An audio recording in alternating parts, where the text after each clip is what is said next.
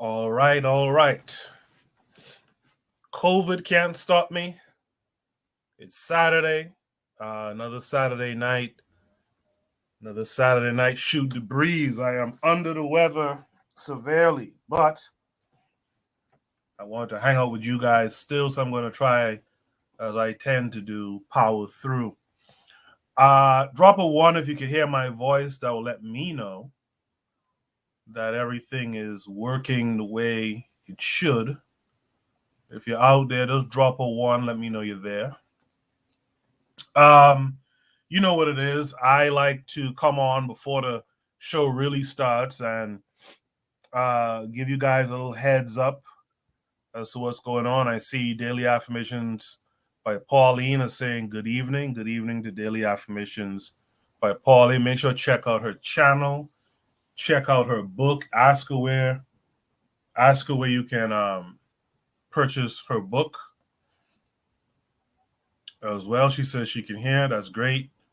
Thank you for that. Yeah, ask her where you can purchase her book. Follow her on social media as well. What are we doing tonight? Tonight, we are going to be discussing. Oh, wait, wrong file. Hold on. Tonight, we're going to be looking at a story, and we're going to ask the question: is this legacy and manhood or reckless reproduction? That should be fun. We're going to be discussing the wisdom of the elders on African beauty for males and females to take heed to. We're going to discuss playing the housing game correctly when you are the other. I've had some stories about this personally. I've had some stories about this with friends of mine. So this should be a good and interesting conversation. We're going to talk about federal government contracting. That's a good one too. We're going to talk about Leo, or Liar, as I call him, Cohen, going to Africa to dabble with and infiltrate Nigeria's music. We're going to talk about how to drink water. We're going to talk about is there a need to focus on the future African generation to make the changes needed since the West is lost. We're going to talk about Kyrie Irving. Kyrie speaks. We're going to look at, Hollywood has this trend now of the informant movies. We're going to talk about that a little bit. We're going to talk about the African family, often being touted as an extended one. We're going to talk about that a little bit too. So, like I said, I'm under the weather with this COVID stuff, but I'm here. I'm here, and I hope that you guys are ready to have a good show. Gas Them Up is out in the chat. They had a good show last night as well. Brother Bakari had a good show as well last night. So make sure you guys are tuned into those channels and check out those last episodes. What I'm going to do now is what I'll do first is I'll drop the invite link. And what we're going to do is we're going to officially start the show. And on the other side, I will drop Shoot the Breeze topic number 1 tonight. Stay tuned.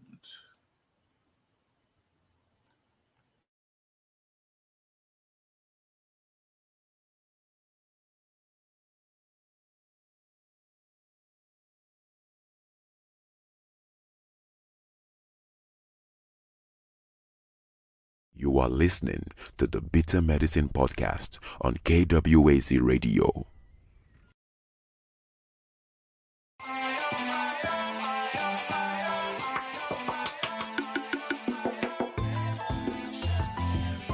Welcome to the Bitter Medicine Podcast, where it's all about Black empowerment. Our show focuses on Black news and entertainment, arts, science, economics, history, people, and strategies that uplift, empower, and motivate Africans within the diaspora. And now your host, whose favorite color is black, Goku.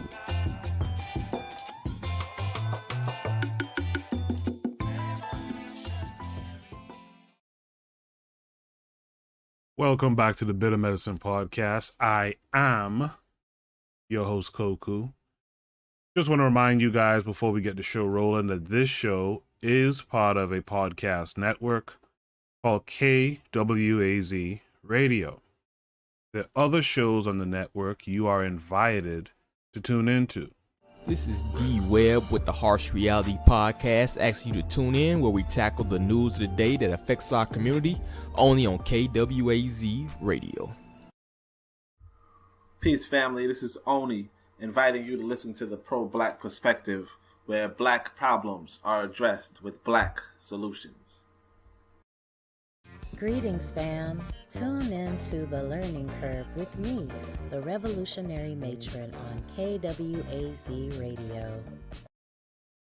You are listening to the Bitter Medicine Podcast on KWAZ Radio. Yes, indeed. Welcome back to the Bitter Medicine Podcast. I am your host, Koku. Make sure to check out all the other shows on KWAZ Radio. Tanzan African Mind, Brother Bakari, The Forecast, and Considra Cheek as well. Make sure to check out all their shows. Considra is on the continent right now and dropping footage and stuff from her travels. You guys should check it out. It's quite interesting, man. Check it out. Let me welcome in Bwana Hagaziki. Bwana, how are you this week? I'm good, bro. How you doing, man? I didn't know you had what's it called again? The C19. Yes. Yeah. Yes, sir. What how to get that? I have no idea because I'll tell you the truth. I usually stay with my mask and thing on, but I don't know what happened. I don't know. I was around a crowd of people on Sunday, but I was sick. Even last week, I was ill, to tell you the truth. Okay. But I'm one of them kind of people. I tend to power through sickness. I don't really let it hold me down. So I've been sick really almost like 2 weeks now. But what happened is I had to do at work. They have the COVID testing, and when I did it this week, that's when they told me, I have to quarantine and all this kind of thing. So yeah. So you taking something for it?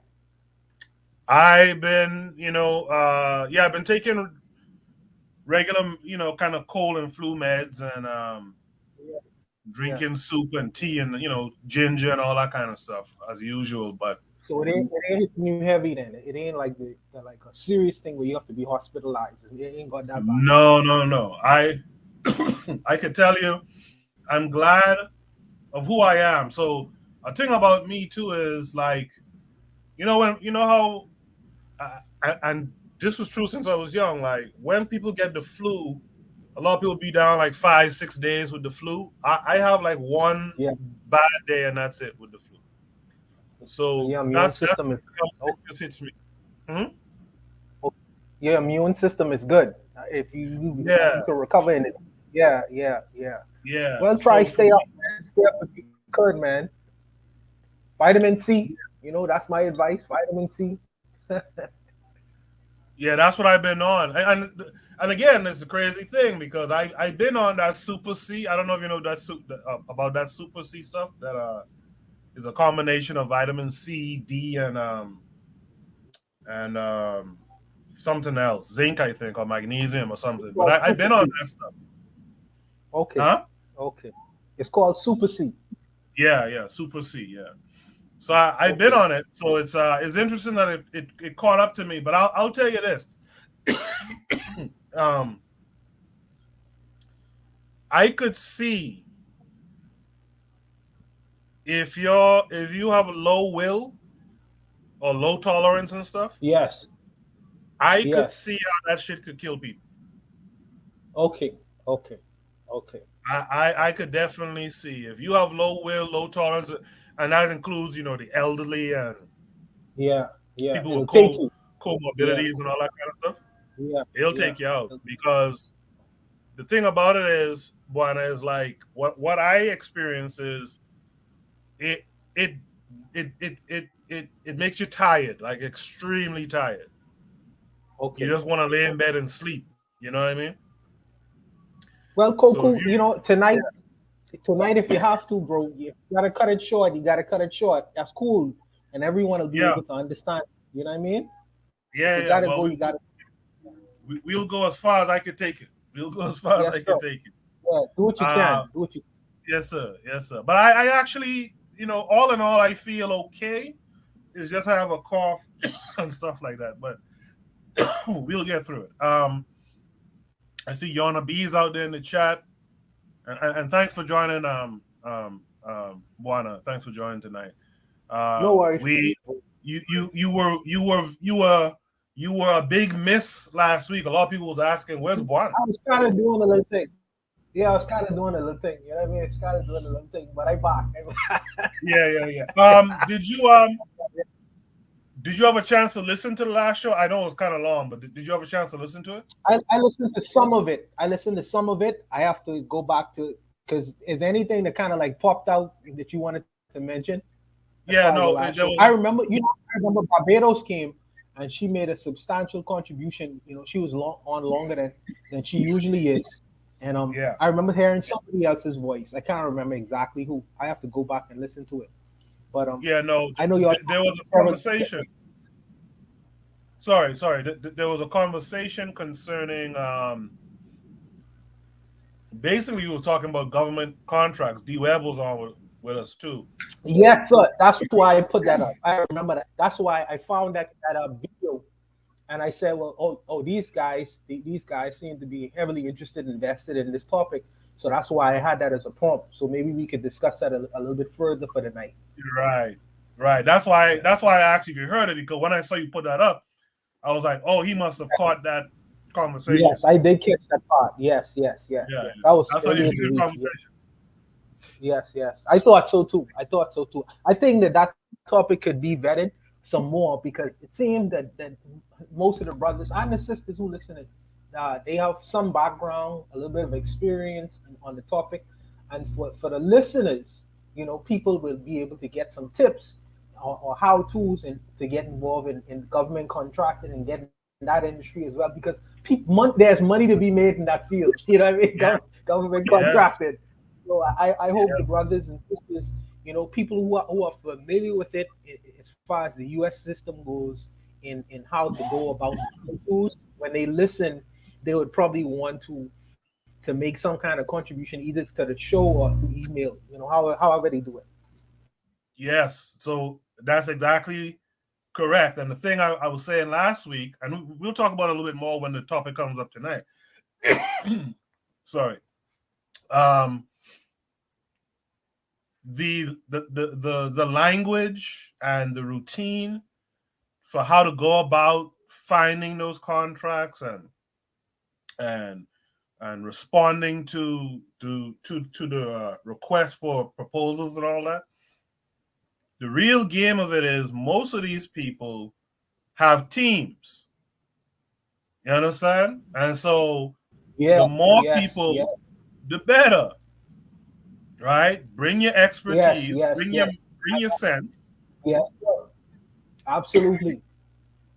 And let's work together, you see?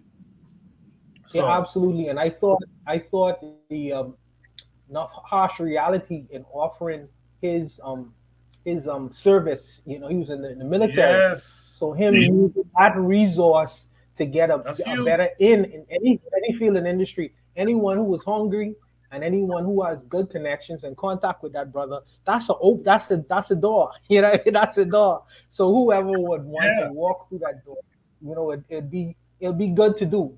So y'all the brothers got to be hungry. Who listening? Y'all got to be hungry, man. Y'all in the States, y'all got to be hungry. But you got to be hungry. But you got to be hungry. But the last thing I'll say about it before we go to Shoot the Breeze topic number 1 tonight. Not only you got to be hungry, and not only being in the States, but if you're using your head, I don't know why I just started coughing now, because I wasn't coughing before.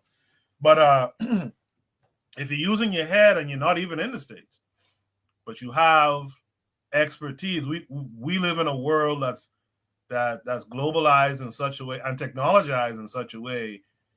Expertise is expertise. Knowledge is knowledge. If you absolutely, and I thought about that too when you said that, and the fact that we are international and this is a global world we were living in, and sometimes you may not necessarily have direct access to people within the United States, but there are people who are professionals outside the United States who may look at the paperwork. You know what I mean? Who might do some internet for you, different little small things.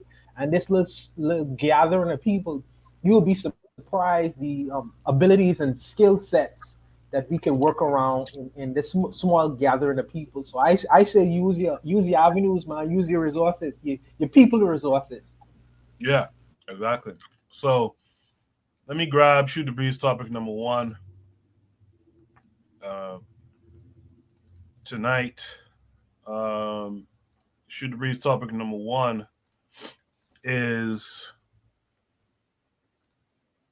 this legacy and manhood or reckless reproduction? This came with a link. Let me set it up. Now, I noticed something too. I caught some of them up in them show last night. StreamYard is acting kind of funny when you're sharing these YouTube videos. I hadn't considered it before. I was thinking it was my computer. But when I watched Gas Them Up last night, I realized Gas Them Up made me realize that StreamYard is acting kind of funny when you share these screens and stuff. So I just want to give people that heads up. If you see the video, go ahead. Another heads up, Koku. For the listeners in the chat room, don't just sit back and have me and Koku dialogue. He's coughing, and just to make it easier for him, the more the merrier. Contribute if you can. Just click the link button and let's take some weight off of him for this episode if you can. I appreciate that. Before we play the video, let's welcome in Marcus Garvey is the way. How are you tonight? I'm good. How are you? I'm hanging in there. Thanks for joining us. You need some good ginger and honey in your backside. Yeah, I've been on that all day today, and funny enough, I wasn't coughing until I hit record. So yeah, sometimes when you talk a lot, sometimes it happens. Yeah, it kind of aggravates your throat. Yeah, absolutely. So thanks for being here. So what we're gonna do is we're gonna check out this video, and on the other side, we'll discuss it. When the former wife, I'm the only one that noticed this. When the former wife of the Ooni of Ife, the prophetess, left, I immediately knew that what tied the Ooni down had released him. The woman who kept dragging Jesus around the palace of the Ooni of Ife caused him so much wahala with ancient spirits all over the place. She was gone. The moment she left, the Ooni regained his manhood. Yes, I knew it. What did the man do next? He went shopping for wives. As expected of a king of his caliber, he went from Ogun to Oshun to Ondo to Kogi, looking for wives from great royal families. That is how it is done when men were men and when we had only one laser. You know what I mean? While we were sleeping, the man married 6 wives in less than 3 weeks. No, what I mean, 3 months, yes. 6 wives in 3 months. And he has the record, world record. And he's not done yet. I learned that the stage 2 is for him to pick another 6 wives from another geopolitical zone. Yeah, he will do this until he covers all the 6 geopolitical zones in Nigeria. 6 wives from each of the 6 geopolitical zones will get him 36 wives in all. Hey. By the time he's done, he must have brought about the true unification of Nigeria. Nobody will remember the nonsense amalgamation of 1914. Nobody We even debate whether the Alaafin of Oyo is equal to the Oni of Ife. By the time he is done, this Oni, you all will have forgotten Atiku Abubakar and his unification of Nigeria through marriage, that nonsense thing he did. I tell you, the transformation Oni is bringing to Nigeria, or should I say, the restoration that the Oni is bringing to Nigeria, will soon spread to other African countries. Yes, look at the headline. Instead of men being troubled by their only wife, men with multiple wives will begin to enjoy the peace of mind that their forefathers enjoyed. No be so? Why are you looking at me like that? No be so? Nonsense. Next.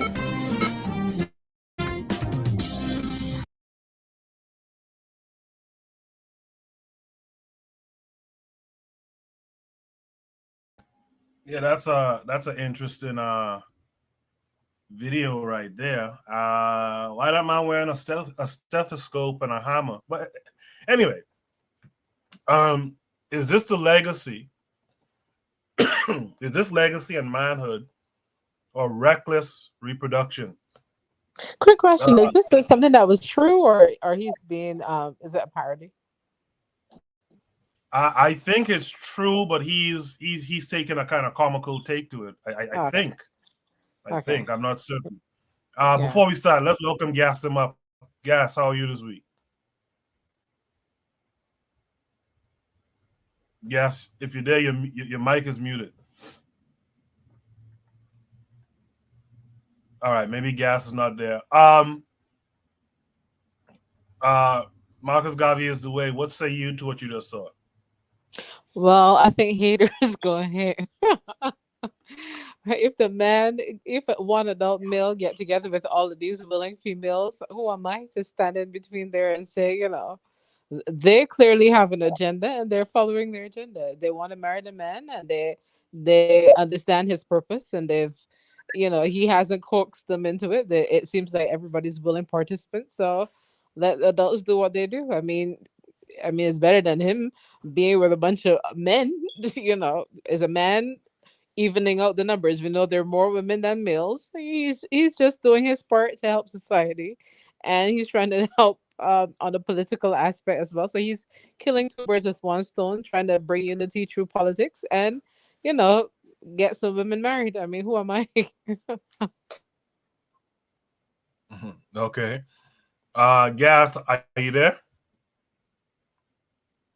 Nope, Gas is not there. Bueno, what say you to this? Oh, I think it's a vanity project. I think that to house all those women at once, to me is, I mean, you can't, it's no way that you're gonna be able to please 38 women, and not even physically. I'm just saying that to take on the role of a husband, the most wives you would probably need in a lifetime is 2 wives. I mean, I can't see beyond 2 wives, and maybe that's just my limitation as a man. I don't see, and I love black women, the more the merrier. But I'm just saying, as far as finances goes, 2 wives is enough, man. 38 pounds, come on, that's too much.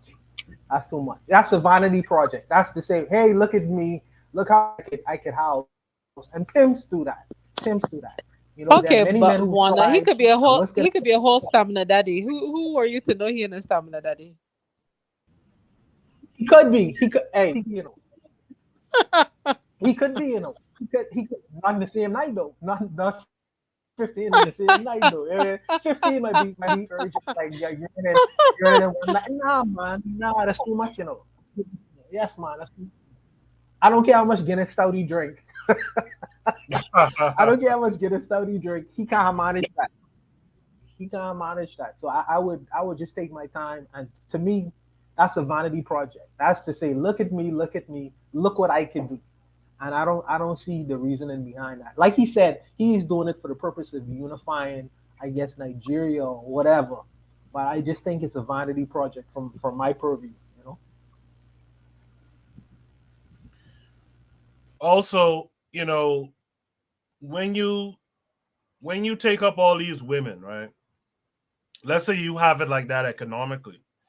When you take up all these women, what happens to the younger men who don't have what you have and can't, you know what I mean? Like, what happens to the younger men in this situation? Doesn't that create a problem? Doesn't that create a vacuum, which then creates a bigger problem for the society? Oh, what's going to happen is, let me tell you what's going to happen. Oh, sorry, Barbados. I'll go.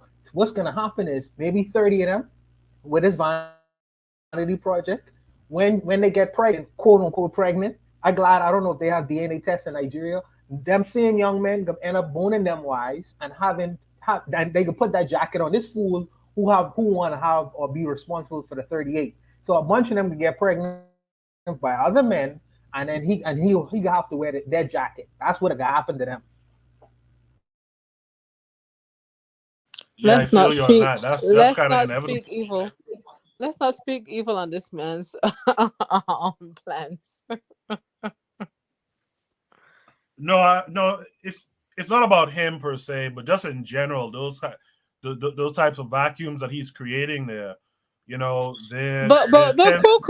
Koku, how you know that that one inspired younger men to want to have the same thing? So now you'll have another maybe 15 other women, even off the imbalance of male to female. I mean, if China can go as far as to kill babies to only have one, nothing is wrong if Africa, a man marries 15 women to even off male to female ratios. I mean, people do what they got to do. Marriage and some extra sex ain't gonna hurt nobody. No, I feel you, but the ratios aren't that off. The ratio of men to women is something like 1 to 1.2 or something. Someone was saying something just now. Can you guys hear me now? Yeah, Gas, we got you. How are you this week? Yeah, I'm good, man. Listen, I hope you feel better. Like you said, man, you got to take that all the stuff to get rid of the mucus in your body. Yeah. I'm a park because I think they're messing with my goddamn signal. They don't like these messages getting out there. No, the guy, the owner of Ife, it's interesting because the lady that his former wife that he married, she was in the palace spreading Christianity, and she had convinced him to the point where he said Jesus was his Lord and Savior, which is like a big no-no. It's a taboo. And he was, she threw him that Christian coochie, and that Christian coochie got a vice grip sometimes. So eventually, I think she realized that there's certain spirits in that place that even she, with all her Jesus, can't control.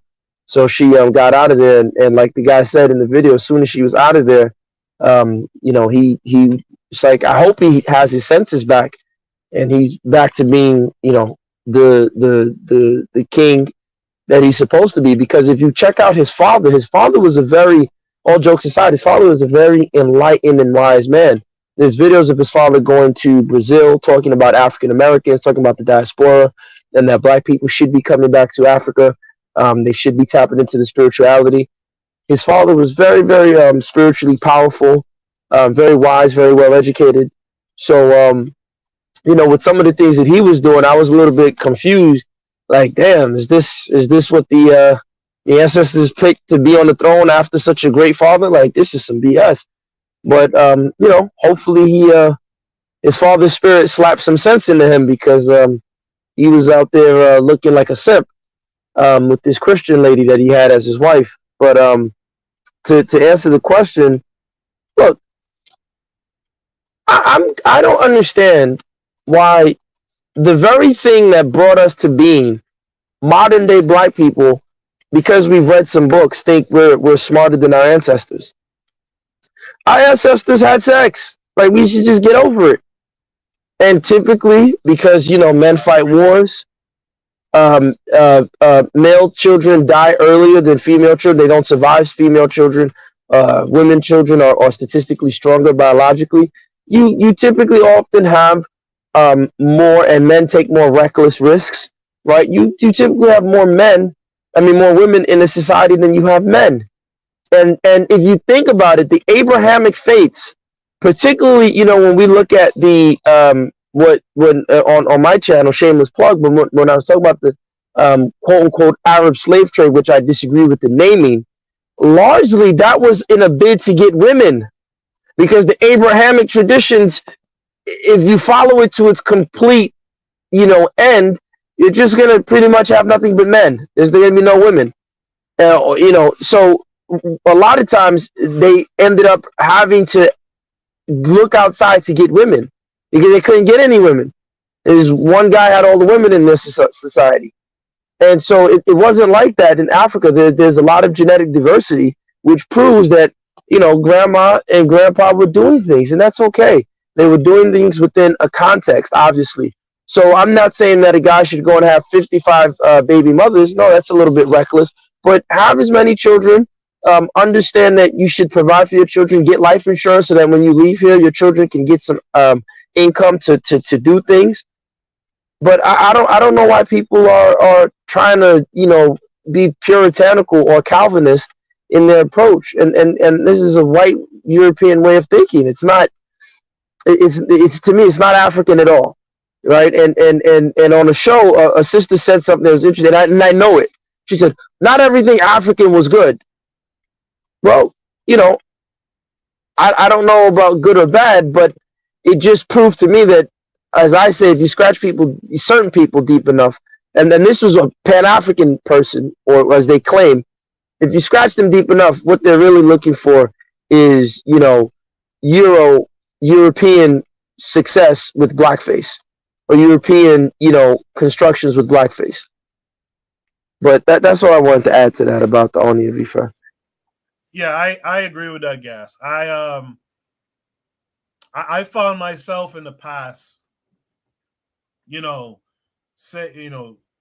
forming those words to say, well, not everything Africans did was correct. And my mind snapped and told me, hey, well, what are you doing? What are you doing? Whatever it was that we were doing, it was our doing. It's what we did. And to judge it by some European standard of morality or whatever it is a mistake on our part. Whatever we were doing is what we were doing. We got to look into what we were doing. And one of these days, I like, maybe it's Gas or someone else, but someone who's from the ground there, to talk about, their family histories, or, maybe not their exact family histories, but just talk about like what was the way that they did things in terms of, marriage and polygamy and all this kind of stuff. You know what I mean? Well, Koku, to quickly add to what you just said, Tan and I were having a conversation, and people try to, make it seem as if what the Westerners created is just this novel thing. The Westerners created based on nonsense, right? So you look at Cesare Borgia, his father was the Pope, right? And so because of that, people were seeing the corruption. And so they said, no, the priest can't have a family, which, so now, of course, that sexual energy has to go somewhere, and we know where it ended up, right? I don't want to talk about that. But right. They had the Western system, I think it's primogenitor or promogenitor, I can't pronounce the word, but basically all the assets go to the firstborn son, and everybody else is a bastard. That was something that they specifically created. So in a way, wealth was concentrated only in the hands of one individual, being the first son. And so every woman strived towards that, and having making sure you have a firstborn son for your husband. Because if you didn't, it was pretty much a waste of time, and the legacy would go maybe to another male in his family, his assets.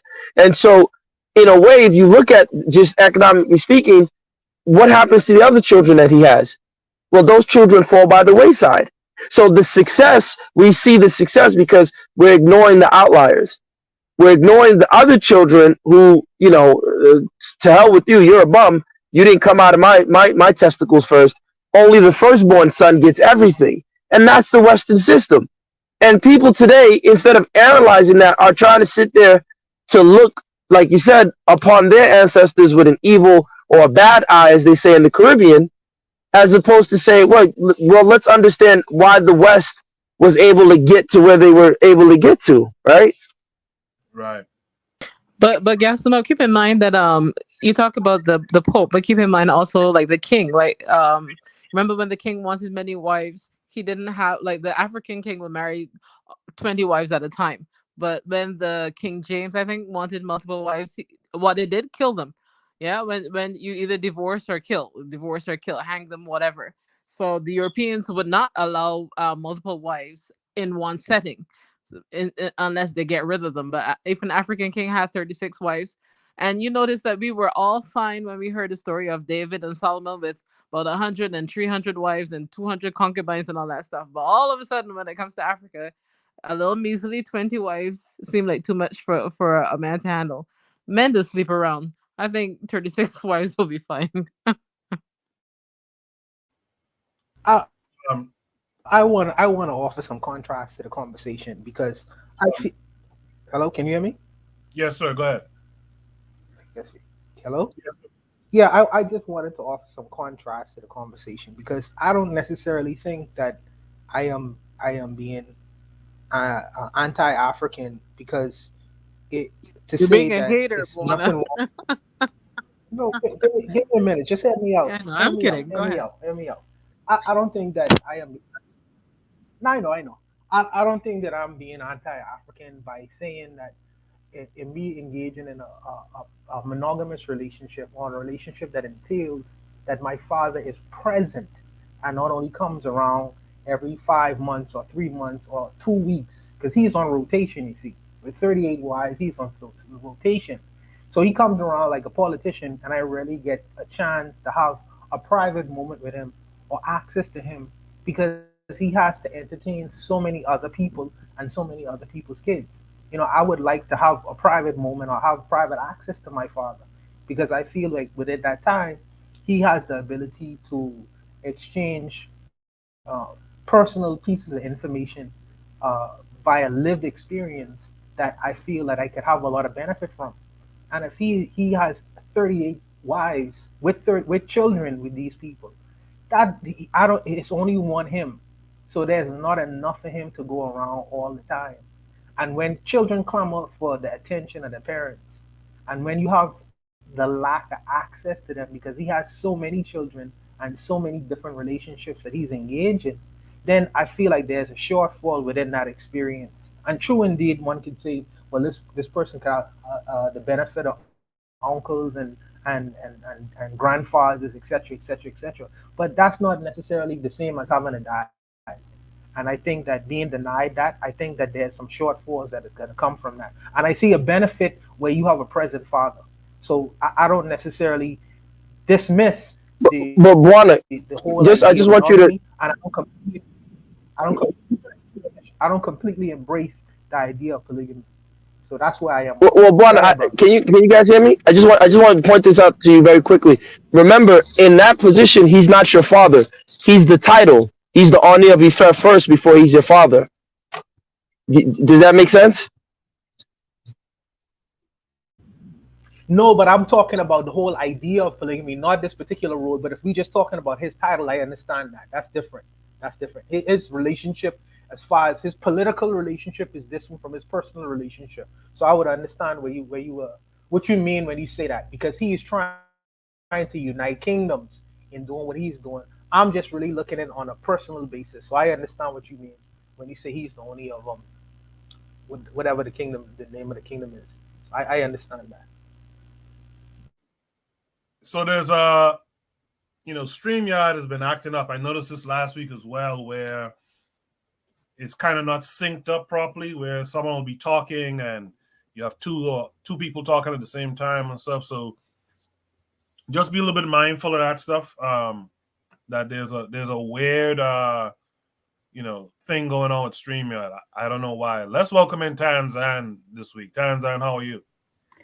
I am very good, thank you. Yeah, I know how you are, Koku. I hope you feel better.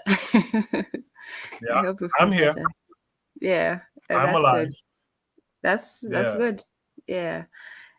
Greetings to everyone. So, yeah, I know I came in late. It's in the middle of the night, so I just sort of woke up. So I'll take a background and then I'll jump back in after. Yeah. Okay. In the chat, Zuliism is out there. He says, if the moral proper structure is put in place by the masculine men in the society, then you don't have to see your dad every day because the mothers and family will enforce the laws. That there's something to that. Yana B mentioned earlier that Africans were sewing up the vajayjays of African women. I don't remember coming across that, but okay. Well, I think she means FGM. I think she means FGM. And one, Yana, most of the people who did FGM were actually the women doing it to themselves. But then keep in mind, Yana, you have no problem with male circumcision, right?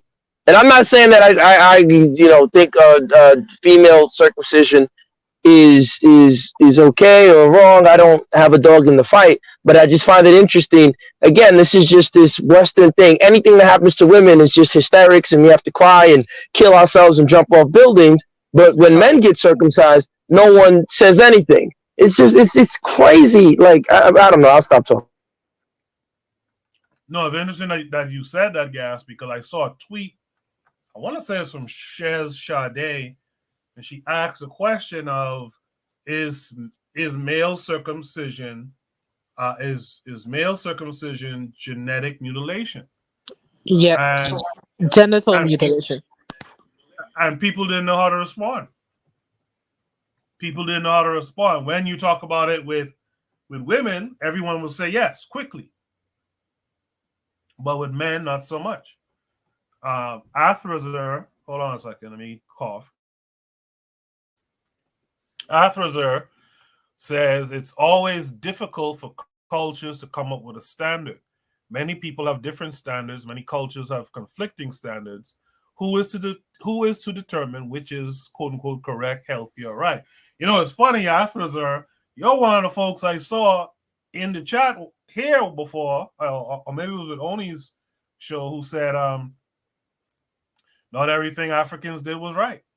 You know what I mean? So, and by the way, shout out to Bobby E. Wright. I know he said he wasn't feeling well earlier, so I hope you feel better too, brother. By the way, hit the like button for me, please. Hit the like button. Show that you were here. Urzuli says, fire, Gas, tell them. I was about to say the same thing. Women want the men to be circumcised. They don't look at it as mutilation. Any last words to what Urzuli had to say or what Gas just said? Yeah. Firstly, about that whole FGM. FGM was practiced in a very small, number of communities, and some of those was also, related to to religion, especially Islam, when they wanted the women to be chaste. I'm not saying that all of it was, foreign, but it's much less of an issue than people seem to think. It's not like the whole of Africa is just running around chopping off cleats and stuff. And then the other thing with the male circumcision, it's not so much about the mutilation as it is about the initiation. Every tribe has its own, painful rite to go through. So yeah, some people did that. Some people, did scarification or branding or other physical challenges. So the issue is not so much whether it's being mutilated; it's for what use, and that's the difference between African circumcision and, let's say, the religious one, is because it was used as a test for manhood, not so much as I don't know why they do it in the Jews. What does it mean for an 80-year-old child? It doesn't mean anything. And then by the time they're old enough, they don't know what it means anyway. So that to me had left less of a significance. For example, one tribe, they did that to boys around the age of 12 years old, and the whole community was actually there to witness it. Another tribe that does FGM, one of the few, they say that the women do it for it to actually increase pleasure rather than reduce it. Some people say that it's to curb female sexuality, but the one person from that tribe said that they have been doing it to actually increase it. it. So who knows? The reasons why people do things is theirs, and we should know the reasons rather than look at it and say, oh, well, it's barbaric, it's this or that. You should understand the reasons why people do it. So it's not, I don't think one is worse than the other. I don't think, cutting off the tip is necessarily mutilation. It is, but it's no worse or better than, scarification or other painful procedures. Yeah. Okay. How's Kenya, by the way? Zuli wants to know. Oh, beautiful, beautiful. It's nice. The people are polite. The weather is great. The scenery is just wonderful. So yeah. Oh Yeah. Lord.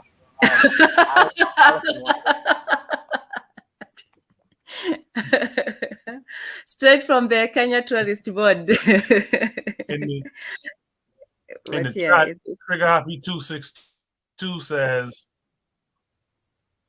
in the chat, Trigger Happy 262 says, in my opinion, the way you solve or navigate what cultural standards you need is all dependent on what you need in the time period and conditions. He said, to me, anytime Sankofa is talked about, it's more about picking the best cultural standards of our past to build a core and leave the rest. Not everything is sacred, but some needs to say. I agree with that. Problem solved in his opinion. Afterwards, responding to what I said, he says, I've definitely said that not every African practice was correct. African doesn't equal correct. There were good and bad African practices. Zulism says, the Bible said the chosen people of God need to know. Well, Zuli, I gotta ask you to write this stuff clearly. He's not chosen, so he don't have to. He's not who God was talking about, so you don't have to worry about it. Let him circumcise all he wants. God damn. He needs to come up and defend himself. Okay. Yeah. Anyway, he says the issue is women don't find issue with bit circumcision. What? But they think it's bad for women. Okay. Trigger Happy 262 says our ancestors institute cultural standards, or these standards spring up as a result of the conditions they were experiencing at the time. If we think of something to be archaic now, then leave it. If we think it's beneficial, then incorporate it. All right. Okay. That was a good discussion. I appreciate that. Let's go to Shoot the Breeze topic number 2, if y'all don't mind. Shoot the Breeze topic number 2 is the wisdom of the elders on African beauty for males and females to heed. Would the wider society appreciate her words? This came with a link.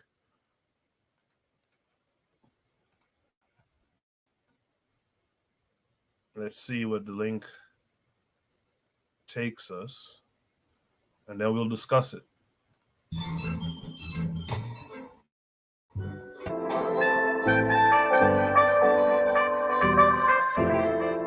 Brazilian butt lifts are a trend.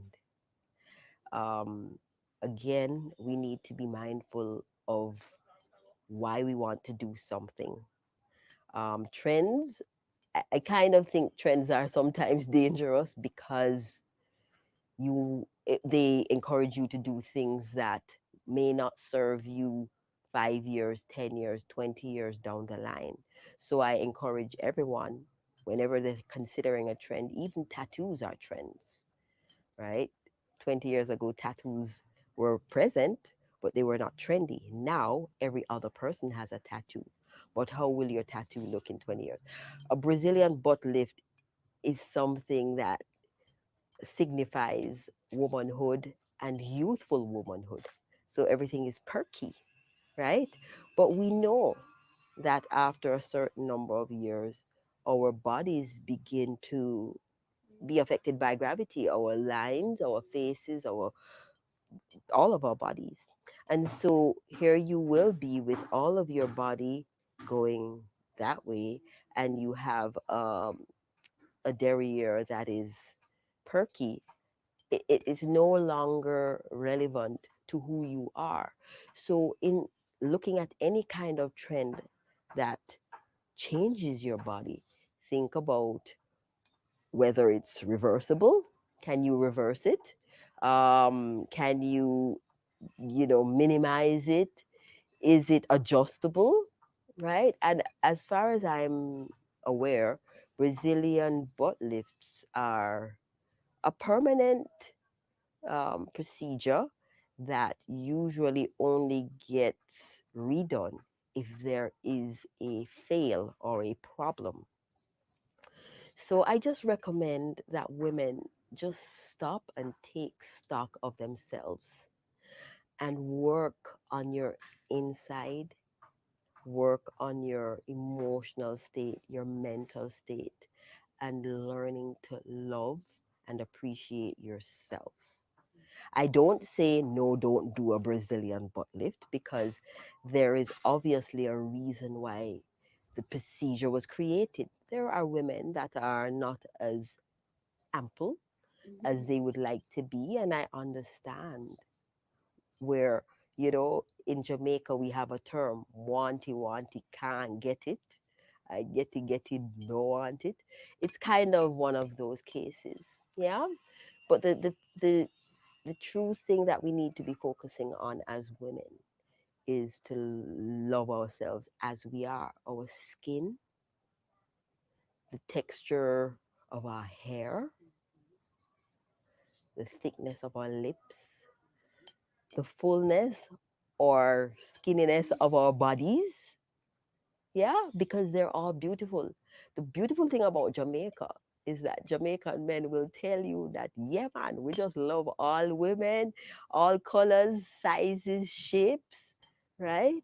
And so this is how we want to encourage our men to also appreciate women, the diversity of beauty, the diversity of beauty, color, texture, size, and the beauty of the mind that resides within that body. That's what we need to be looking at. We've moved away from that. And so, men, I'm also putting some of this on you. When you start to love women's minds and love women's the personality and the soul of the woman, then you're going to find that more women will see the need to go change their external because you are pursuing the external. A lot of the problems that we're having in society today are as a result of people just looking at the physical, right? I'm hearing little video clips of people talking about baby mama problems. And if they'd have known that she was like this, they would have never had a kid with her. But what were they looking at? They were looking at the juicy, the sexy, the curvy, and that's all. So they were coming from the base, the base desires. What did you see? Was it the large, voluptuous breasts, the big booty, her beautiful, perfect face, her long flowing fake hair? Or did you see the beautiful spirit that lay in that woman? Because if you did that, then women would cultivate their spirit and they would cultivate their minds. And men would be looking for women that have taken the time to cultivate their minds and their spirits. And then we would have a lot more harmony. But people are not going for harmony, they're going for big booty, right? So, ladies and gentlemen, I'm speaking to you both. Work on the stuff on the inside. Work on your personality, work on your flaws, work on your insecurities, work on your fears so that you now become a confident, bold person that lives authentically, and you will attract another authentic person who is living truth. Yeah? This is how we need to do it. Well, let me hear you say mountain,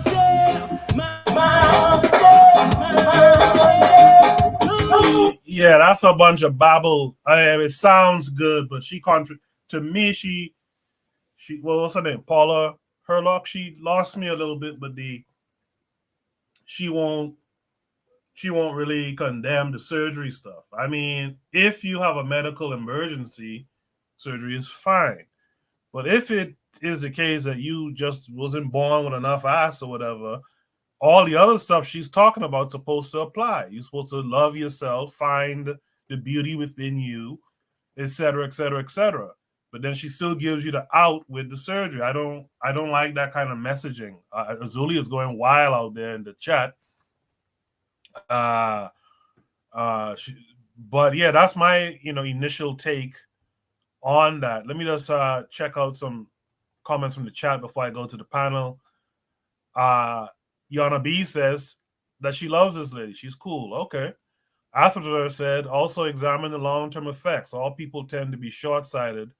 Planning for generations is a difficult skill. Oh, that's from the previous thing. He said, After said, women need to just go to the gym, point blank, period, and stop eating so much crap. Diet and exercise for both sexes. He says, I met a woman who needed a breast reduction.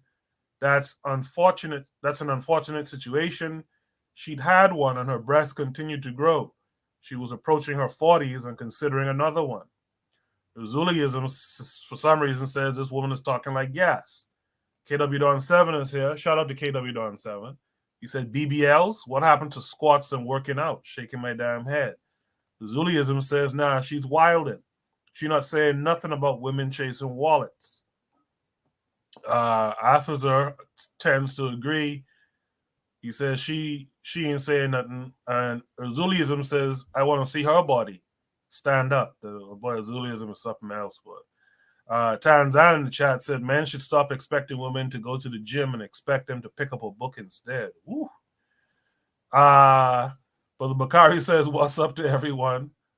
Zuli said, drop the link. So I'll drop the link in a second. After says men should stop expecting women to go to the gym. What? Trigger Happy 262 says, here is my take on this. Beauty standards to me have always had different ways of mimicking natural characteristics. It's just now we have dangerous means of obtaining that, via surgery. Yana B says, at the end of the day, she's saying, get your body done because we're women, never satisfied. She knows that. All right. That's a lot was said there. Let me drop that link for Azuli. Azuli, you could take your lazy ass and scroll up and find the link, but okay. I'll drop what I'm doing, sir, and I'll put the link out there for you. Tanzan, you had some things to say in the chat. What say you? Well, I was just summarizing what the lady was saying. She was kind of trying to have it both ways, but she's basically saying that, oh, women, just love yourself and everything will, come into place, and that whole inner beauty stuff, which is wonderful and great. I'm not against inner beauty and reading a book once in a while. But, realistically, nobody's going to see you and, pierce out your inner beauty. So, it's not really realistic to go too much into the inner workings of the human being. But on the other hand, with BBL, if she's okay with it, she should just say. And, some of that looks so real and natural. I don't think that, men will be asking, how did you get what you got, as long as it looks good. So, she should just come out and say, look, it's okay to go, chop up your body and let the surgeons have at it if that's what you want, And for the people who are talking about going to the gym and things like that, not everybody has the time to do that. Not everybody has time to go work out and so on. If you had a choice between doing something 5 times a week versus just going in and doing it once and getting it done, what would you choose? Yeah. All right, that's it for me. And I hope her hair is really that color and not dyed. But I think she looks okay. But she should just say, look, if you don't have it, it's okay to get it, and nobody is going to know the difference anyway. But this whole inner beauty stuff, yeah, I'm a bit skeptical about it. Last week, Tan was in the chat. Buana wasn't here with us, but last week I was talking about, we had a beauty standards conversation last week as well. And the thing I pointed out was that, you know, all that exterior stuff is fine. But really, if the interior is not any good, it's not worth anything at the end of the day. And I think that's the thing she should have been pushing more. Is like, listen, your exterior is what it is. You can work on it however you choose to work on it, but make sure you're on point within. And I think that's the thing.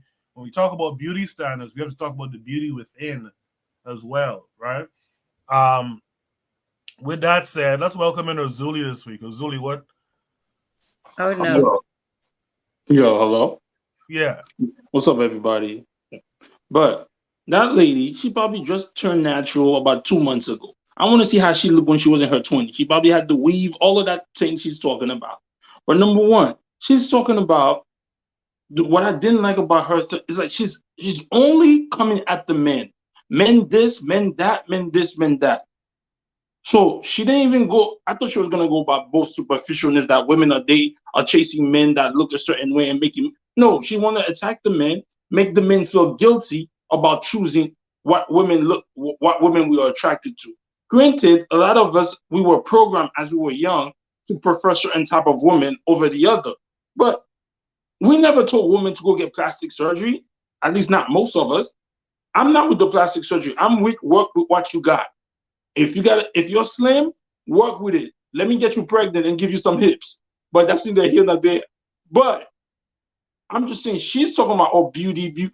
Zuli, aka the Haitian BBL. But go ahead, brother. What I'm saying is, just like Gas had said weeks ago, and Koku, without the proper inside, all that physical don't matter. So she's talking about, go get that BBL. No, go to the gym or go work a couple of miles, stop eating certain stuff. Or if you don't want to do that, let me have another woman. You don't want to work out hard? You don't want to keep your body a certain way that I like? Let me have another young tank.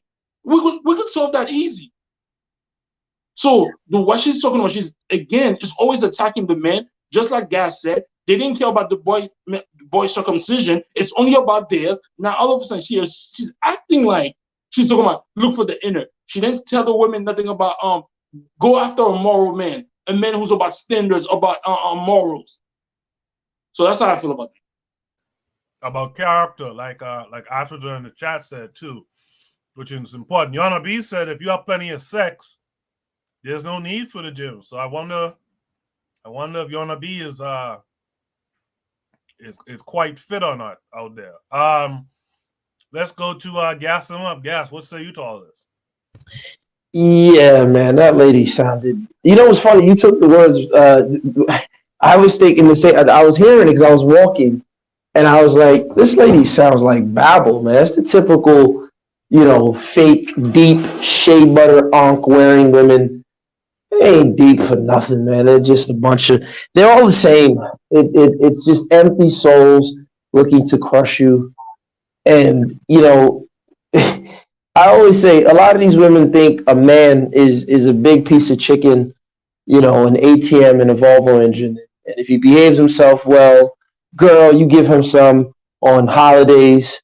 And look, who cares if these women are doing BBLs, right? That's their problem. You want to destroy your body, who cares, right? But to turn around and say, well, if the men demand, this is the same argument. If the black man builds, the women will come. That's bullshit. Excuse me for cursing on your show. And the reason why I say that is because, like I've told everyone about that argument, if the men build, first off, because I'm refining the argument as the days go by, because people are just proving me more and more correct. If that was the case, black educators would be successful in the school system or the public school system. Black educators can't get these kids on track because they're used to dysfunction. You got the guy who did the rapper who just died, rest in peace to him. They got casinos where you can legally gamble without any hesitation and you're safe and fine. No, you got to go to the hood. The hood spot. The hood spot.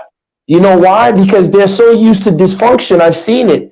If you create something where people have to behave themselves and the people are immersed in dysfunction, they will avoid it like the plague because they will not be able to carry out their dysfunction. That's whining stuff. Like that's sympathy that I don't have. Oh well, if I build it, they're not gonna come. If that's the case, like I said, black educators would be more successful. So to bring it back to her topic, black men can sit there. You know how many men say, "Oh baby, I love you just the way you are," and she'll still get the BBL? These women don't listen to the men. They don't care what the men think. Women don't even, men can compliment women all day. Your compliment means nothing. But if she hears it from another woman, a genuine compliment, then she knows she looks good in it. Because women automatically discount whatever you tell her because she knows you just want to sleep with me 9 out of 10 times. So when she says, the inner beauty, she's right. But initially, the only thing that gets us to the dance is the physical beauty. And that is why I'd laugh when you say, I knew I loved him. You don't know nothing about him. He could have been a serial killer. He could have been a psycho. But allegedly, according to women's intuition, they know. So where's the women's intuition when she's getting the BBL? And 40 years down the line, when her skin is sagging, but her butt's still up. Where's her women's intuition then? It's just, we live in a world of coddled women, manipulated men, and the men who speak out are labeled misogynist and angry and bitter.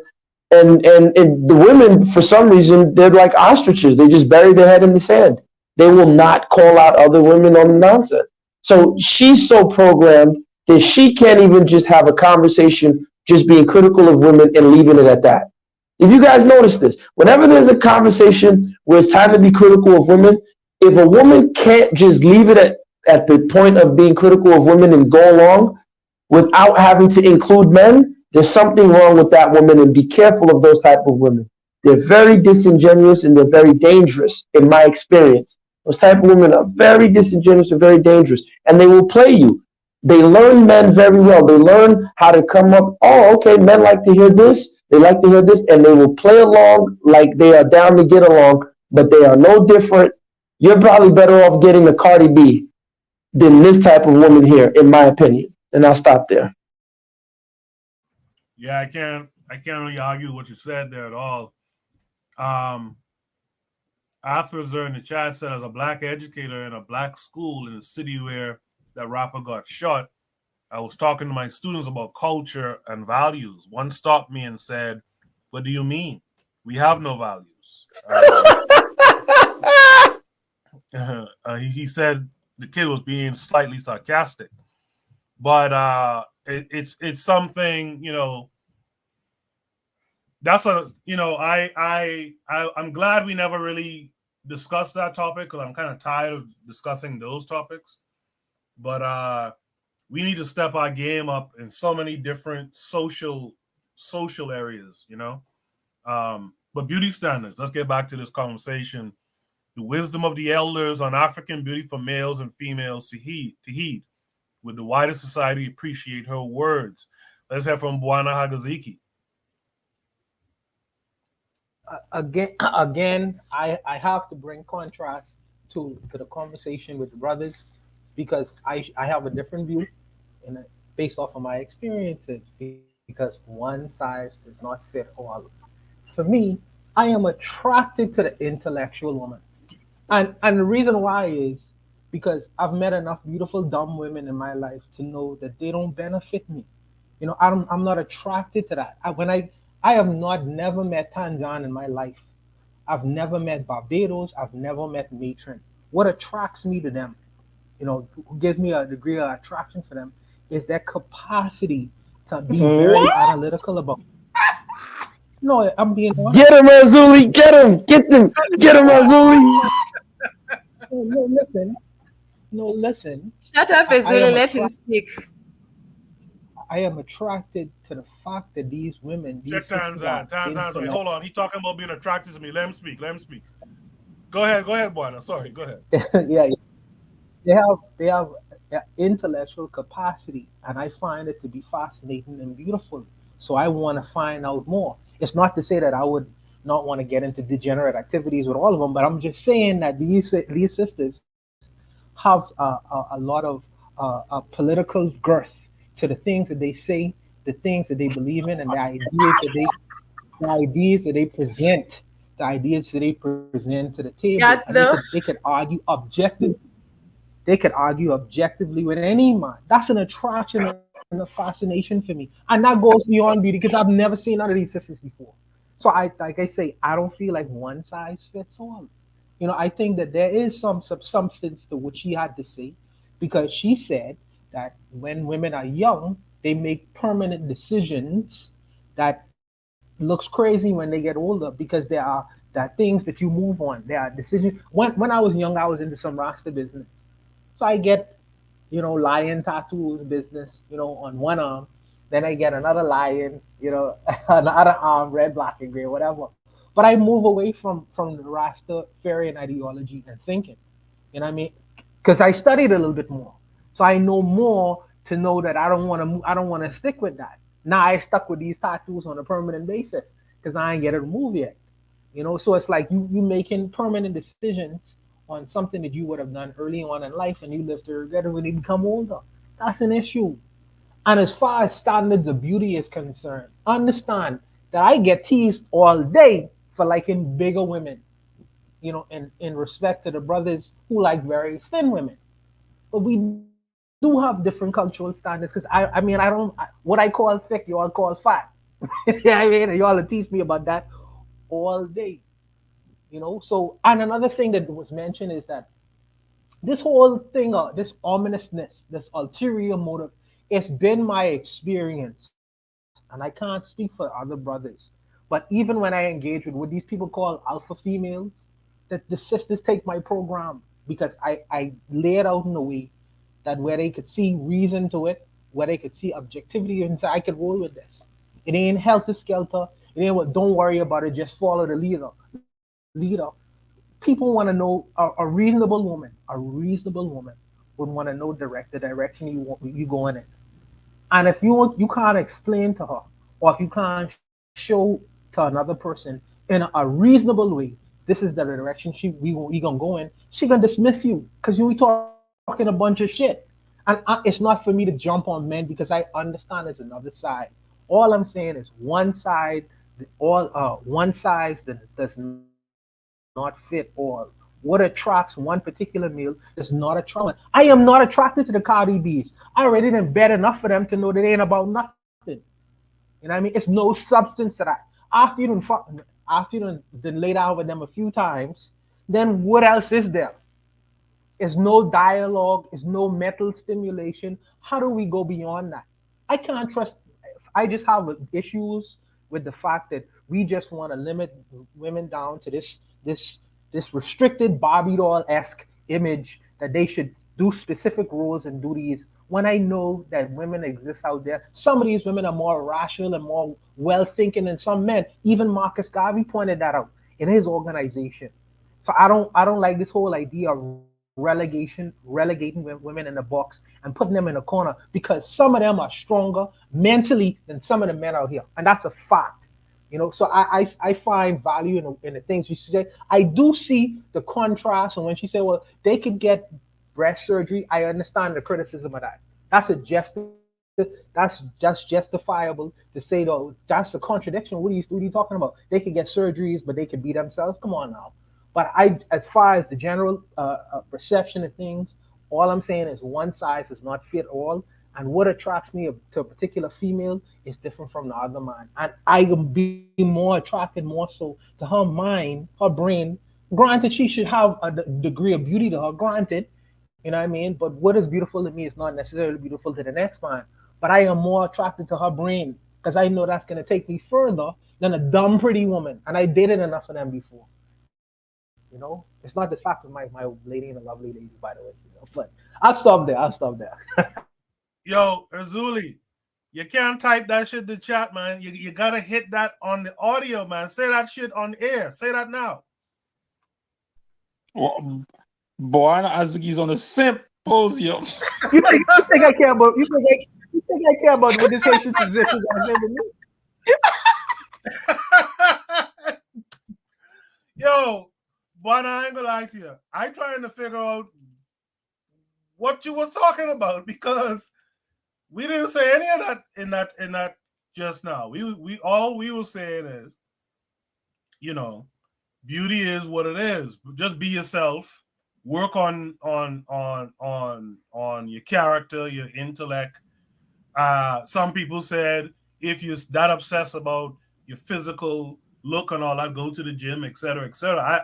I don't think we threw women in a box or anything just now. So that's what I'm saying. No, we did talk about attraction to some degree, and I'm saying that.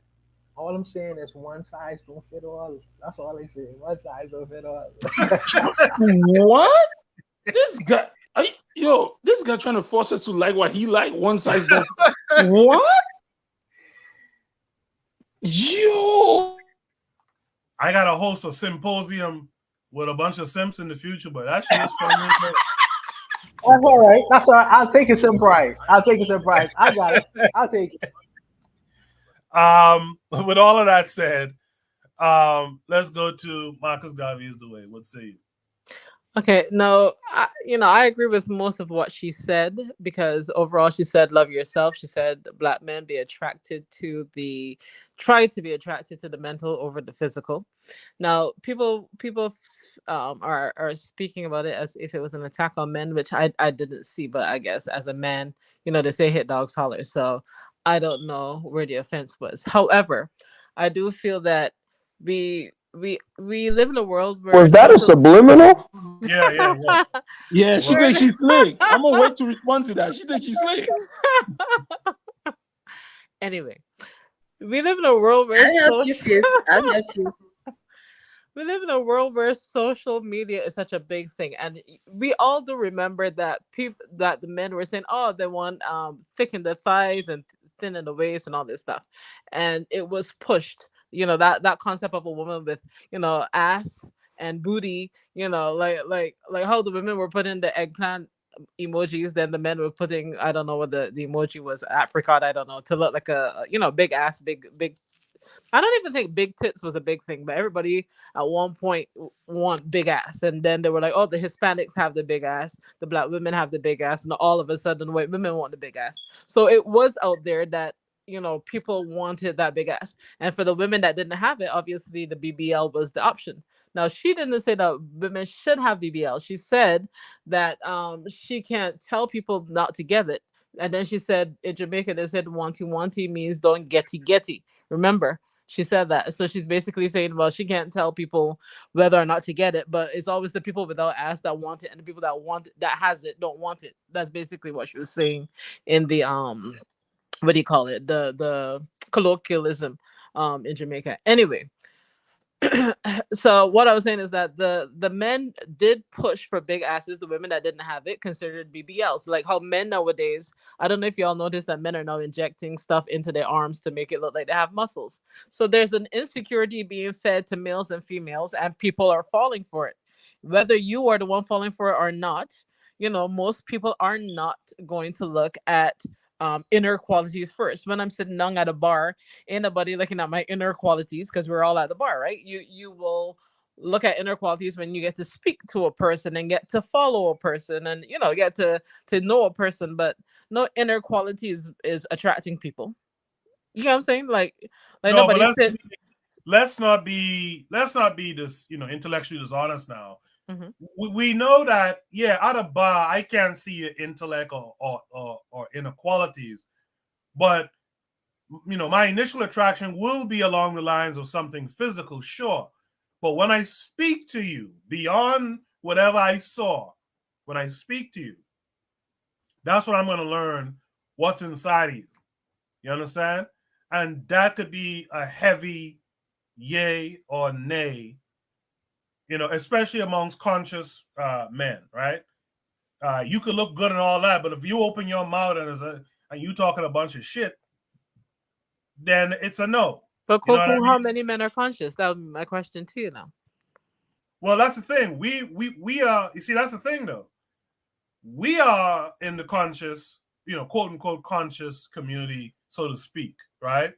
And we're trying to get more of our people to be on this same accord, right? So we're not really here talking to and catering to the lowest common denominator, right? We're trying to appeal to something where we're trying to get to, where we're trying to head to, right? So we're not talking to the guys who just out there looking for a big ass and some big titties and a small waist. You know what I'm saying? We're trying to talk to our men, right? To our people, the people who are trying to essentially re-Africanize themselves or create a certain standard, right? That's who we're having this conversation about. So we're not talking about, the guys outside of this. Yeah, we know that the social media world does influence a large portion of society. But I mean, okay, you're from Bahamas. I'm from Barbados. Barbados is known for women with big booty and hips. Okay, like for most of the Caribbean islands, Bajan women got backside. I don't have any. I agree with that. But yeah, they're known for having behinds, exactly. And I don't know about that. Stop it. Huh? Oh, please, Urzuli, the woman you was with. Anyway. Y'all about to fall out early in the show.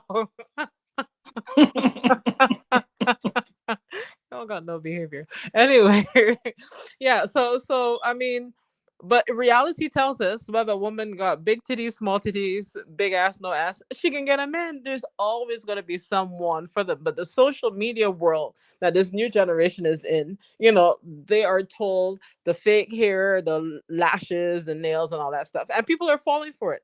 Like how you have a small proportion of people that are conscious, you got a whole lot of unconscious. So you have to speak to the unconscious. And I think that's who she was speaking to. I mean, that's just my opinion. This is where I say, for me, I'll be honest. We're being what we're doing is we're pretending here. And look, for me, there is no difference between the so-called conscious woman and the unconscious woman. It's the same thing. They are raised in the same system. They have the same ideals. And anyone to me who thinks that a conscious woman will not do you dirty is deceiving themselves. She'll do you just as dirty. Probably sometimes, like I said, you'll find the irony is that some of the women who have less feelings and less emotions. I'll give you guys an example, right? I was in a classroom one time with some women, and these women were not conscious by any means, but there was a situation because I was helping them, I was tutoring them. It was a course. And there was another woman there, just really mean and just retarded. But these women, who one of them, her boyfriend was like a big time gang dude, and these women weren't like no soft chicks, like they were like the hood chicks. But they were protecting me more than any conscious woman has ever. When that lady was disrespectful to me, they were like, "Nah, don't talk about gas like that. Heck no." Like, no, he always is there for us. He helps us out, blah, blah, blah. These women were ready to go to bat for me. And conscious women will not do that. They will sit there and bury their head in the sand like ostriches. I don't know, so I'm not deceived by that. Oh, the conscious. That's to me hogwash. In reference to women, and yes, there is unfortunately pressures on women in society to look a certain way, but let's keep in mind, like I say all the time, we just talked about how we label it FGM. We don't call it MGM, male genital mutilation, right? No one calls it MGM unless it's the casino, right? Where you get money. Ironically, we have a problem when women are reduced to sex objects, which is not necessarily good. We shouldn't reduce women to just sex, right? However, no one complains when we reduce men to success or to finance objects. So just the same way there's a pressure on a woman to have a certain body shape, there's the same way there's pressures on men to have a certain wallet size or a certain penis size. But at least women can go and get some Spanx and wear some high heels and some false lashes and get a BBL and change that body size and look the way they want to look. If you're a man and you're broke and your stamina in the bedroom is weak, or you're not up to size, as society says, ain't not much you can do about it. So if your money, hold on, wait, sister, I'm gonna say this last sentence. If your money's if your money's short, either you're a criminal or you got to do 5 extra shifts to get the money longer. If your stamina is weak in the bed, it's but so much Viagra you can take. And if you ain't swinging in the middle, hey, when your wife is with the Puerto Rican yoga instructor with his 15 inches down to his ankles, tough luck with that. No one has any sympathy for the things that men have to go through. But when women are the BBLs and the pressures, we understand that's wrong, that's messed up. Have a little goddamn sympathy, have a heart. Y'all women don't. And it's just like, at this point, I don't have these conversations publicly, but it's just like, yeah. So the fact that even so-called conscious woke women don't even have sympathy, it just lets me know there's no difference. And I'll stop talking. Just quickly, let me say this to Gas. I've noticed that for a lot of Black folks, certain terms are triggering, right? Like consciousness and stuff like that. So I don't know how to express it without using those terms. But what I'm trying to say is, like Yana B said, people are people. What I'm trying to say is that if we want a certain cultural output, a certain cultural product, there are certain conversations we have to have. There's certain agreements we need to make. And to make those agreements, you have to have the conversations to do that. And so, we have to have the conversations about, in this case, beauty standards, and what I'm trying to say is the point of this topic on this show, on this program, is to get our people thinking about, our people who are aware of our situation in time, right? Get us aware of these things, to have these conversations, to have a certain standard. So as we start to get more people, right, that Newtonian Newtonian idea that you like to point out, that mass, to get more people on board, working towards changing our conditions. This is one of the things we have to think about, right? So that's why I put it in terms of consciousness and conscious types and stuff like that, because we do have to at some point come to some general kind of consensus about these types of things, right? Oh no, Coco, I agree with you. I was just throwing my subliminal shots back at the women on the panel. Yeah, no, I feel you, but I just want to put that out there. The second thing I want to put out there before I go back to the panel, Trigger Happy 262, I try to read as many of the comments as I can on a good day. Today is not my best day, so I can't read all the comments, but I try to put them up on the screen, even if I don't read them aloud. So your comments are being seen as far as I know. Keep posting them. I'll try to read them out. If not, I'll put them up on the screen, right? So just pay attention to the screen. Any other comments from anyone else on the panel here? Yeah, I want to see something that is not being said. Black men did not push no BBL on Black women, because you know why? If we push the BBL on you, then we had to pay for it. BBL is not expensive. Stop. Lies. You just came to America 2 days ago. Stop. Anyway, we did not push that on. Yes, Black men. What is the BBL? I don't know what a BBL is. What that Brazilian butt lift. We did not push that on women. That's not us. A lot of Black men might like it's not even about having a big butt. It's the ratio of your hip or of your stomach to your body. A slim girl could have a nice figure. Black men like nice figures, supposedly maybe more hip and more butt. But we did not tell black women to go get BBL. That's a lie. Black women wanted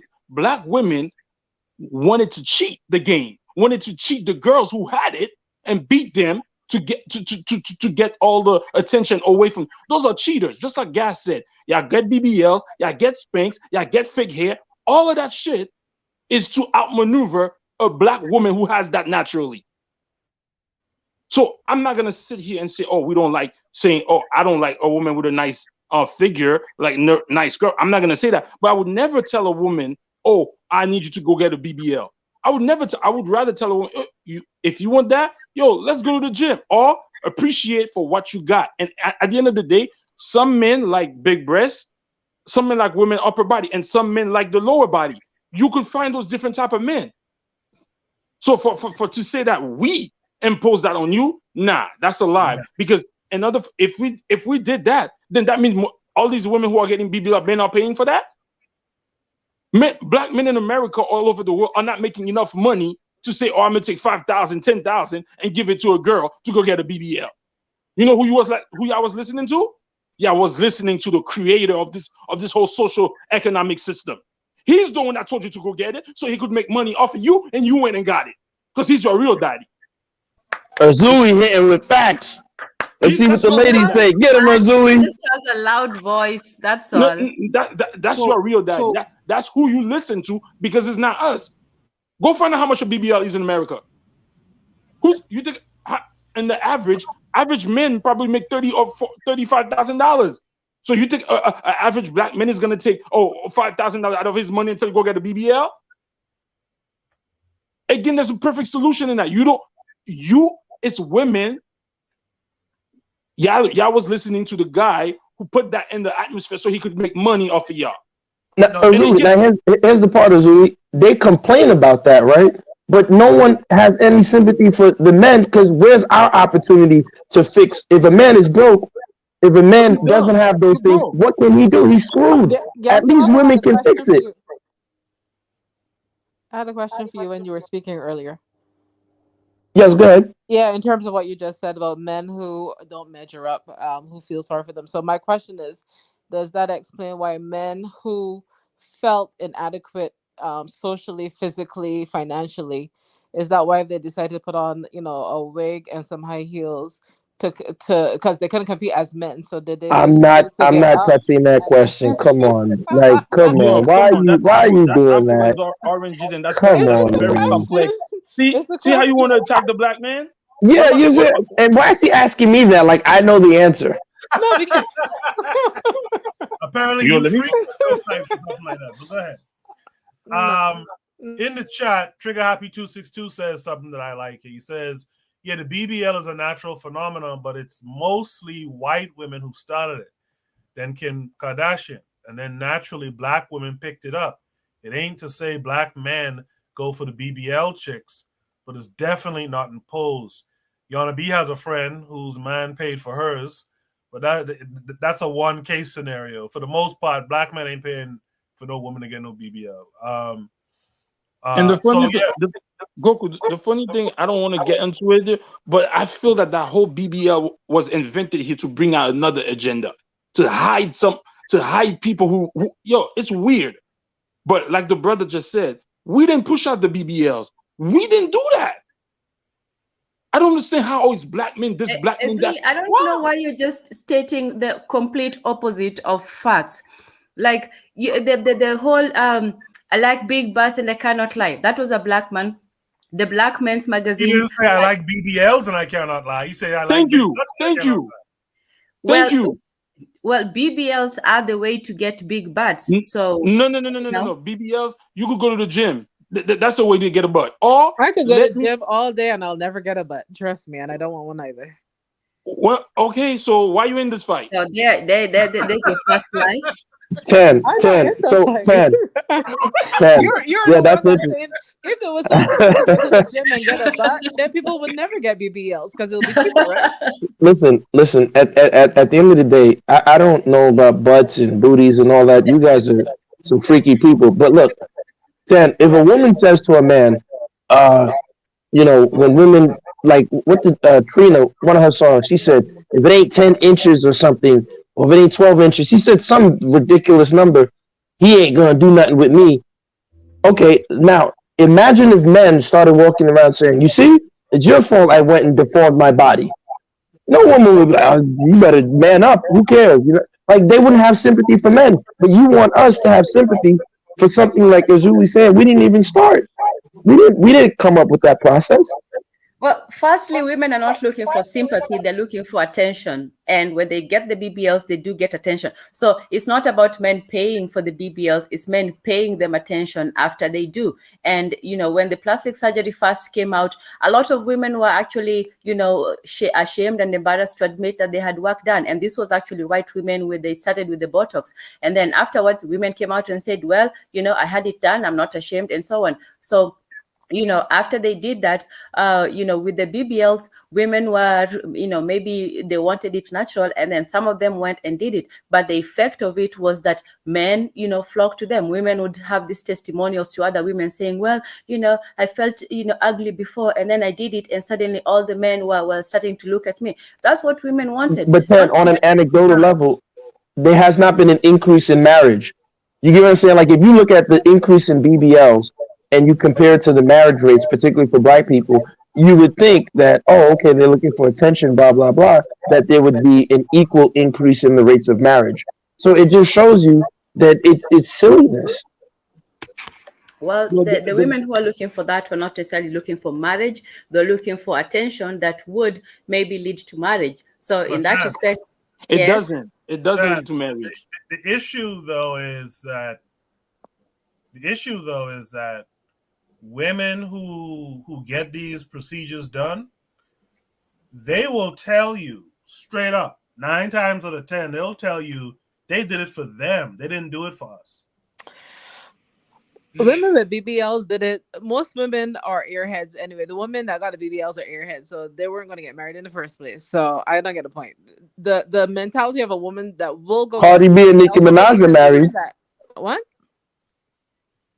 Cardi B and Nicki Minaj are married. Yeah, but I'm saying, but those they have BBL, so that just cancels everything. That what? That it what? I say they're airheads, but they're married, but they had BBL, but and they're rich.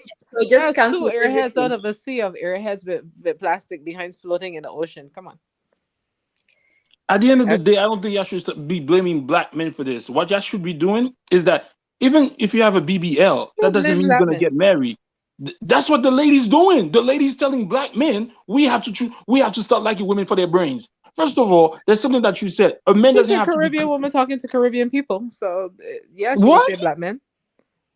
Well, here's what. It's a black show. She's on a Naya Binky show. So here's what. That was a real good conversation, and this is why I'm going to say it again. This is why I wanted to change Shoot the Breeze to the subject format, where we talk about beauty standards as one of the subjects, entrepreneurship as another. The beauty standard subject this week and last week was really good. Let's try to do it again next week. And by the way, thanks to Marcus Garvey is the way for this one. Let's try to continue this because it's a conversation that we have to have. We have to have these conversations, especially for our youth. We want our young girls, our daughters, to come up not thinking about, they're inadequate and they have to get the BBLs and all this kind of stuff. We want our young men not to reward those who take the shortcut of the BBL, for instance, and who will get the work done to them but won't do the work for themselves in terms of their mental and spiritual, etc. So again, it's a good conversation, but we got to move on to Shoot the Breeze topic number 3. All right, I want everyone to keep the same energy as we go to Shoot the Breeze topic number 3. Brother Bakari didn't know what a BBL is. Usually told him it's called a Brazilian butt lift. That's where women who have little ass or to no ass go and get the fat removed or whatever from different parts of their bodies, like their stomach, and they have it placed in their buttocks area, and so they get a better ass off of it. Shoot the Breeze topic number 3 is playing the housing game correctly when you are the other. Playing the housing game correctly when you are the other. Let's try to have a good spirited conversation about this as well. This came with a link.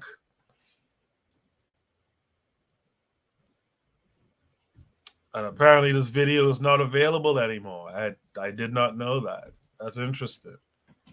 Wow, that's a surprise. The video's not around anymore. They're tweaking stuff, Koku. I wouldn't be surprised if they're playing around with things. True. Buana, what was the gist of the video? Oh, the gist of the video was, can you hear me? Can you guys hear me? Yeah. Yeah, the gist of the video is that the black couple was trying to get a appraisal on their home, and this white appraiser came in and he appraised the house value at about maybe 800,000, and I think that they got another appraiser, and instead of them the appraiser coming to them, they used their two white friends, and all of a sudden the house value shot up to 1.3 million, I think. So, they was like, well, why is it such a big deficit? So I'm thinking that, and they chose to, instead of going the route of using themselves, they had to use a white face, unfortunately, in the United States of America, a white face to get a fair appraisal of their home, or the best appraisal of their home as possible. So I thought that was a good strategy in terms of money is concerned. So I don't know what the panelists would probably have to say about that. So I'm familiar with that story. In fact, that story has come up a couple of times. It came up heavy during the pandemic. And I have a friend who's married to a white woman. And when he had the house appraised, they gave him, one figure. And I told him, I said, hey, you better let your wife handle that. And sure enough, when the people came and they saw this white woman, they appraised it much higher. There's also been videos and stuff of people who did that thing where they kind of remove all photos of black folks and all that kind of stuff and put up photos of white folks and all this kind of shit. And there's a definite swing in the amount of the house after that's done. I have a question though. Koku. If I have a home in the United States, usually they put houses in a kind of like the general price range, in the same kind of like general price ranges. So if I'm in a community where most of the homes is above $1 million, and I get an appraisal for a home which is good, constructed well, all the plumbing works, and the structure of the house is good. The question is, obviously, if you're gonna appraise my house at 8 million or 800,000 or 700,000, when the majority of the homes in a surrounding area and where I live is is above 1 million, that's an obvious like the discrimination case. So I would think there would be more discrimination cases because of that scenario. Because you can't have a reasonable justification where my home is substantially the same as all the houses in the area, but you're appraising and the time I've lived in this home is really for the same amount of time as most of the homeowners, but you're appraising my house like $3 to $4 to $500,000 less than the majority of houses in the same area in which I live. You can't have a reasonable justification for that. So obviously it's discrimination, I would think. I think the problem is, I think in America, the history in America is what allowed that type of stuff to happen. And I think, and I'm going to reference you here too, I think black folks didn't often throw the stone that you talk about. And I think they kind of accepted it, and they took those lower prices, and they just dealt with it. You know what I mean? I think people are becoming a little bit more savvy now. I think more of these reports and these stories getting out is kind of waking black folks up to kind of push back.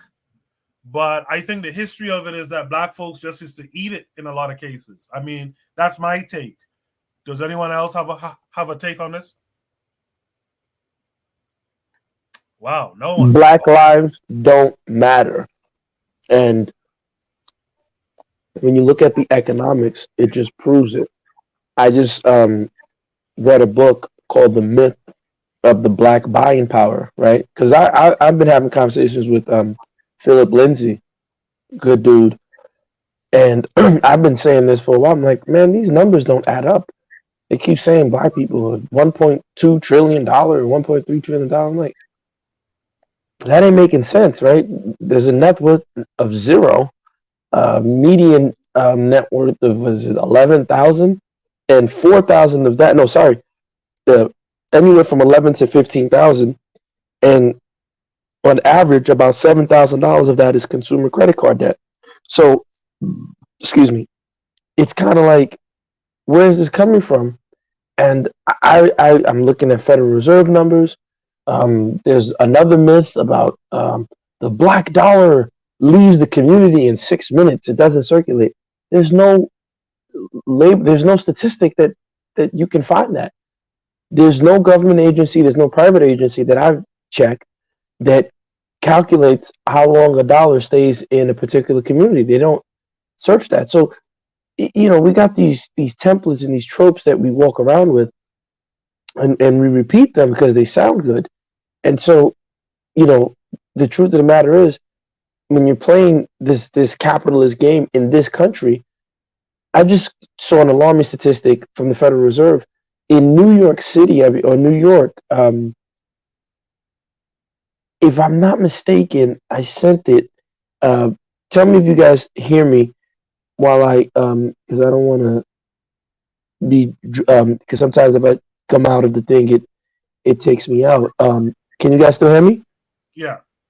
Okay, perfect. So, I saw this article, and it was just crazy. It said that 1 in 4 black men in New York City, only 1 in 4 black men in New York City has a job. And that's as recent as 2022, right? The black underemployment rate is in double digits. And that's the actual number people should be checking. So, and of course, and that's why I'm it's not that I'm against them, but when I get upset and I get on these panels sometimes, not on your panel, but I get on other panels and they're like, man, the Dusty and Pookies. And it's just like, do you guys not realize this is systemic, right? This is a country that if they would cut the racism and cut the crap and just hire black people and hire other groups, you can increase this nation's GDP probably threefold. But they would rather have this thing implode and let China take over than engage with black people having wealth. And so it just shows, the fact that you got to put a white face on something. It's not new. Reginald Lewis, first black man to legitimately own a $1 billion organization, when he bought TLC Beatrice, which if you look at that deal, they even gave him like the scraps, KKR, Kohlberg, Kravitz, and something. I forgot what the R stands for. These were all big time players in the 80s before Elon Musk. These were like the major financiers with Mike Milken and Ivan Boesky and the junk bonds in the 80s. But KKR, they sold, Reginald Lewis. They sold him the international arm of Beatrice. They didn't even sell him the real meat and potatoes. Like, they kept the big one for themselves, but neither here nor there. When he started getting into the business and he started using leverage buyouts, he realized quickly, and his wife told him, his Filipino wife told him, hey, listen, you're drawing too much attention to yourself. Pretend as if you're working for somebody. And so they all thought he was working for a white guy. And that's how he was able to close the deal. Because they would never have gone along with him if they knew that it was just this black man by himself who was, fronting everything. And so, read his story. It's an interesting story. Even some of his partners who were white and they liked him, they weren't happy that this black guy was getting into this game of capitalism, right? So, when we are on in our world, I just look at it and I'm like, man, this is a system at play. And if we don't get our stuff together, we are going to be like the Moravian Christians. If you guys have never heard about them, it's Moravian, the Moravian Christians. They were Native Americans who converted to Christianity, and they thought that that would make the white people like them, and the white people massacred them. Like they dragged them out, killed all the men, killed all the women, killed all the children. You guys can Google it. So, like I said, Black lives don't matter. If you look at insurance, if you look at the average rate of death in terms of age, black people 66, 65, that's particularly black men, they don't live long. All the odds are stacked against us. So I'm not shocked that we got to do all these games just to even be on decent footing, not even equal footing, just decent footing. Do you think, Gas, that there's anything that you can really do here anyway? Because that thing with the Indians, you had us look at that before on the show. And is there anything that the black man, black woman, black family can really do in America to have decent footing anyway? I don't think so. And my opinion is just my opinion. I look at the Dred Scott case. Mike Huckabee, he admitted this on an interview. You guys can Google this. Google Mike Huckabee, Dred Scott. Mike Huckabee said, and he was right, the Dred Scott decision is still law in the United States. Now, they did do the 13th and 14th Amendment, and allegedly they ratified it and it was changed in the Constitution.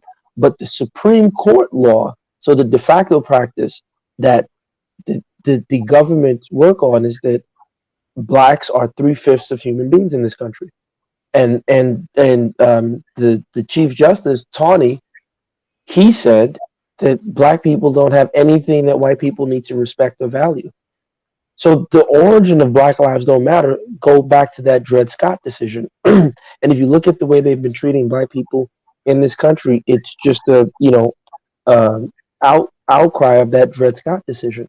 And so for me, I say we have to think global. Get our dollars. Yeah, get some property here in the United States, just like every other group who, you see Indians, Chinese, Russians, they're buying property in major cities and municipalities in the States. They get that foreign currency, but they go back home to their mothership, right? So we need to do that, get money, get some. If Africa is harsh, don't get me wrong, right? Africa might be too much for you. Fine, go to the Caribbean, go to Brazil, go to Honduras, go to Belize, go to any other country where there's a predominantly black group of people there and get global, buy some land, learn the language, marry in. So, like that king in Nigeria, you're going to have to screw. Because if you go there, in my opinion, trying to be friendly and pay your way through, they'll scam you. But at least if you have a kid or two and you got some blood in the game, not just skin in the game, right? ODB, I like it raw. If you got some skin in the game, that might keep you firmly tethered in the ground of whatever country that you decide to get global with. So at least if things go bad in the United States, we don't have to be put in internment camps, because that Handmaid's Tale, man, when this thing goes bad and this economy collapses and China and these other countries start eating lunch, these people will show who they really are. And if we don't got passports to go to Jamaica, to go to Bahamas, to go to, outside and get the heck away from here, tough luck. It's going to be tough luck. Gas, that is my opinion. That Handmaid's Tale analogy is an excellent analogy. You need to explain that, brother. Explain that to the listeners. Yeah.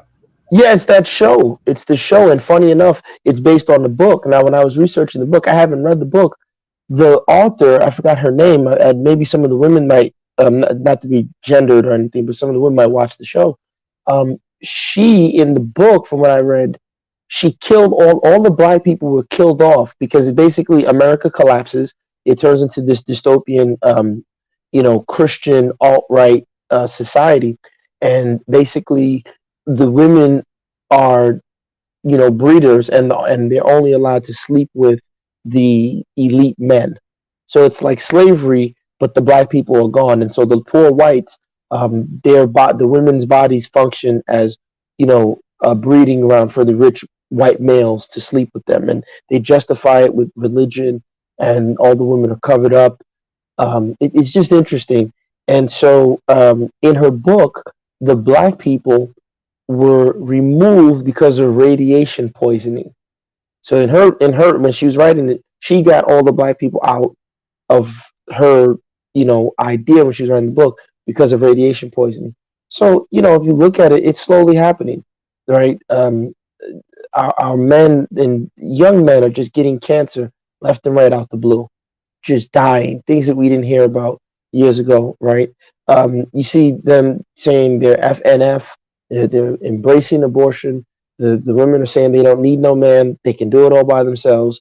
Um, it's just, and you look at it, it's like, man, this is the most genius way to slowly eradicate them. It's like that Moravian Christian massacre. It's just they're not doing it in our face, So they're keeping us permanently poor. They're it's just crazy what's going on. So I'm just saying, black people got to think global. If you get the opportunity, work with a Caribbean person that that you like, or an African person, and start looking to be a global citizen. Because if it collapses, then this is not the Bitter Medicine podcast is not giving any economic or financial advice. Let's put that out there. I don't want them to say, Koku, that guy on your show. But it's not fire as well. But if it does collapse, you want to be able to grab your stuff, like you said, those bug out bags, run your nearest border, and here's my passport. Get me to Jamaica, get me to Ghana, and get up out of here. And you got some land, and you have a child, or you have a wife or a husband that's waiting for you there, and you can get back into society. That's just my little 3 cents. Bobby Wright in the chat says it's impossible for Africans in America to build real wealth and power when we own no land and control no resources, right? Yana B says nobody's keeping us poor but us. Come on, Gas. Gas, you want to respond to that? Yeah, I mean, listen, Yana, I would advise you, or suggest, not advise, I would suggest you check out that book, The Myth of Black Buying Power. It was written by, let me tell you the name of the author. Where's my, right here. It's called, come on, show me the title. Jared Ball? Yes, Dr. Jared Ball. Yeah. So, you can check out the book. I agree with it, but even forget Jared Ball. You can do the research yourself, Jonah. If 3 out of 4 in New York City alone of these men are unemployed, right? Look, Jonah, I'm out there, right? When 9/11 was being, when the twin, that part of Manhattan was being rebuilt, they were bringing in construction workers from as far as Canada. The MTA. One of their directors, they brought in a guy from Canada. The former head of the school chancellor, Carranza, was from Arizona. This is just glaring, issues in New York City. And I got the chance to live outside of the East Coast. That's why I always shout out Roll Tide, Alabama, right? I lived in Alabama. And when I worked there, Alabama, the discrimination is not necessarily because I was black. It's just my anecdotal experience. It was because I was not from there. They don't like out-of-towners, especially black out-of-towners. But they were cool. They didn't, attack me or anything. But what I'm saying is that in a city like New York, you would think the city hall, and I know Koku knows this, city hall should easily say, you know what, if you're a New York City child, you grew up here, you went to school here, middle school, elementary, high school, and you finish high school, you're first in line for a city job. That's whether you're cleaning the trains, cleaning the bus, whatever it is that the city can do, you're first in line. And guess what? If you have a business in New York City, if you hire a high school graduate from New York City without a criminal record, we'll give you a tax break, both city and state. Right, maybe throw you a federal tax break or whatever. We'll see, right? They can negotiate that. So now you create an incentive to hire New York City children. No one does that. But they got all the energy for bike lanes. They got all the energies for the New York City, the New York City marathon. They got all the energy for nonsense that they benefit from. So they shut the city down, but you would think, and none of them ever said this. None of the city council people are saying this. Like, hey, wait a minute. There should be, if you have a school to prison pipeline, then you should have a school to city job pipeline. You could easily change that within an hour. They won't ever put that policy in place because New York City, as quiet as it's kept, even though the majority of people in the city are Black and Hispanic, you think New York City is like an episode of Seinfeld or Friends. Most people think it's just a bunch of white folks walking around. And it's not the case. There are more Black and Spanish people in this city than there are white people. We're the majority, but they tell them that they're the minority. And so this is the nonsense. These are the little psychological games that they play. Go down to go down to City Hall. City Hall doesn't reflect and look like New Yorkers, but go to any other municipality other than Ferguson, say Missouri. The people, their City Hall looks like the people. They hire their own people. You're not going to ever see a New Yorker go to some town in Texas and become the superintendent. They'll never let it happen unless he's plugged in, and most likely he'll be white. You understand what I'm saying? So when you say Black people are keeping themselves poor, these are just convenient Republican talking points when we don't analyze the system. That's just all I want to tell you, Yana.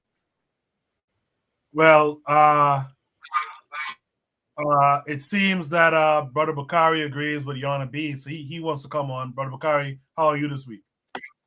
I'm good. How about you? Look, I ain't got much time to speak, but I don't agree with her 100%, but to a certain point, she does have a point about it's us keeping us like poor. Now, I would never say I won't hire my own people. I don't agree with that.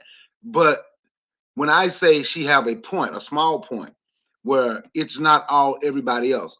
When Gas was speaking on consumer power, and I agree with that. There's no such thing as consumer power when you're spending your money with somebody else. To consume means you're being eaten up. So it's a point to when I say her point is we're keeping us poor. We keep us poor in certain areas where we give all our money to other people. And that becomes a problem. And all those other people who you're giving your money to will walk right past your business. Like I'm gonna give you an example. It was this Jamaican restaurant I used to go to every now and then, right? I used to go and they used to chill. I'm like, dude, don't no Mexicans come here and eat. But when you needed some work done, you only hired Mexicans, but you want Black people to support you. Put my food back in there. I won't spend no money with you. So it was some ladies that his sister, he had a sister working in the restaurant, and she was like, we told him that he lost a lot of business since people came in seeing that.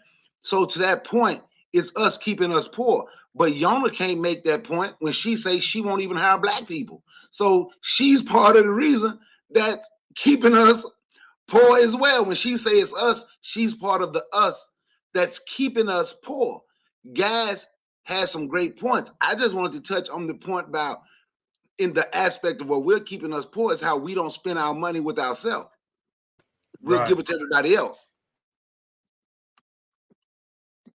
Yeah, I feel you on that. If we that's what that in fact that's the deeper meaning. Sorry, that's the deeper meaning of buy Black. The deeper meaning of it is if you buy Black, and spend amongst your people, you have the opportunity to hire your own people. So instead of sending your children across the way, hat in hand, begging this white boy for a job, you will employ some of your people. We talked about it on the show before. The reality of entrepreneurship in the black community is that we are solopreneurs. You understand? We are one man, one woman businesses for the most part. We do everything, right? And we can't delegate, we can't hire because we don't make enough money to be able to hire and pay the taxes on income and all that kind of stuff for someone else, and health insurance and all that kind of thing. So this is why we got to start getting solid. And I'm going to extend that to something else, since Bakari hopped on as a brother on KWAZ radio. One of the ways radio and communication works is there's a symbiosis with business. So one of the things that you got to start considering, black folks, is if you have a black business, you got to advertise, right, with the black media that's talking to the people, to black people directly. You have to start understanding how this business thing works. You have to give a little to get more back. That's all I'm going to say. Does anyone want to add any last word before we move on? I just want to point out, who was in the chat said something really good. Yes, Arthur said the material goal is to not get comfortable, and this is what a lot of foreigners have, this kind of mindset when they come to America. By the way, you don't come and get comfortable. Now, a lot do, right? But the idea is to make your money,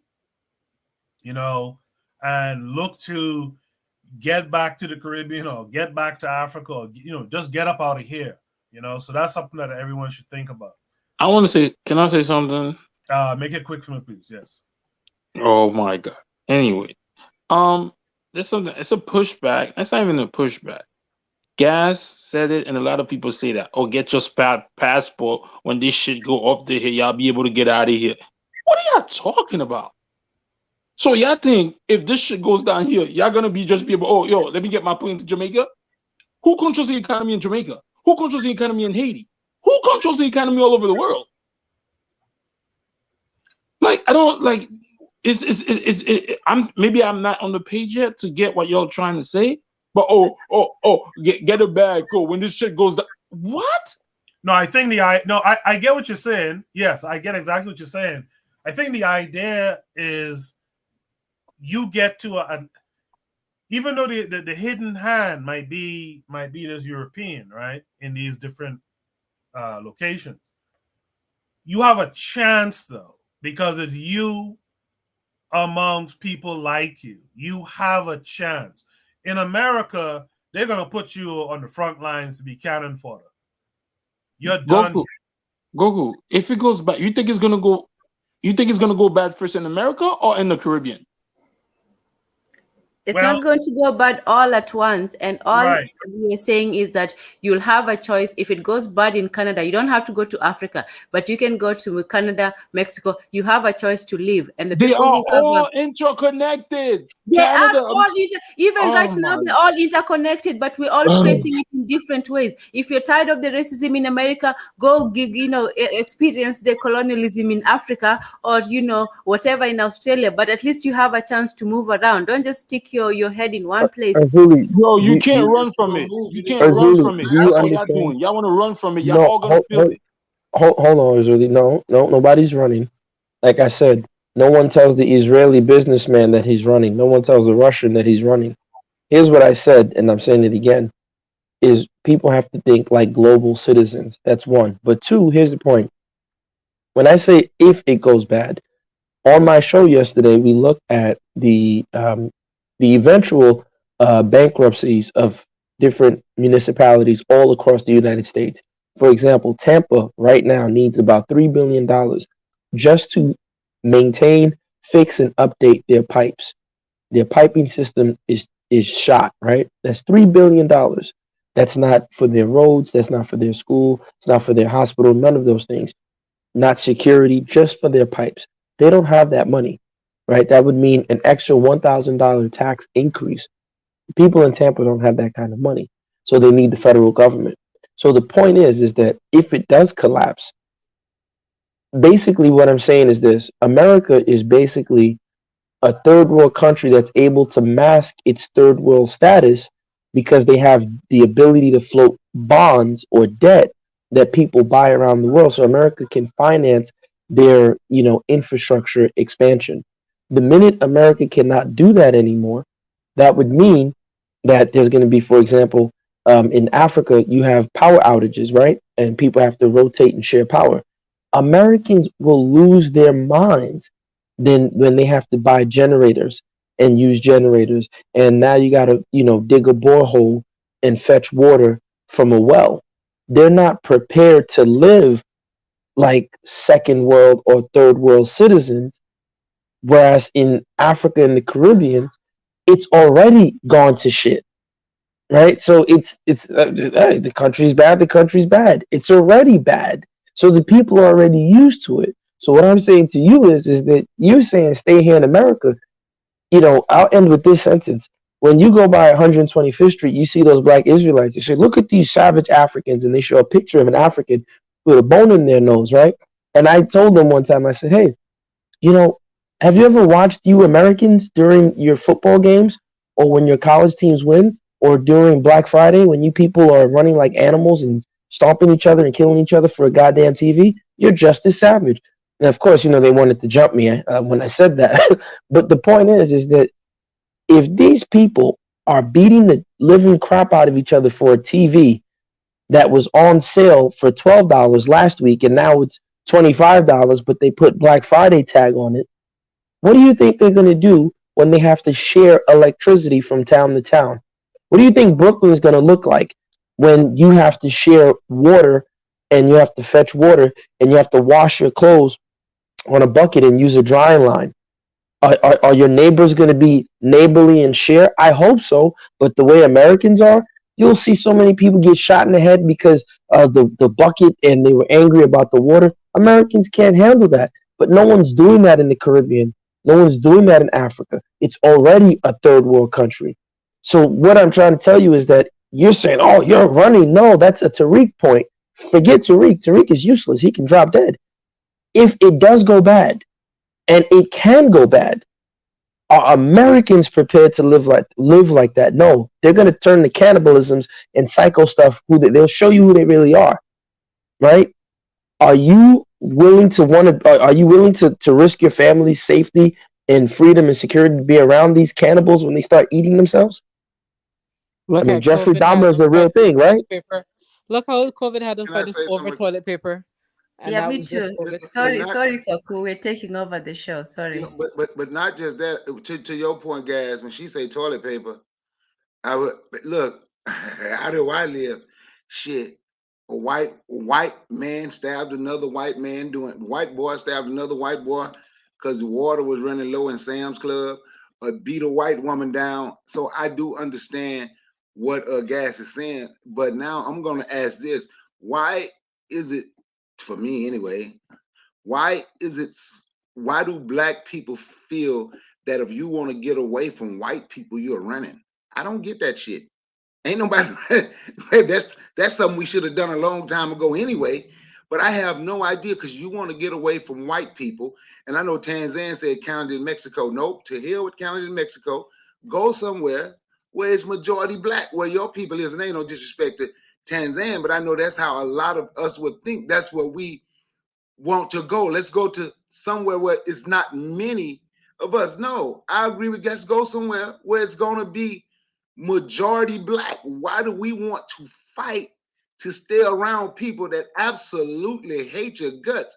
And what do you think that white boy would have done to me or you or Gas or Coco or anybody else on here if he stabbed a white boy in the neck for a case of water, beat a white woman down for some water? These folks out here, they was going crazy doing that damn during the pandemic. I keep a lot of stuff like that in my house anyway, so I don't worry about it. But I'm just saying I understand what Gas is saying. Well, Not only that, I would like to add this. Buana, Zuli, and then Tan. Go ahead. No, I just wanted to add to what Brother Bakari said. Not only do they hate your guts, but they are armed to the teeth while black people are still afraid to hold guns. Don't go to the ranges. Don't practice. Don't train. You know what I mean? We have a, like the brothers was talking about, we have a weight problem, amongst ourselves. So if things go to shit, are we gonna be prepared? And we watch The Purge as if that's entertainment, as opposed to a future documentary. And I think that Gas he's using qualifiers, and I think he's doing that intentionally. He said, "What if understanding and knowing the direction of where the shit's gonna go in America?" He just using qualifiers, for people who may not necessarily believe that it's gonna happen. But the eventuality has occurred in Germany. Empires fall, you know what I mean? Systems break down, and he is aware, fully aware, that the systems in the United States, the great United States in America, is breaking down. You know what I mean? He's seeing cracks in the system, and he understands what the eventuality is. But he continues to use qualifiers, and I would just suggest that black people should prepare. Prep, what they call it, preppers. That's a big thing. You know what I mean? For the eventual fallout, people create these little enclaves where they create these little silos just in case civilization fall apart. And we've seen that during the pandemic, where civilization, the Western civilization, almost broke down, and the people are unprepared, so they get to fighting over toilet issues. It would behoove us, who in these great societies, after having seen and experienced and lived through that experience, to plan ahead, because the eventuality is gonna occur. You know what I mean? So you must have, just like wealthy white people. You know what I mean? Wealthy white people, they are ready and creating their bunkers. And while black people are out believing that Walmart can continue to be open, and they'll always have a restaurant to go to, if they don't have the refrigerator is empty, or if their currents go off, electricity go off. You know what I mean? And I think that we should plan just like everyone else is doing. I don't wish, and I don't want for the Western society to fail and crumble, because that would mean people who I love, my family members, that they would be in problems too. But I also know that us as a people should plan ahead for the eventualities that's going to occur in the Western world. And every person with a brain in their head, especially on this panel, could see it. They could see it coming. And the onus is on us not to ignore it. I'll just stop there. We're talking about, I'm not saying, I didn't say that people were fleeing or were running. What I'm trying to say is that if everything falls out, it's gonna be worse in those third world countries before it gets here, because they'll be trying to hide the falling state, so they'll mostly take most of the resources out of these areas first before it hit us. But if we want to say, talking about, let's build you talk about bunkers. A bunker costs between $35,000 to $200,000. Who in New York City, the average cost of a man is making $35,000? That $35,000 to save up to go build a bunker. What are we talking about? It's either we're going to take a stance now, or is it eventually happen? I don't understand. It costs $60,000 to $35,000 to $75,000 to build a medium-sized bunker. We're talking about all of this. Oh, this is gonna happen. This is gonna happen, and the third, bro, it is gonna happen. So you think this thing talking about? We could go to Africa. I never said. I'm not telling people. Maybe I mixed that, not to trying to go to where black people, but I'm just saying the West falls. All the Caribbean and Africa operate on the West economic system.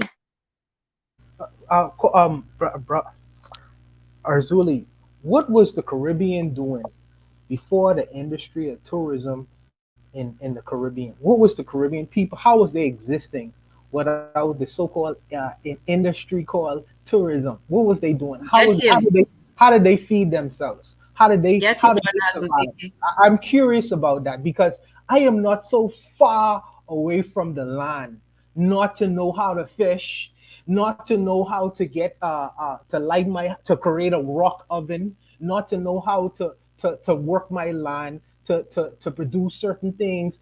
I'll eat freaking banana and coconut. I'm not so far removed from that experience that I can die Exactly. if I don't have that dollar, that American or Bahamian dollar to trade for a microwave oven or because I could exist in its space before. See, what you don't recognize is when hurricanes hit this place or hurricane or earthquake hits places like Haiti or whatever, we go it out for sometimes for months without the so-called modern conveniences.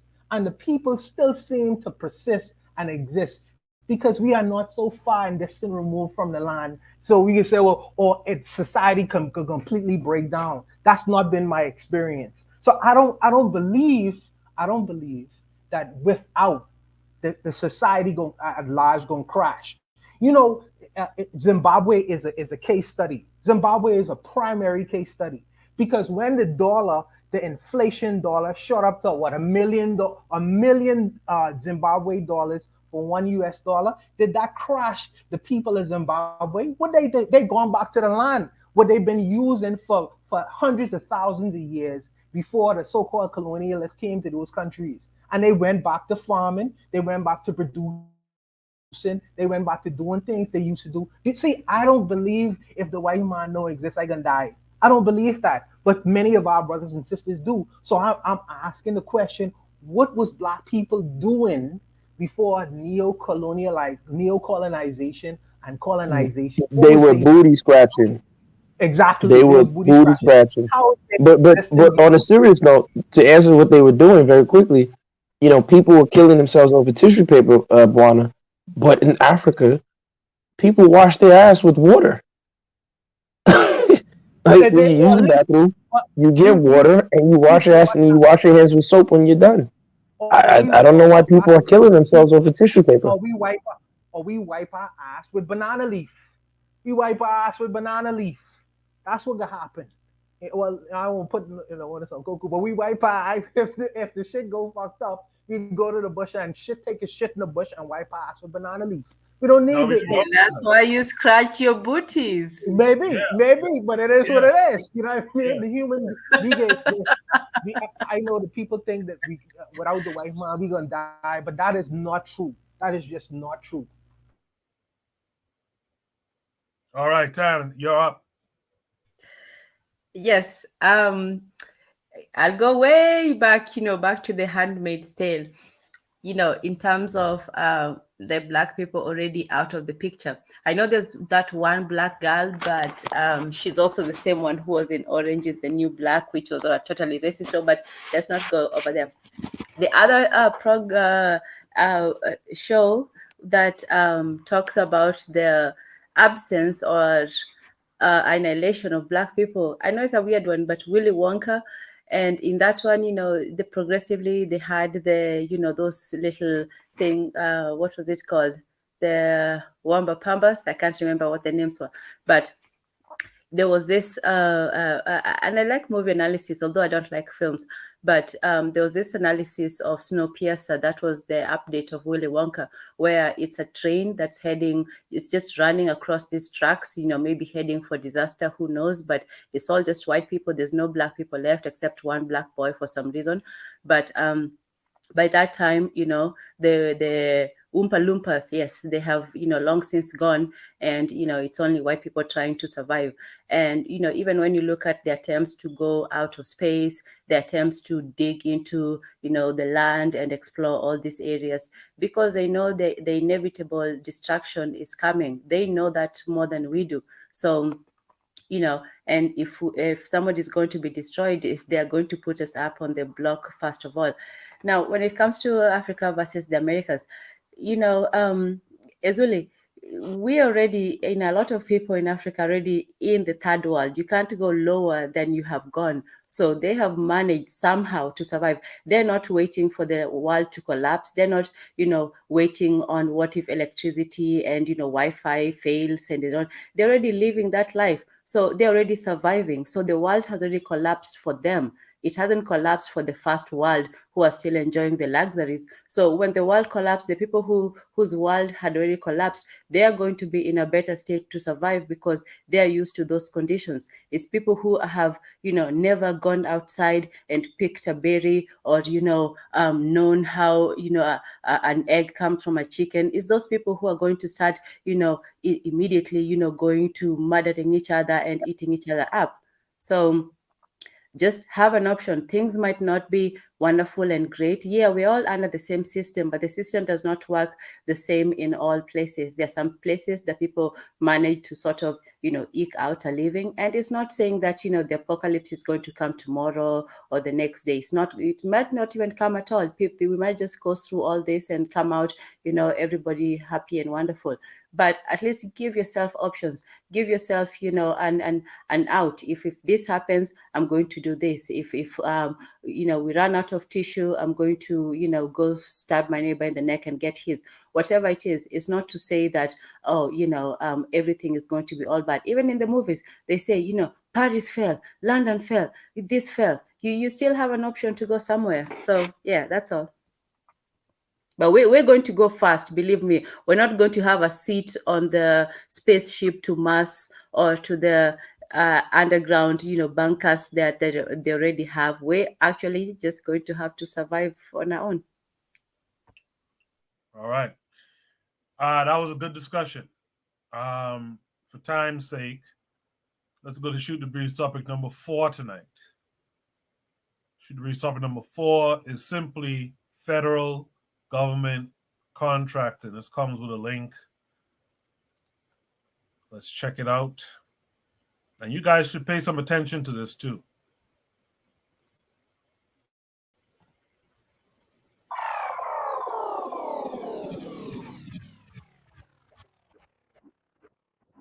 I got a PhD, a public high school diploma, right? So that's all I got. Knowing that all I have is a PhD, I have to understand that I got to use communication skills and I got to be truth and honor to myself. One of the things I quickly noticed was I didn't have direction or passion. Most people say you got to have direction and passion to get to where you want to in life. I ain't had none of that. Your boy had no focus. So when I got out of the Coast Guard, anybody know what the brig is? That's military jail. I did 2 years in the brig. We talk about having time to yourself. Your boy sitting in there like, hey, I gotta get it together. So I worked at the gas station, came home, worked at the gas station, used to ride a pedal bike to the gas station, and I was cool. This is who I am. I'm the guy that want to be the best. I'm a super competitor. So I want to be the best gas station attendant there was while still hustling. I'm a real one. I didn't grow up in the hood. I just walked down to the hood. There's a lot of people out there like that. Yeah, I'm in the hood. I do this, I do that. I ain't grow up in the hood. My mama made sure I ain't grow up in the hood, but the hood was so attractive to me. I'm gonna go see what they talking about. What they doing is more fascinating than what I'm doing. So I gotta go check that out. That lifestyle followed me so much, and my mentality was messed up so bad. When I got out the brig and got back in and couldn't get a job and was working at the gas station, I still felt like I had to do those hood things. Sitting at the gas station, chilling, trying to be the best gas station attendant. My man come up and say, hey, yo, I'm going to get a federal government contract in trucking. Who knows what a federal government contract is? It's where the federal government looks to procure products and services by small businesses. So when he told me that, I didn't have no clue what he was talking about. Same night, my dog got locked up in federal prison. So now I can't even ask him, what is he talking about? I can't go back to use him. I got to use WAC YouTube University. This 2008. I can't figure it out to save my life. But my IQ level was high. That's not how smart you are. That's my I quit level. I don't have one. I don't quit. I started it. I hate to read. I hate to read. People ask me all the time, so to get the mindset that you have, what type of books do you read? I don't read no books. And I don't make no quarrels about it. I don't read no books. I study people. I see the people that are doing their thing in life, and I study them. I don't need the book. This is my own personality. So now I'm trying to go through reading YouTube University. Can't figure it out. It took me 3 years to win my first contract. 3 years, but I figured it out. Your boy in 2008 got bad credit. I don't have no money. I'm rough around the edges. My vernacular is crazy. I can't spell worth a lick. I still can't spell right now. I don't even care about none of that. One thing I quickly noticed and identified is when I was in high school and I was a class clown. When I was in high school and I got my way out of being suspended, I knew I could communicate very well. And I knew at certain times I could articulate my message the way I could be persuasive to another person. Obviously, all of that came into play as I'm dealing with these government officials. So boom, I get my first contract for work I'm not doing. So I'm gonna teach y'all what I've been doing. I get the government contracts and I subcontract them out. I don't see the work. I don't see the workers doing the work. I don't see the facility where the work is being done at. And I do this hand over fist. So now I'm with my first contract. I'm still at the gas station. I'm cool. I ain't got no problems with being there. My mom said it's still crazy. I still ain't doing personal development. I'm still hustling. Pump 2 at the gas station didn't work. So you rolled up on me and said, yo, I'm trying to get $20 on pump 2. I got to go to the other drawer. I know what you want from me. I still got that hood mentality. And I just won a federal government contract. The first government contract was $325,000. I know this TED talk, but we're going to get into this money talk. Y'all keep up. $325,000 was my first federal government contract. Your boy was making $125 a month. Now, I know some of y'all gurus out in the audience like, yo, $125, what you doing with that? I'm excited. I'm living. This how old I am. Took my mom to Sizzlers. You hear me? And the Sizzlers was connected to the Shoney's. We living. Moms is happy because now I figured out a new path to make some real legitimate money from the federal government where she used to get assistance from. We don't got to do it like that no more. So now I'm cracked the code. Boom. 2 months later, I won my second federal government contract. 7 racks. Profit to me for work I ain't even doing. Peace out, gas station. I don't know what you're talking about no more. But I'm going to tell y'all the backstory. It took me 3 years to win my first federal government contract. Most people can't even do stuff without 2 weeks without getting paid. You can't even do it. The endurance ain't there. Your IQ level is super low. It's low. 3 years. Can you do that? No money. The woe is me moments is happening to me. I am beating myself up. Yo, Jay, I don't think you can do this. Yo, Jay, you got to listen to these other people telling you what make you think you can get government contracts and not do the work. See, I quickly always notice I'm not better than anybody. I'm just different. I'm built super different. And I recognize that quickly. So if everybody going right, I'm going left. Everybody wearing jeans, I'm wearing shorts. I got a long sleeve shirt on with shirt. You feel me?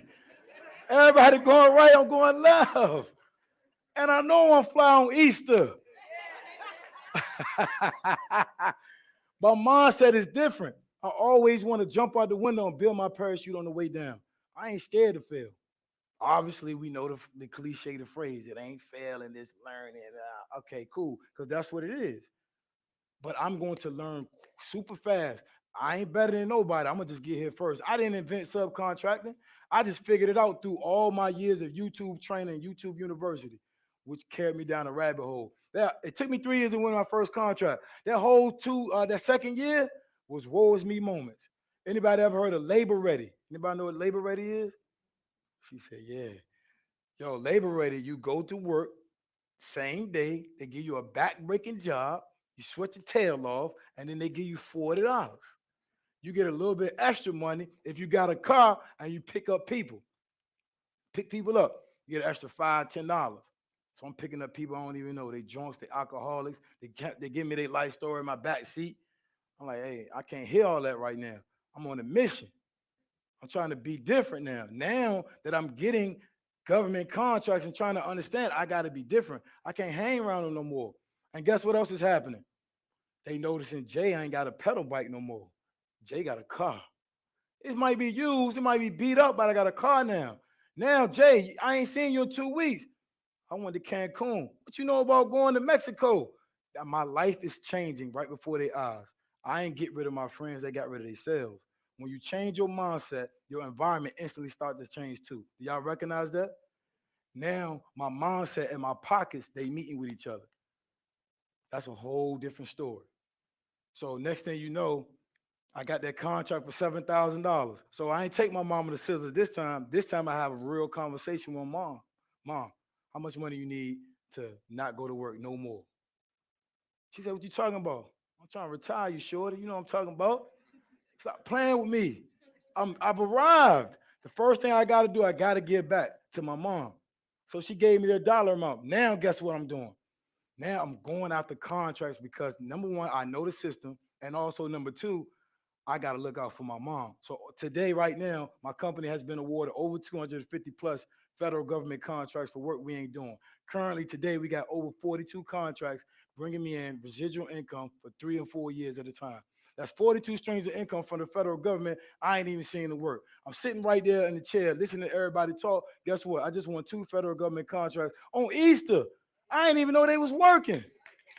Come on now. You got to understand, a guy like me not supposed to be on the TED Talk stage, but I am supposed to be here. So when I step on that stage, I act like I'm supposed to be here. I'm supposed to be at the head of the table. Y'all know that phrase, I'm getting money? That's on anybody category. Y'all ever heard that before? That's my new phrase. Understanding when I arrive to the table and you arrive to the table, make sure your mindset is, I'm not supposed to be here. I'm supposed to be here. You can't look at it. You can't look at your life and your journey and the job that you have or the career, whatever you got going on, like I'm not supposed to be here. You're supposed to step up to that table and everybody supposed to listen to you when you start talking. I got 2 ears and 1 mouth. Y'all know what that means? I listen twice as much as I talk. So I'm going to hear what you're saying and then I'm going to respond accurately. I step to board meetings like this and they judge me. Of course. I started talking a little hood. Of course, they don't know what he's talking about. Of course.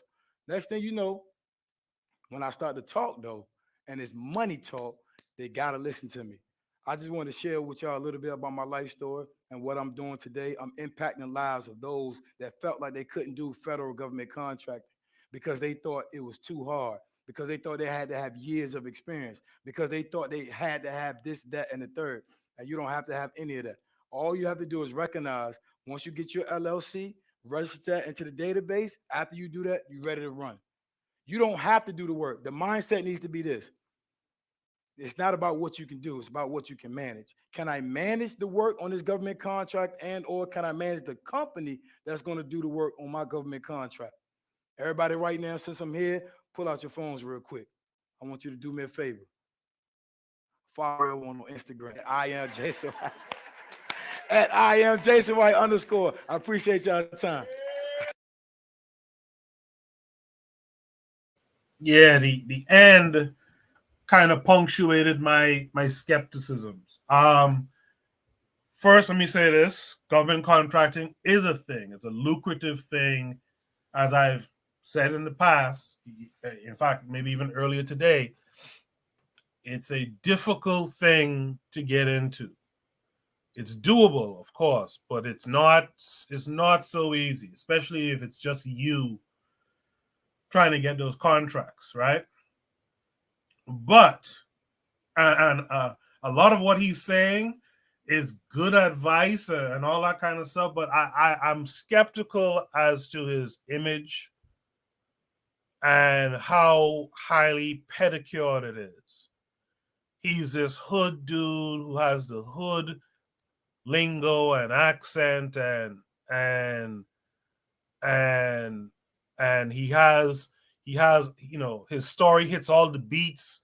He's doing quite the opposite of what you're usually supposed to be doing to get a government contract. He's doing quite the opposite, but somehow he's so successful.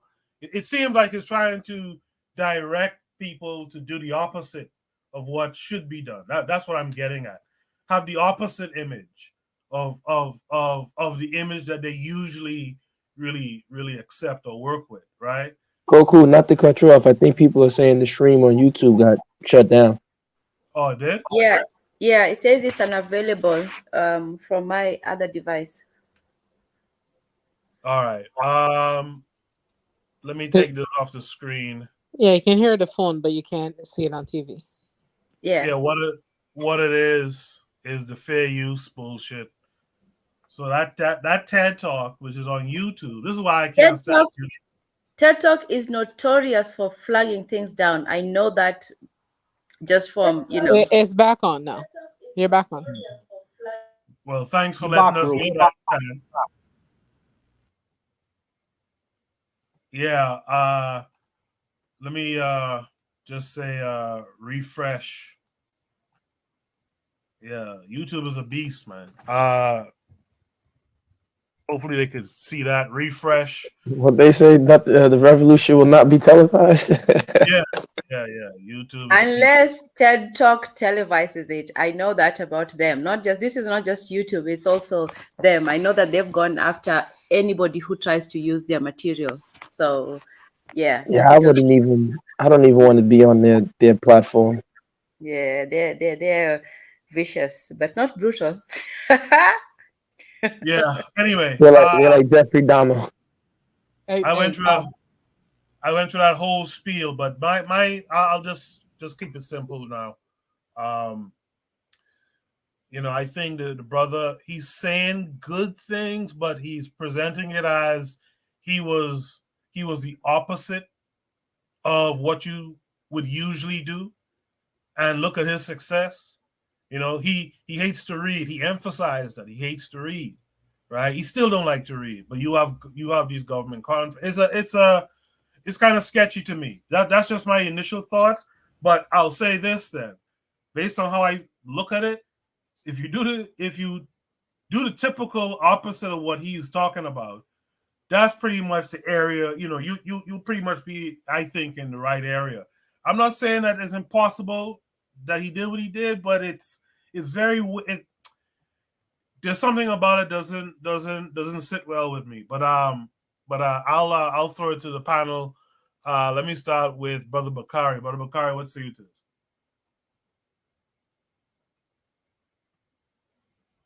Bakari, you there? All right, Uzuli, let's go to you. Yeah, I don't even know what to say because he didn't explain anything about government. What did you say? Government what? Contracting. I guess if the government wants the road to be built, he gets the contract and he chooses the company and he gets a cut out of that. Is that what basically he's saying? Yeah, basically. So he takes on a contract from a company that's paying X amount of money, and he just says, "Well, frig it. I'm going to hire a company that does this kind of work, right? And I pay them off, and I'll keep the balance, and that's how he makes his money." So he's the middleman. He's essentially a middleman, yeah. So my thing is, he didn't say how he got into this. So no. He didn't say that. Maybe he knows somebody. He knows a plug who let. So I guess if it works for him and he's making money, he like brother, people love to do that. They love to say, "Oh, I was not educated, and look at me now." Bro, I don't even understand what he was trying to say. But at the end of the day, if it works for him, hey, I like. Okay, so you saying that? So he's purposing. Oh, I can't read. I can't really read. I can't spell. Like, look what I'm doing. Like, he's trying to shame people who are intellectual. I don't get it, but he didn't do a good job explaining what he did, unless TED Talk kind of cut some of the stuff. All I heard was it's like he was talking like a rapper. You know what I'm saying? I didn't get what he was saying. But if that's what he's the middleman, so he gets so what he does is like he said. I think he's take pride in not doing nothing, which is I think it's the pride that this country tell you work like he's getting money off of people working and he's just chilling, laid back. That's why he's blocked. Okay, he's the ultimate capitalist there, right? Oh, so that's what he's doing. Well, more power to him. That was I guess but the question is, how many of us are they can obtain that. So I don't. What I would have wanted for him to explain how to get into it, like go, but he was just showing off. Yeah, if he had gone through the process, I would have held back a little bit. But to me, it's just like a flossy little story he told on a government contracting level, and I gotta wonder, is this a part of a ploy to kind of mess black folks up who try to get into that space, who follow this shit that he's talking, right? Which I've never known to work. I'll ask Gas later if he's ever seen that type of thing work, but Goku, it's weird. Yeah, go ahead. Well, the brother that got arrested, that spent mad time. He was the governor or the mayor in Detroit or something like that. What's the brother name? Fitzpatrick. Yeah. Wasn't he giving out contract to his own people? Yes. So even in that situation, it shows you how hard it is for a regular person to come in there, and he's coming out here. It's easy as 1, 2, 3. Fitzpatrick would he got like 28 years in jail. If Trump didn't pardon him, he would still be in jail right now. Yeah. So this that's because he killed a girl. He killed a girl. Yeah, just Google his name. Just Google Kwame Fitzpatrick or whatever his name is, and Detroit stripper.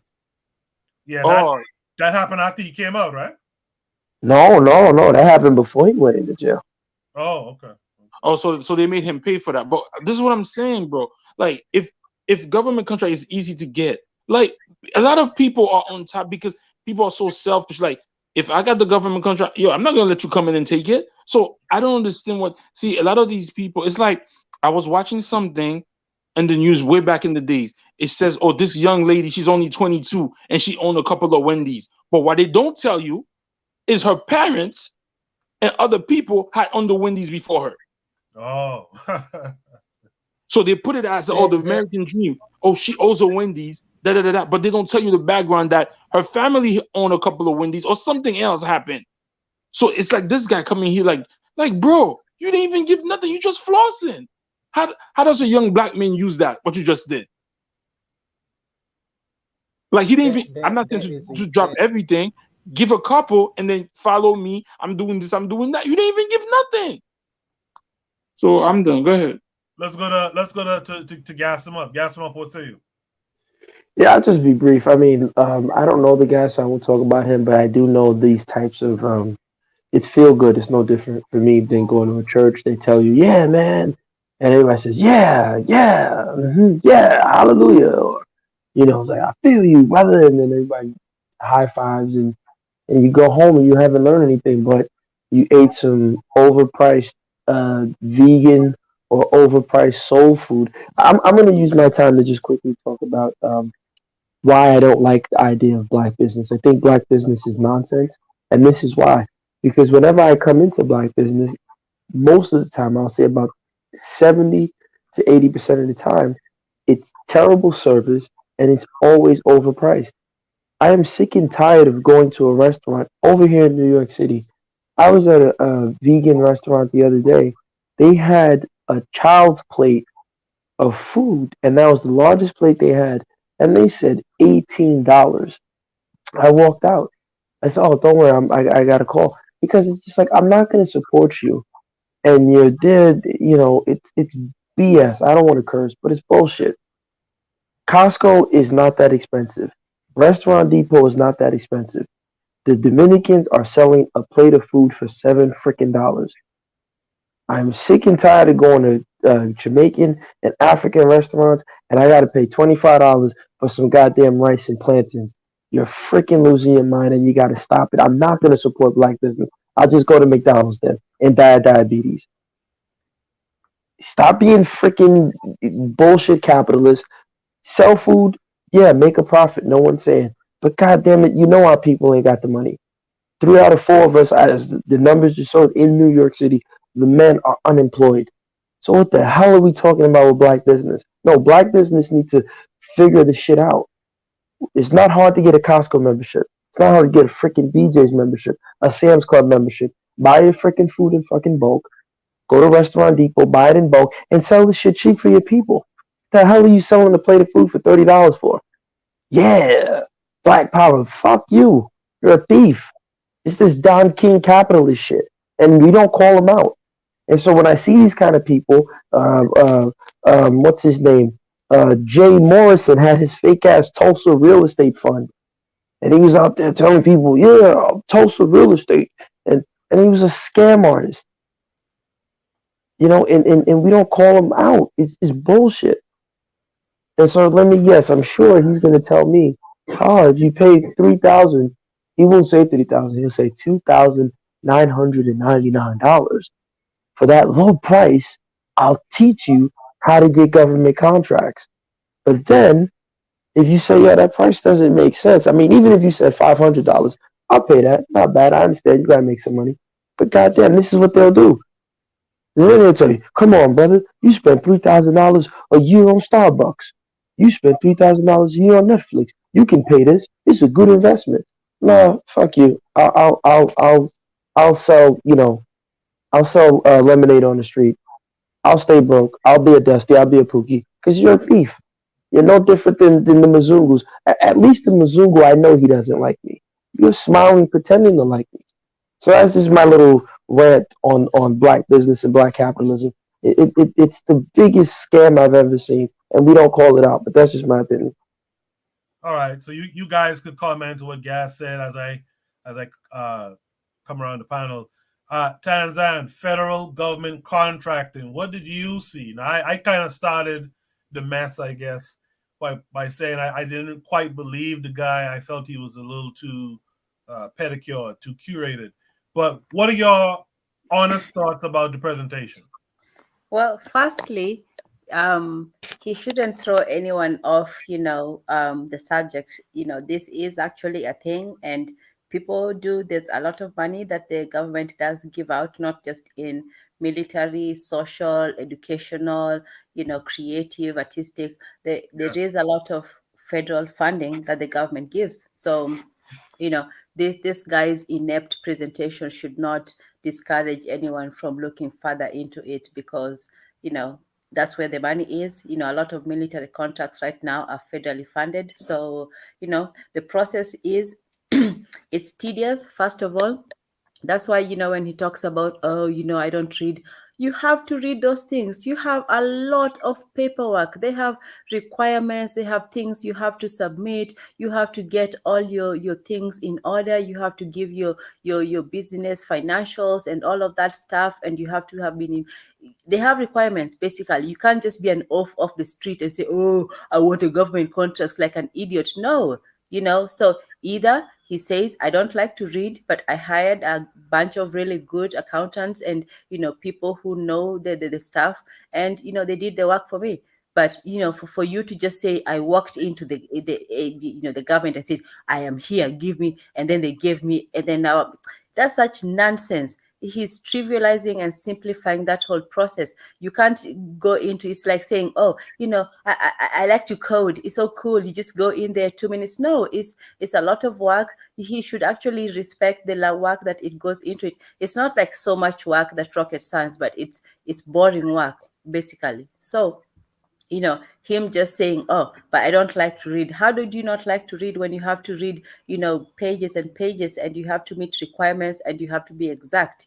If you're going to be in business, you have to do business, you have to have that business acumen. You can't just go in there and say, well, I don't know biology, like that song. I don't know biology or anything, but I just love you. Business is not about love. Business is about being exact.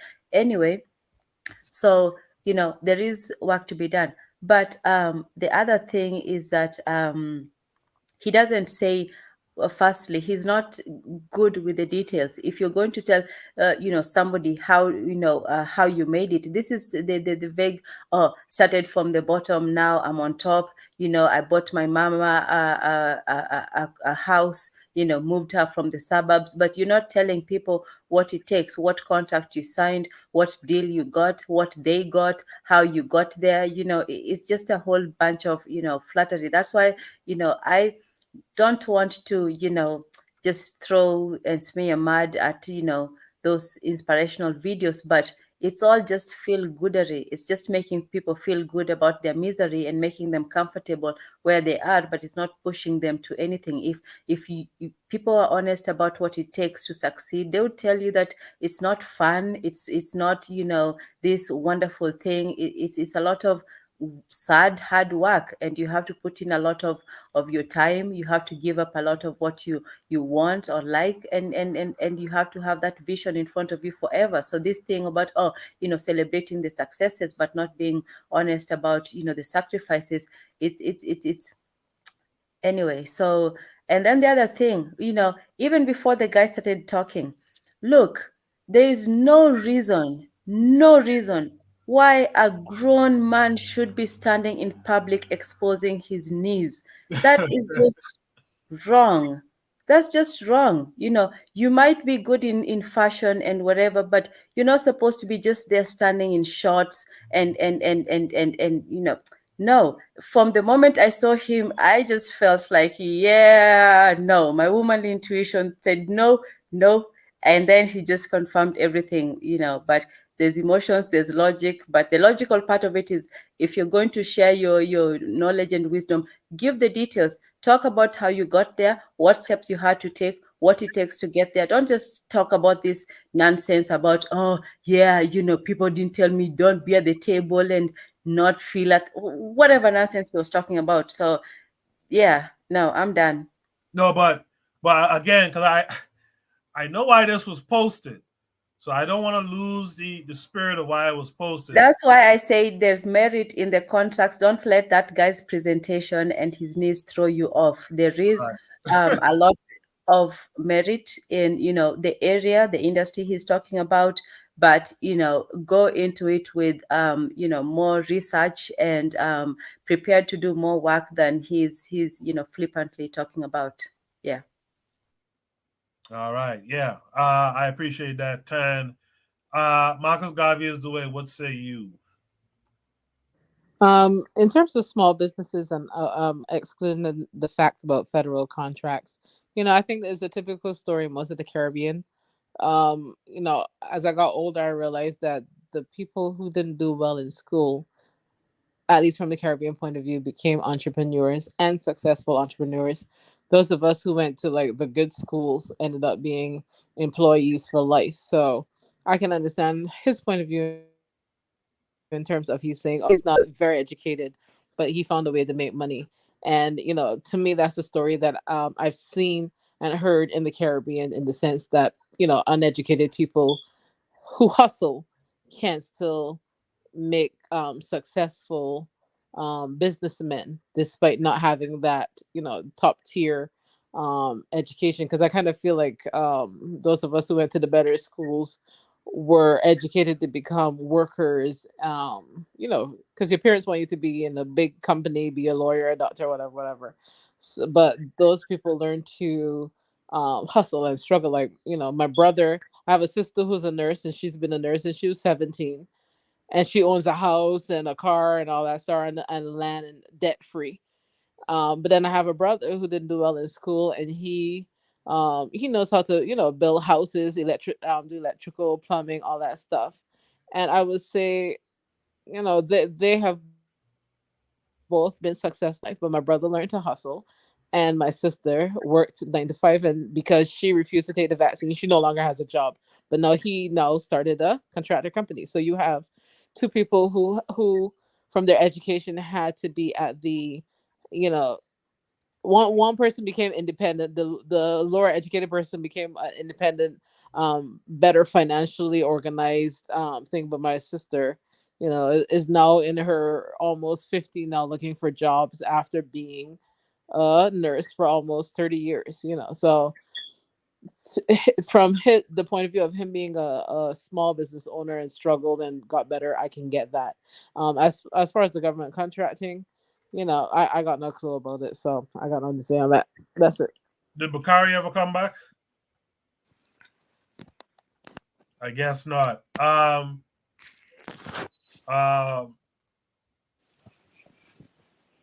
Buana, you get the last word on this one.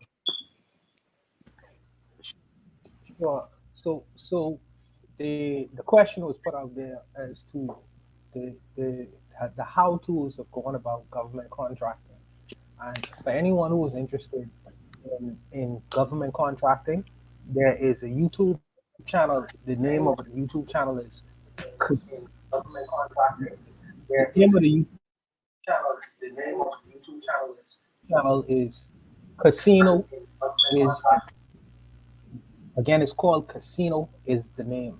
Anyone who want to know as far as the details of the how tos in the different fields of industry, I think the brother there does a good job in interviewing people who go into the explanation of the how tos and getting involved in the contracting and the how tos of how to go about it, what papers, the documents that you may need.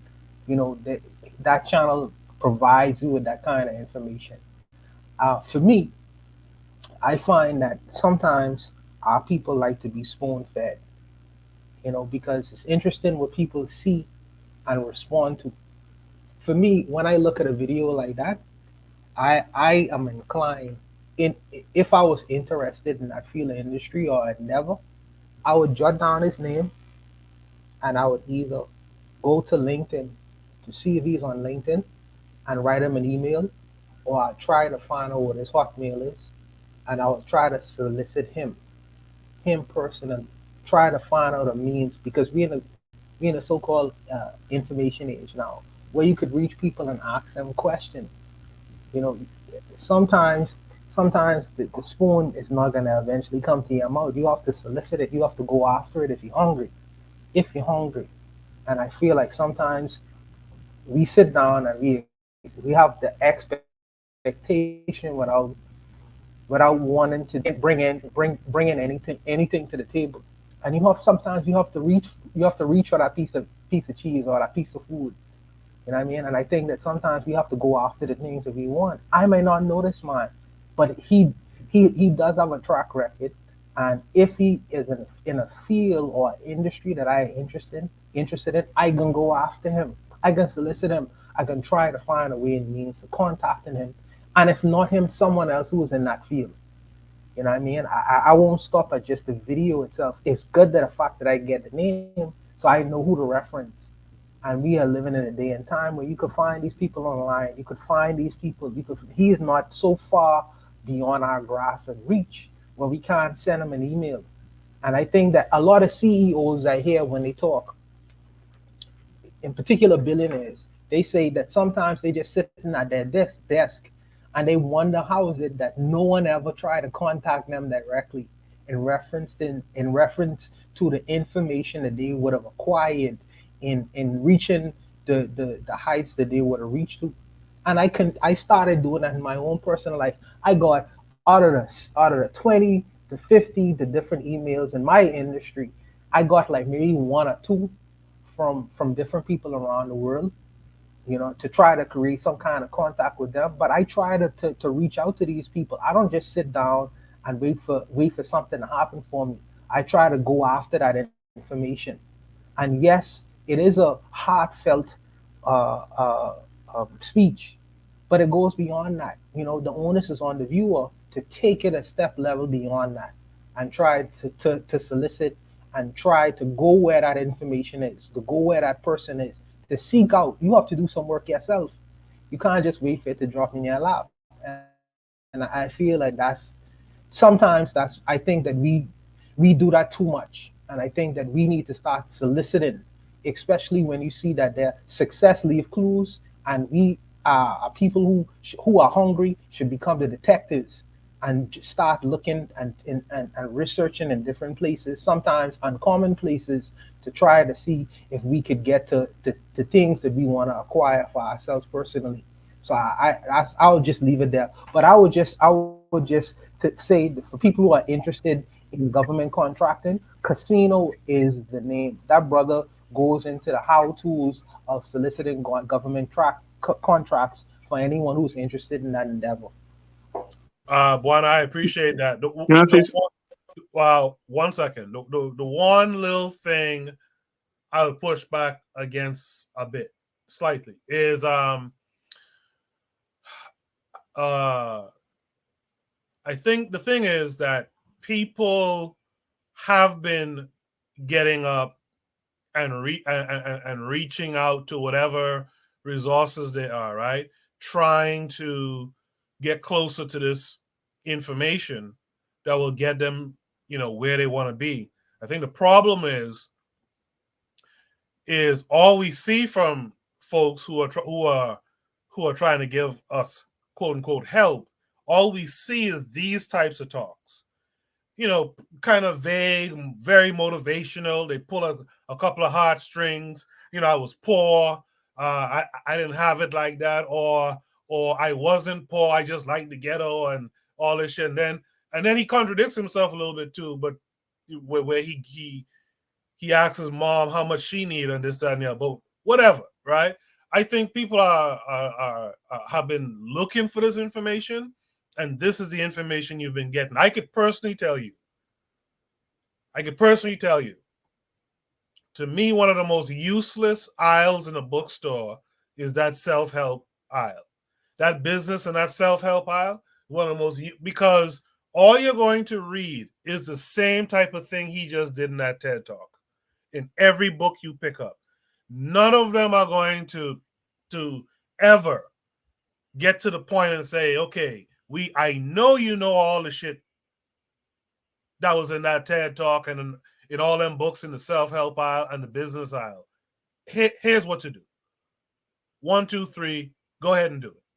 And I think that's the issue, right? I think people are tired of this stuff, especially our people. We're tired of this stuff, and we kind of want folks to get to the goddamn point now. Yes, and in response to that, my response to that is, in particular, for whatever field of industry, people who are at the top of the industry or close to it, offer them money for their time. When I say that, when I say that, sometimes to get people to pay attention, because usually these days you gotta hit a person with a bat to cause them to want to pay attention. But I would say, listen, man, let me take you to a lunch. I get $1,000. I just need an hour from you to ask you some questions. You know what I mean? And some people will pay. I bet you people will pay $1,000. Well, I mean, for whatever. I would rather take that $1,000 and invest it in a stripper named Bubbles. And that's fine. And that's fine. Wait, pebbles? Pebbles as in rocks? For the brothers, them who ain't capitalistic inclined. Wait, I didn't get a stripper's name. Pebbles? For the brothers, them who ain't capitalistic inclined. Bubbles. Okay, maybe better. Okay. For the brothers, them who ain't capitalistic inclined or motivated, I understand where their stance is. I'm talking about for the brothers who are capitalistic inclined.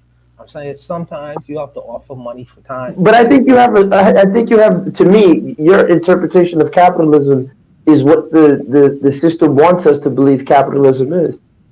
Look, let's be real here. Go ahead. So sometimes you have to offer money for time. And sometimes people will be more than willing to give you advice or answer specific questions. How do you know that, bro? Because not only have I experienced it on a personal level, I've heard others talk about it before. Success leave clues. I'm not the first to go around the wheel, neither is someone else. Some people are willing to tell their stories. And I'm saying that people exchange money for time. Time is money, money is time. For some people, not everyone. And I'm saying no. Can I say something about this guy? He should teach people how to sell BS to TED Talk and get paid for it. That's also a skill. All right, y'all go ahead. Y'all go ahead and do your thing, man. I'll just listen. Go ahead, brothers. Yeah, let's not try to, let's not talk over each other and stuff like that. That's kind of off-putting. Gas, you want to add something? No. I want to hit Bronner's point because I thought he had said what he was saying about success leaving clues. But go ahead, Bronner. I'm saying that success leaves clues. There are other people who have done certain things to get in positions where they got in life. And I'm saying that if you study what they have done, maybe it's more than likely you may follow the same course of action. I'm saying that people exchange money for time all the time. and people will be more inclined to listen to what you have to say when you tell them, look, I'm not just gonna freely ask you a bunch of questions with no money involved in it. And sometimes when you put money on the table, people be more inclined to answer your questions, hear what you have to say, and give you advice because any business or industry or enterprise you may want to enter that is similar to what they have done, they might be willing to answer your questions. That's all I'm saying. That's all I'm saying. Take it or leave it alone. Can you want to add something? No, sorry for the interruption. No, look, what I'm just trying to point out is that I think what, again, the Federal Reserve just, this was in 2020, literally came out and admitted for the last 30 years, the U.S. economy has not, looked to engage and incorporate black men in particular in employment. So one, where are these people going to get the money? Where the money will be worthwhile for a person's time. That's one. Two, I think we have, in my opinion, a wrong idea of what capitalism is. Um, you know, when I look at, for example, you guys can Google Warren Buffett's son. I like Warren Buffett, right? I quote him. I read his stuff. I read Charlie Munger. But his son is an idiot. But Buffett didn't throw his son to the wolves. He said, all right, look, you know what? I'm going to start this nonprofit. Let's let this idiot run it, And that's what he did for his son. So it's always, when I look at these capitalists, it's always do as I say, not as I do. Right? They make sure that their kids, you think their kids, you think Trump's children had to worry about the way, they tell us. No, because he gives his children the information. Information is key, right? If you know how to, like Tam was saying, put the proper documents in place. They don't teach this to us in the school system, how to, properly, put the notation and put the lettering and make sure your letterhead is okay, and this, and you have to get this stamped and this notarized. We're not. First off, where are you going to get the information? As Koku said, you go down to the government contracting for dummies aisle. You're not going to get anything. Nothing in there is gonna help you, right? It'll be surface level at best. One of the richest men of all time, John Paul Getty. You guys should read his autobiography. He is he understands, why people are Marxist or socialist. It was funny reading this book, and he said that there were these low level, barely there millionaires. I mean, they got more money than me. And, he was a billionaire at that time. And they were like, why do you engage with these, socialists? And he basically was like, Marx was right. I'd rather pay my workers a decent wage. I don't need to screw them over. I'm making money hand and foot. That's what he was telling these guys. So I just think that we have the wrong idea of what capitalism is. Capitalism is basically socialism without labor. It's just a bunch of people coming together to pool their capital. While Marxism, socialism, whatever you want to call it, is a bunch of people coming together because they don't have capital. The only thing they have is labor, so they're pooling their labor together. And so, when you tell us that, oh, yeah, success breeds success, look, in 2023, in my opinion, like Kobe said, people just get to the point. If you want us to pay for it, make it affordable. Right, I've paid for some business courses. It's like $80, $200. The most I'm giving up is $500, and it has to be really tangible. Where I feel like if I pay this $500, I'm gonna get some information that I can act upon very quickly. You could convert it immediately. Yeah, you understand what I'm saying? Like I was day trading. There's stackscales.com. I went on stackscales.com. And they were day trading courses for like $20, $15. There were a couple for a few thousand. And, I'm like, I'm not paying. I paid I paid like only got like $200 in courses, and I'm not the greatest day trader, but I'm decent, right? And so as opposed to they got these guys that were called option snipers, and Africans, Nigerian dudes, and these dudes were scamming you. They tell you gotta pay this and I spent $200 and I'm looking at the same strategy that he's telling me with his option snipers that I could have got for $20 on stackskills.com. So I'm just saying, and it goes back to my point about black business. I don't understand black capitalists. It's like, it doesn't make sense. So that's why I'm railing against them. So when I say I don't support black business, of course I support black business, but it's like, goddamn, can we stop being so freaking greedy? If you buy it for one, okay, make your profit. You don't have to sell it for 70. If you buy it for one, sell it for a reasonable price, knowing that the economics don't favor your people. But don't you buy it for $1 and you're selling it to 70 and then you're trying to beat me over the head. Buy black, support black, brother, support black, brother. But goddamn, if I support all these blacks, I'm not gonna have any money. I'll be in the freaking street, and then you're still gonna say it's my fault for being in the street. You didn't budget. It's your fault. You should be a man. You can't help these people. You can't satisfy them. But that's just my opinion. Can I say something real quick? Yeah, go ahead. And then I agree with you, Gas. Not only that they buy the thing for $2 and sell it for 80. When you pay the 80, they take that money and go spend it on Versace, Louis, nothing else. So it's like, are you really about that? You take the money, you overprice it for your own people, and then you use that same money to go get the stuff from the people that you want to criticize. But I want to go back to Tenzin. Tenzin said something that was very fun. He was in the military, he said, right? So he was in the military, and he said his parents were from the suburb, but he said he liked to go to the hood.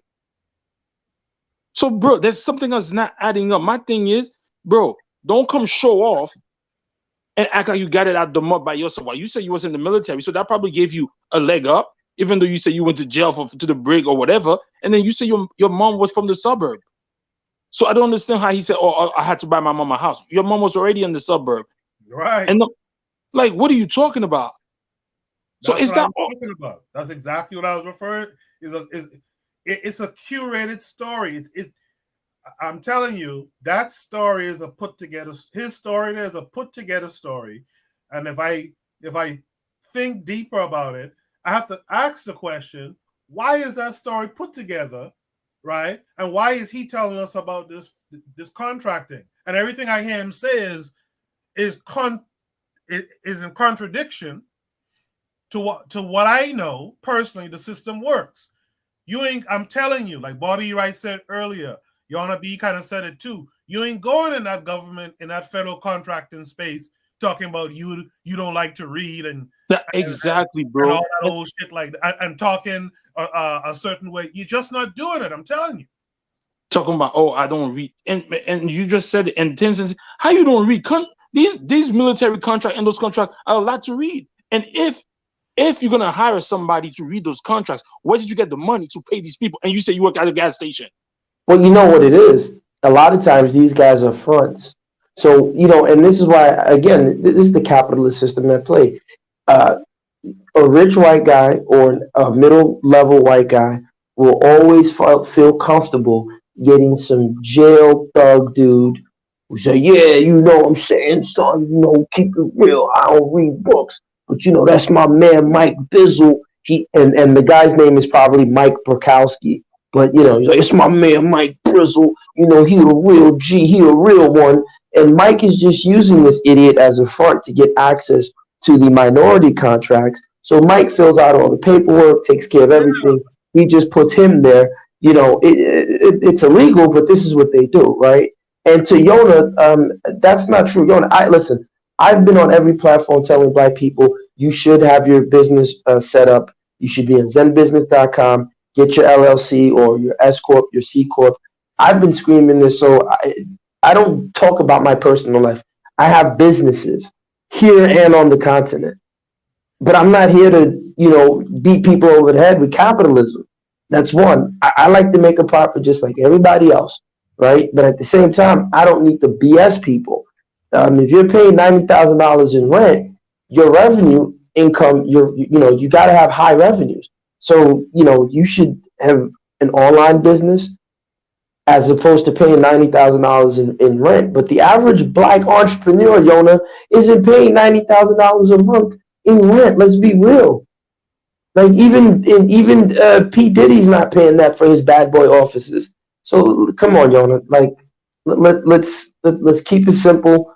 None of us are billionaire financiers. You understand what I'm saying? Like I don't understand us black business people. Be like, yeah, man. Like, come on, none of us are on the level of Tesla. Like let's cut it out. All right, we shop at Costco. We buy things online. We buy them from foreign merchants and we sell them cheap in America. That's what we do. Let's not kid ourselves. But hey, I'll stop talking. I want to stress this too, because again, I don't want the point of the prompt to be lost. There is federal government contracting opportunities. You could Buana gave you a channel you could check out. You could check out FedBiz Op. Trust me, I've gone through all of them. You could sign up on SBA.gov, and they offer these webinars all the time for you to sit through that stuff. And I'm telling you, it's the same shit over and over. It's very general. It doesn't get you right where you need to go. But that's how you could learn this stuff. What the guy is saying, a lot of what he's talking about is correct. But the approach that they pushed him out there to give to you as so-called minorities, that approach, I'm telling you, that ain't gonna get it for you. Unless you're the face, like Gas was just talking about, and really it's the white boys who have that airtight paperwork, that those airtight contracts and agreements and whatnot, that you could just be the kind of goofy face for some urban type thing that they're trying to get a contract for, right? You could be like that urban face to go in there and do it, but you cannot be a person who doesn't like to read. You cannot be a person who don't know how to talk to people. And then they hit you with all the heartstring shit. The dude was in the military. That will get a certain amount of black people. He was in jail. Well, that will get a certain amount of black people to look up. He was in the hood but didn't have to be there. That'll get some people to look up. He saved his mama, who, if he remembered his earlier part of the story, wouldn't have need saving, by the way. But whatever. You know what I mean? Oh, mama. Pardon me? No, I said they had to bring the poor mama into it as well. Yeah, come on. It's a rap story. I don't know why. I'm not against, what he's saying. It's just the way he's saying it. This has such a rap vibe to it. Like, I was struggling in the ghetto. Now I have to buy. He didn't say anything about, his father. He didn't say anything about him growing up. But importantly, he didn't say anything about how to get those things. Like, yeah, the feel good story is nice, but tell somebody, if I don't know how to read and write, I don't like how to read and write. How did I get around that? Don't just tell somebody, well, you can walk off the streets of the ghetto and then go into a government contract and get what you want. But it's not that. Tad, the bigger thing to that is you have to ask yourself, why is he able to tell that story? Yeah. What is the desired effect when he tells that story? When he tells that to his audience, which is us? What are you trying to get us to do now? To go play the fool? He gets a lot of vagina from that, because those women say, "Ooh, look at him, girl. I like my man like that." I know a pimp when I see one. Yeah, and then the rest of the young fellas. Nobody likes a man exposing his knees, so he's not even going after them. And the audience, I don't even think it's us. TED Talks is not for us. Usually, it's for other people to feel good. Maybe some. No, the women in the audience. There were a lot of women. If you listen to the video, I heard a lot of female voices, and they sounded very happy and excited that this jail street thug dude who doesn't like to read somehow, some way can get all the trappings of capitalism. And as I was told on the platform yesterday, women don't care about money. They just care about being comfortable. So he has a car. He bought his mama a house. All the boxes are checked. So he's, good to have 8 baby mothers. And then at the end, he's like, "Yo, take down my Instagram handle." Dude, come on, dude. Oh God, this list just okay, fine. Anyway, is there any last words on this prompt? Yeah, I have a quick question for Gas. Something that he mentioned. Gas, you say he was a day trader. As in reference to, I know that's an off point, but in references to the frequency of trading, how are you getting around the taxes? Yeah, well, you maybe not thinking like that. I am getting killed. The markets are brutal. Day trading. Don't let anybody kill you, man. Not only are the taxes kicking my butt, the goddamn markets. Listen, man. You can look at the charts. Look, some days are beautiful. Okay. Some days I just cry like a baby. Literally, I sit there and I stare at the screen confused as to why the training said this, the markets looked exactly like the training, and then 5 minutes later, I guess somebody, the day trading gods are not with me, and then the next thing I know, so. You do options? But again, I'm not going to sit down there because I could easily do it. I can go, tell Koku to front me some money and rent the car, and tell Tam, let me stand in front of her car, and tell Azumi, let me stand in front of the building. I'm telling you, right? I could wear a nice suit and then start charging black people. Yeah, man, I'm gonna teach you how to trade in stocks. You be successful like me. You just gotta put $1,000, and I go around the country and sell this feel good to black people, and not tell them that, like you said, taxes and the market's not going your way, losing a lot of money on some days. Yeah, you do options? I do everything that a day trader can try to do to make money. Okay, all right. Untouchable. Yes, sir. Your volume is kind of low. I think that's why people might be talking over you too. I try to turn it up just now. Okay, let me change the influence. Go ahead, brother. I'll change the influence. All right. In the meantime, let me go to Shoot the Breeze topic number 5. Shoot the Breeze topic number 5. This should be an interesting one. Leo Cohen coming to Africa to Captain Jack Sparrow Nigerians music like he did Black Americans. Let's see what the link takes us to.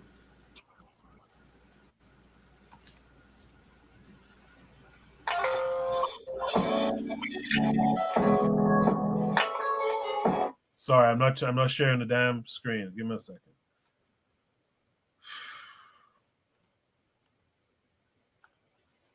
Okay. Share screen. You guys could see it. All right, what's happening? I'm good. Welcome to Nigeria. Thank you. I love what YouTube Music is doing, partner with Afrobeats. Thank you. But right now, how can YouTube Music partner with Afrobeats to become a truly big and global force like K-pop or Latin music right now? So my opinion is nothing is overnight. Yeah. Why are we in a hurry? Let's make sure that when we actually do the job, that we do an authentic job and not a job that will make us cringe. Like, wait a second, that wasn't actually the best first step, second, third, fourth step. Yeah. So to me, I think you guys, by the way, you're not getting out of the music business. No. Okay? This is part of your culture. And what I think's happened is you guys have become world citizens. So you know about what's happening in Houston with Megan, just like a person in Houston that knows what's going on with Megan. And so it's that combination, the combination of what makes you uniquely African, the rhythms, the sensibilities, but you're a global citizen. You got a passport that's full. You guys, with this emerging economy, and you want to experience and see what's happening around the globe. And to me, it's that combination. The world getting smaller, you Nigerians becoming real global citizens. And it's that combination that is going to take this music to another level. There's no stopping it. What can the global music industry learn from Afrobeat, which is fresh, which is dynamic? What can they learn? What are the cues they can take from us? Well, to me, when I listen to Afrobeats, I hear melodies. Yeah. I don't know if they could learn from it. I think when you cut a Nigerian open, they bleed music. They bleed those melodies. That's generational. So don't share it. That's your unique advantage. They don't have to learn. They have to find their own secret sauce. But your secret sauce to me is the rich heritage of music and the melodies. It's just unbelievable. So now the world's attention is on Nigeria, West African pop music, Ghana, and other places. How important is it for us to own a narrative, for African artists to own that narrative going into the global space? So I believe the only way that you could seed the narrative, give it up, is not having real entrepreneurs and infrastructure in place that are going to do a respectful long-term job. If this infrastructure is only about tomorrow, the next day, I think that you may lose the opportunity. And I think you already have the creative juices, you have the heritage juices. It's now, can the apparatus, the entrepreneurs, the record companies, the publishers, could they have a 5 or 10-year vision? Could they create an infrastructure and support for the creative community that will help take them around the world and be successful for a long time? That's really, I think, one of the only reasons why you could see your position. Okay. Now, YouTube music is here at the right time where we're trying to cross borders. How can Nigerian artists take advantage of YouTube music as a platform? I think I consider Africans becoming PhDs in YouTube. Yeah. I really do. I think you guys know how I met so many incredibly smart, creative people that actually know more about YouTube and how it works than I do. And that's impressive. It's like the Latin artists have learned how to utilize YouTube. The African artists are right there. True that. You announced earlier on that Google YouTube will partner with Mr. Easy. What do you like most about Mr. Easy as, I'll say, an entrepreneur? I like the fact that he's having the imagination to create the excitement around him and help bring new artists. That's entrepreneurial. That's like what we did at Def Jam, at Rush Management, etc. So he's not satisfied just with himself, but he wants to create an organization that helps bring new artists. That's what attracted us to him. As Afrobeat is rising, and you being a part of the rise of not only rap music, but hip-hop culture in America and mainstream. Yeah. What are things we can learn from hip-hop as a culture, where we can create our own Puffys, Damon Dash, Russell, Jay-Z? Right. What can we learn from the rise of hip-hop in America? I think you're going to find that happening naturally because the opportunity is there. I think now people understand there's a ton of money to be made. And so you're going to get those characters. You're going to get those entrepreneurs. Don Jazzy, you have T1, you have people that are serious businessmen that are now starting to invest in the cultural music of Nigeria. And so I'm not worried about that. You're going to have a lot of flavors. The key is how long is their vision? If they're going to try to shortcut it that puts everything at risk. The blueprint for YouTube Music is to help the creative community, the artists, songwriters find their fans and grow their fans and be able to make a living making music. That's what our mission is. We plan on doing that in 4 different ways: advertising, subscription, alternative monetization, and promotion. All of those things are important. But the 5th thing that underpins everything is information back to the investor to determine, does their investment on this product or this video on the platform, is it paying off? So data that helps inform how you're doing is really critical, and we're building that as well. Earlier on when we were speaking, you showed that you are very in touch with not only hip hop culture in America today, but also Nigerian music. What keeps you going? Because what you achieved with Def Jam in the 90s, early millennium, is still stuff of legends. Then you pivoted and went to 300 and created a new label that was mainly based off data, streaming, and all that. What keeps you going? What keeps you going? I love what I do. I wake up every morning and the singular thought happens. Maybe today's the day that I bump into someone magical. Could be on someone texting you saying, yo, I'm hearing that you're with Leo, I want you to slide my music to that person. And that person could end up being Jay-Z or Kanye or Bruno Mars or Ed Sheeran. Who knows? But I wake up with that. Can you imagine that I wake up like maybe today is the day that I'm going to bump into? Why do you think I'm here? I'm here like a big game hunter. I'm looking for, and it's big because it changes people's lives and cultural perception.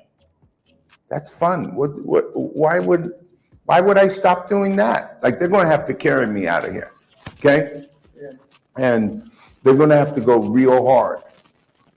So I have zero interest in not out here trying to find something. I'm going to find something. Like, I knew about Rema before you knew about Rema. Promise you, okay? I promise you, because I'm spending my time. That's exciting to me. So, Zlatan. Okay, Zlatan, I'm looking for you. Okay, where are you at, Zlatan? Okay, hit me up. Okay. Imagine acts out of Nigeria. What's your advice to them as a label boss, the head of YouTube Music? What's your advice to them? Like, how can you be big? How can you grow your business, scale it to the level where not only Nigeria, Africa is listening to you, but the whole world is listening to you? Okay, be authentic. Be authentic. When you get on that stage, make sure you deliver. Stagecraft. Because everybody could fake people out digitally. The truth is told on stage. So if you can't do the stage, give it up. 3, surround yourself with the right people. Look them in the eye, and if they're going to just be yes people, throw them out the window. 4, push yourself. Be consistent and persistent. 5, love what you do. Love what you do. 6, find that song. Like a great script, it's the hardest thing in Hollywood to find, a great script. A great song is hard to find, but it could change your life. So there's a lot of things that you need to do, but the basis is love what you do, because it's a tough road. Being an artist is a tough road. Even when you become successful, it becomes, remember what Biggie said, more money, more problems, okay? What do you think about the Beyonce album? Featuring a lot of African acts. I love it. What does it mean for us? I think, earlier someone asked, when would Africa and African artists get in the mainstream? Yeah. I mean, the biggest artist in the world just executive produced The Lion King with African artists. I mean, that's on Disney. That's as big as it is. That's pretty mainstream. So, bravo. Bravo to everybody, man. Thank you. When did you first come in contact with Nigerian music? Can you remember when? I have to tell you, it's been over 40 years. Because I don't know if you ever heard of a company called RCC. Yeah, I heard of it. That was my father's company. Whoa. So my family's been here since 1960. Okay? Eating okra soup, having Gary, and drinking some Star beer, listening to Fela and King Sunny Ade. So, okay? Don't forget Israelis were here for a long time. What's the next? This is the last question. What's the next frontier for the music business? I don't know. I'm not a weather vane. I'm not a weatherman. I just want to be in that pocket. I want to be nimble and curious enough that when they say, yo, it's going down in Lagos, I jump on a plane and come. Okay? All right? Good to meet you. And thank you for your time, man. All right.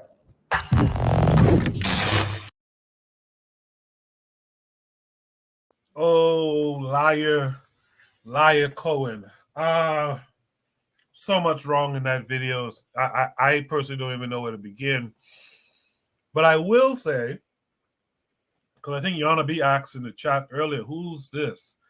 Leo Cohen was the head of a label, like one of the big guys in hip hop industry. I believe he was head of a label. Def Jam. Huh? He was, after Russell and the other white boy got moved out, they brought in his Leo. Right. And maybe 2 years ago, maybe it was, Charlemagne from the Breakfast Club had them. He was on, this guy Leo was on the Breakfast Club, and Charlemagne asked him, like, yo, why do y'all push this music with all this, all these negatives for the black community and stuff? And this white boy, Leo, a Jew, by the way, looked up in the sky and said, hey, man, I got kids to send to college. I did a pregnant pause there because I wanted that to set in. This shyster that the forecast would call him, someone tells you, hey, man, all this negativity is causing all these different ills or at least contributing to all these different ills in our society. He's like, I got kids to send to college. I'm going to still keep pushing it. That's like you telling someone, hey, man, your farm, your animals are shitting in the drinking water and it's coming down to my house. And the man says, well, hey, listen, I'm an animal farmer, man. I got a farm. No consideration, man. So yeah, I'll just put that out there. So we just watched that video. Let me get you guys' thoughts. Tanzan, what's your thought on what you just saw? Well, Nigeria has once again sold out Africa. No, I mean, it's a damn shame. It's one of those things, like they're done with Black America. Now they're going to, I guess, to greener pastures, and the pastures are not even that green. But now it's the assault on Africa. It's not enough for them to, destroy. Well, I don't know whether to take over hip hop, but now they have to go now to the to the continent to really do the damage, and that will be complete. So I don't know. I think that that kind of music should be wiped out, and Africans should go back to creating their local, regular music. African music should not be standardized, or it shouldn't be, characterized by one particular group. Because when people say Afro beats, they don't mean, Kenyan beats, they don't mean Togolese beats, they don't mean, Lingala and all these, other beats. They mean, specifically Nigerian music. And that's, limiting a whole group of people to a very, and it minimizes the rest of Africa. And not just to say that we are resentful of Nigeria, yeah, they're the biggest and all of that stuff, but at the same time, even within Afrobeat itself, the music is so derivative. It is, to me, like reggaeton, just the same old over and over again. And you'd think that a place like Nigeria would produce far more diverse, intricate productions than what we've been getting. So it's not just to say that Nigeria should not represent African music, it's also to say that that music that should not represent all of the country. So, if that's what they want, that's what it can be. But, it's not fair for the rest of the continent to be defined by either Afrobeats or Amapiano. It's useless music. Music should have, a certain time when it comes and goes. It shouldn't just go and on and on. And this thing is like an tinnitus. Yeah, that's ringing in the ear. It hasn't stopped for years and years. Like, what are we going to do after that? African music was always very innovative and creative, and one thing would come in and then something else would replace it, and on. But this thing just seems to have a hold, and it's not going anywhere, and it's tiring. And it sounds good. I'm not saying it doesn't. Like, if you're listening to it, you can be caught up in hours and hours of your mind just going blank listening to this kind of nonsense. But we're better than this. That's all I'm saying. And the fact that these people are now seeing something that they can use for that, it means that this thing was not good, to begin with. Thank you for that, Tag. Yeah, Yana B. I don't expect them to have consideration. I wasn't saying it because I was hoping that they'd have some consideration. I know they don't have no consideration. I was framing it that way for the slow ones in the back who don't hear too good, to pay attention to this shit now. You know what I mean? But yeah, I don't expect them to have consideration. And neither should they. Like you said, if you have a donkey, ride it, right? Trigger Happy 262 in the chat says soft power is always an interesting thing because it definitely has a psychological aspect to it, and how you control cultural power really adds to your perception. He says, so depending on how they manipulate things and who they try to push to their cultural center is very important. He says, in his opinion, music shouldn't be a trend either. Any music that lasts and sounds good is a plus. Any music that is detrimental psychologically is what we probably should push out. D. Ware from the House Ready podcast is here. He said, peace, fam. He said, African countries, some of the last few places with a young growing population. All the vultures going to be targeting it as a consumer hub soon. They need to hold the line. Africa needs to hold the line, right? With that said, let's go to Marcus Garvey's the way. Hi. That to sign contracts with that guy is going to be signing deals with the devil. He said what he had to say about being a big game hunter and whatever. It seems like a whole predatory situation where he's just looking for the next money making project. Yes, and as you said, if his response to creating derogatory music and destructive music in Black America as he got to send his kids to college, what's he gonna do for his grandkids in Africa? Because basically, what is he willing to poison Africa with so that he can have generational wealth for his grandkids? Yeah. So my one thing that I'll say, and I don't know how YouTube would take it, but people talk about the Jews, whatever, or I don't know if you want to call them the small hats. We know that a lot of the social issues around them are negative to society as a whole. And yet you're not allowed to criticize them as a group, but they can criticize us for, little individual things. And, I often say to myself that Hitler, Yana, I mean, not Yana, Marcus Garvey, please be who's that? careful.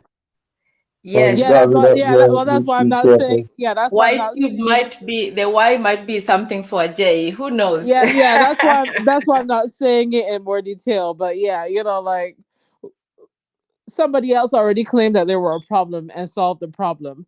We today complain that there's a problem. Come So it on, is what it is. please don't do that. I got Don't nothing do else to that. say. That's it.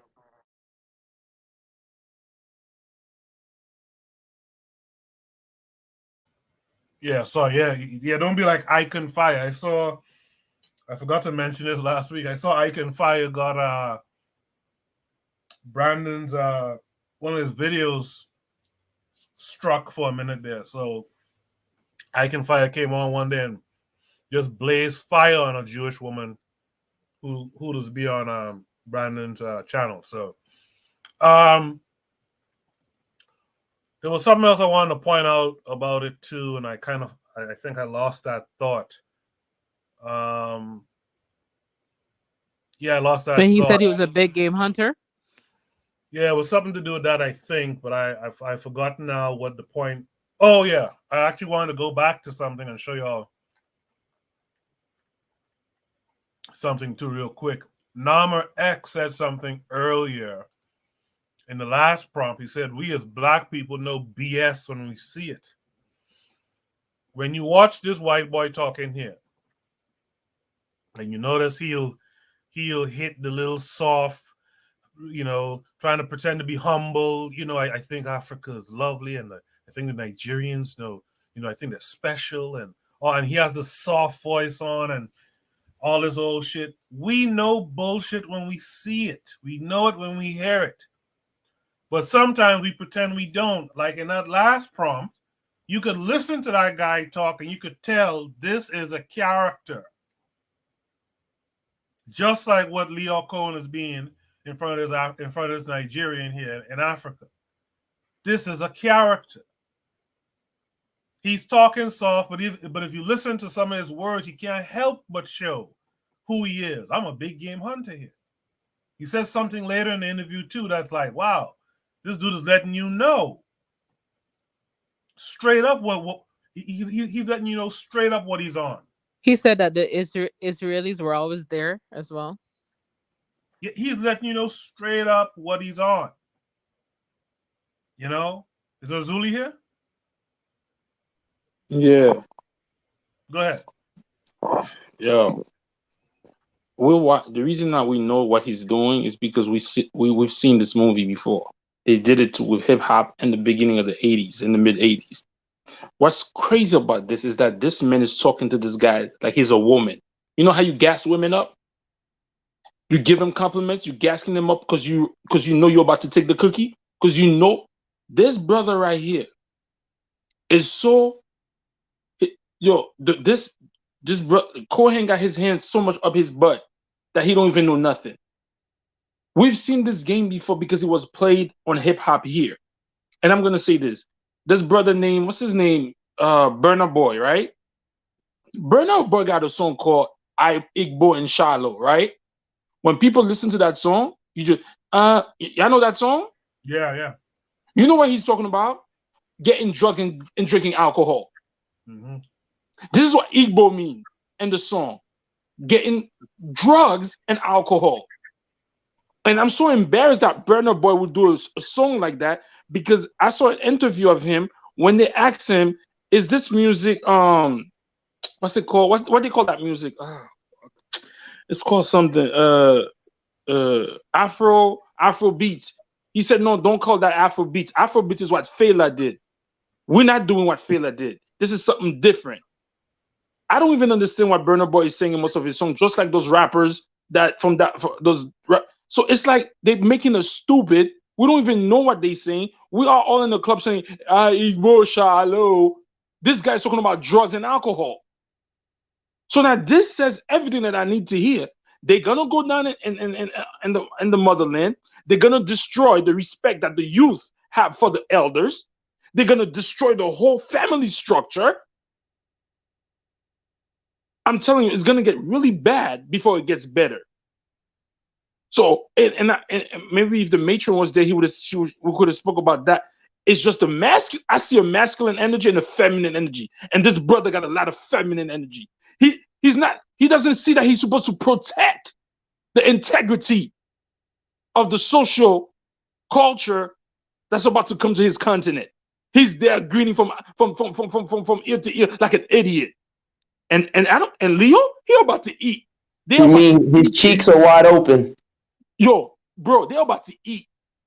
I mean, me, myself, I love African music. It doesn't matter if it's from Nigeria or everything. I know Aisha Kone. I know a lot of. There used to be this channel in New York City, Channel 25. Back in the days, it used to play music from all over the world. And I'm telling you, they used to play a lot of, is it sukus? All of that from there. He's not going to go put money behind that. But you see what he did? He said, oh, I was there with Fela and everything. But does he listen to Fela's music? Fela's music is criticizing what these colonizers were doing to us. Even his sons follow what Fela is doing. So this brother's in there like, what, nobody? And then I'm not going to blame this brother alone, because if Cohen would have went to the Caribbean, the same thing would have been happening. Yo, this is destruct. Like, he's not going to go down there to promote good music about good cultural ethics. He's not going to do that. It's the same thing. When I heard this song, I Boshalo, I'm like, yo, it sounds good to my ear. Let me Google what that means. This burner boy talking about drugs and alcohol. That's all I want to do. And granted, a lot of the Afro beats music, they've been talking about sex, all of this, all of that too. I thought it was hip hop I was listening to on Afro beats, on different on beats. Yo, they're gonna go there and they're gonna turn that into a music thing, and you're gonna see how the culture is gonna go down worse than it already is. They're gonna introduce all what they want to do, because look at how he's talking very passive aggressive, like I'm the lion. And I'm here to eat, and this brother out there don't even see that. Because, oh my God, yo, you know what, bro? Kanye wasn't that lying, man. And I know y'all gonna kill me for this. One quick second. This black man is asking this white boy, what is this deal gonna do for us? Y'all supposed to have figured out already what is what is in your best interest in this partnership, if you're gonna do it at all. He's asking the white boy to tell him what this is gonna do for us. Razuli, go ahead, continue. And I could understand if he was going, and we saw, and you see how brazen he is. When you just said it, he went on Charlemagne and said, Charlemagne asked him, why would you promote music that said drugs, about taking drugs? He said, my people gotta eat. Cohen, how long your people's been eating, bro? You mean to tell me that your family's not set yet? Yo, I don't want to hear nothing. Yo, the black man has fallen, bro. And for that man to sit up there and let another man gas him up like this, sorry to use your name, Gas, but to flirt with him like that. No, that's why I named. That's why I took the name. Yo, that man sat over there and gassed this brother up like he was a woman, and he's blushing. Oh no, like I said, his cheeks were open. Crazy. At least you the man. You're supposed to be the protector of the family, of the culture, and you're just sitting there? Because you know why? They all on that capital shit. Let me get money. Let me drive a Benz on those. Let me drive a Benz so I could show off. Let me get more than one woman so I could show off. Like, this is what they want to do. Yo, this is crazy, man. I'm done. Azuli, I'll be honest. This dialogue you just saw, I can envision this was the same dialogue that was happening on the coast during the slave genocide. It's the same thing, bro. And so it didn't gas him up. Is it us? We are the morally, what you just said is, they can't sell you shit that you don't want to do. Bro, my man is sitting there.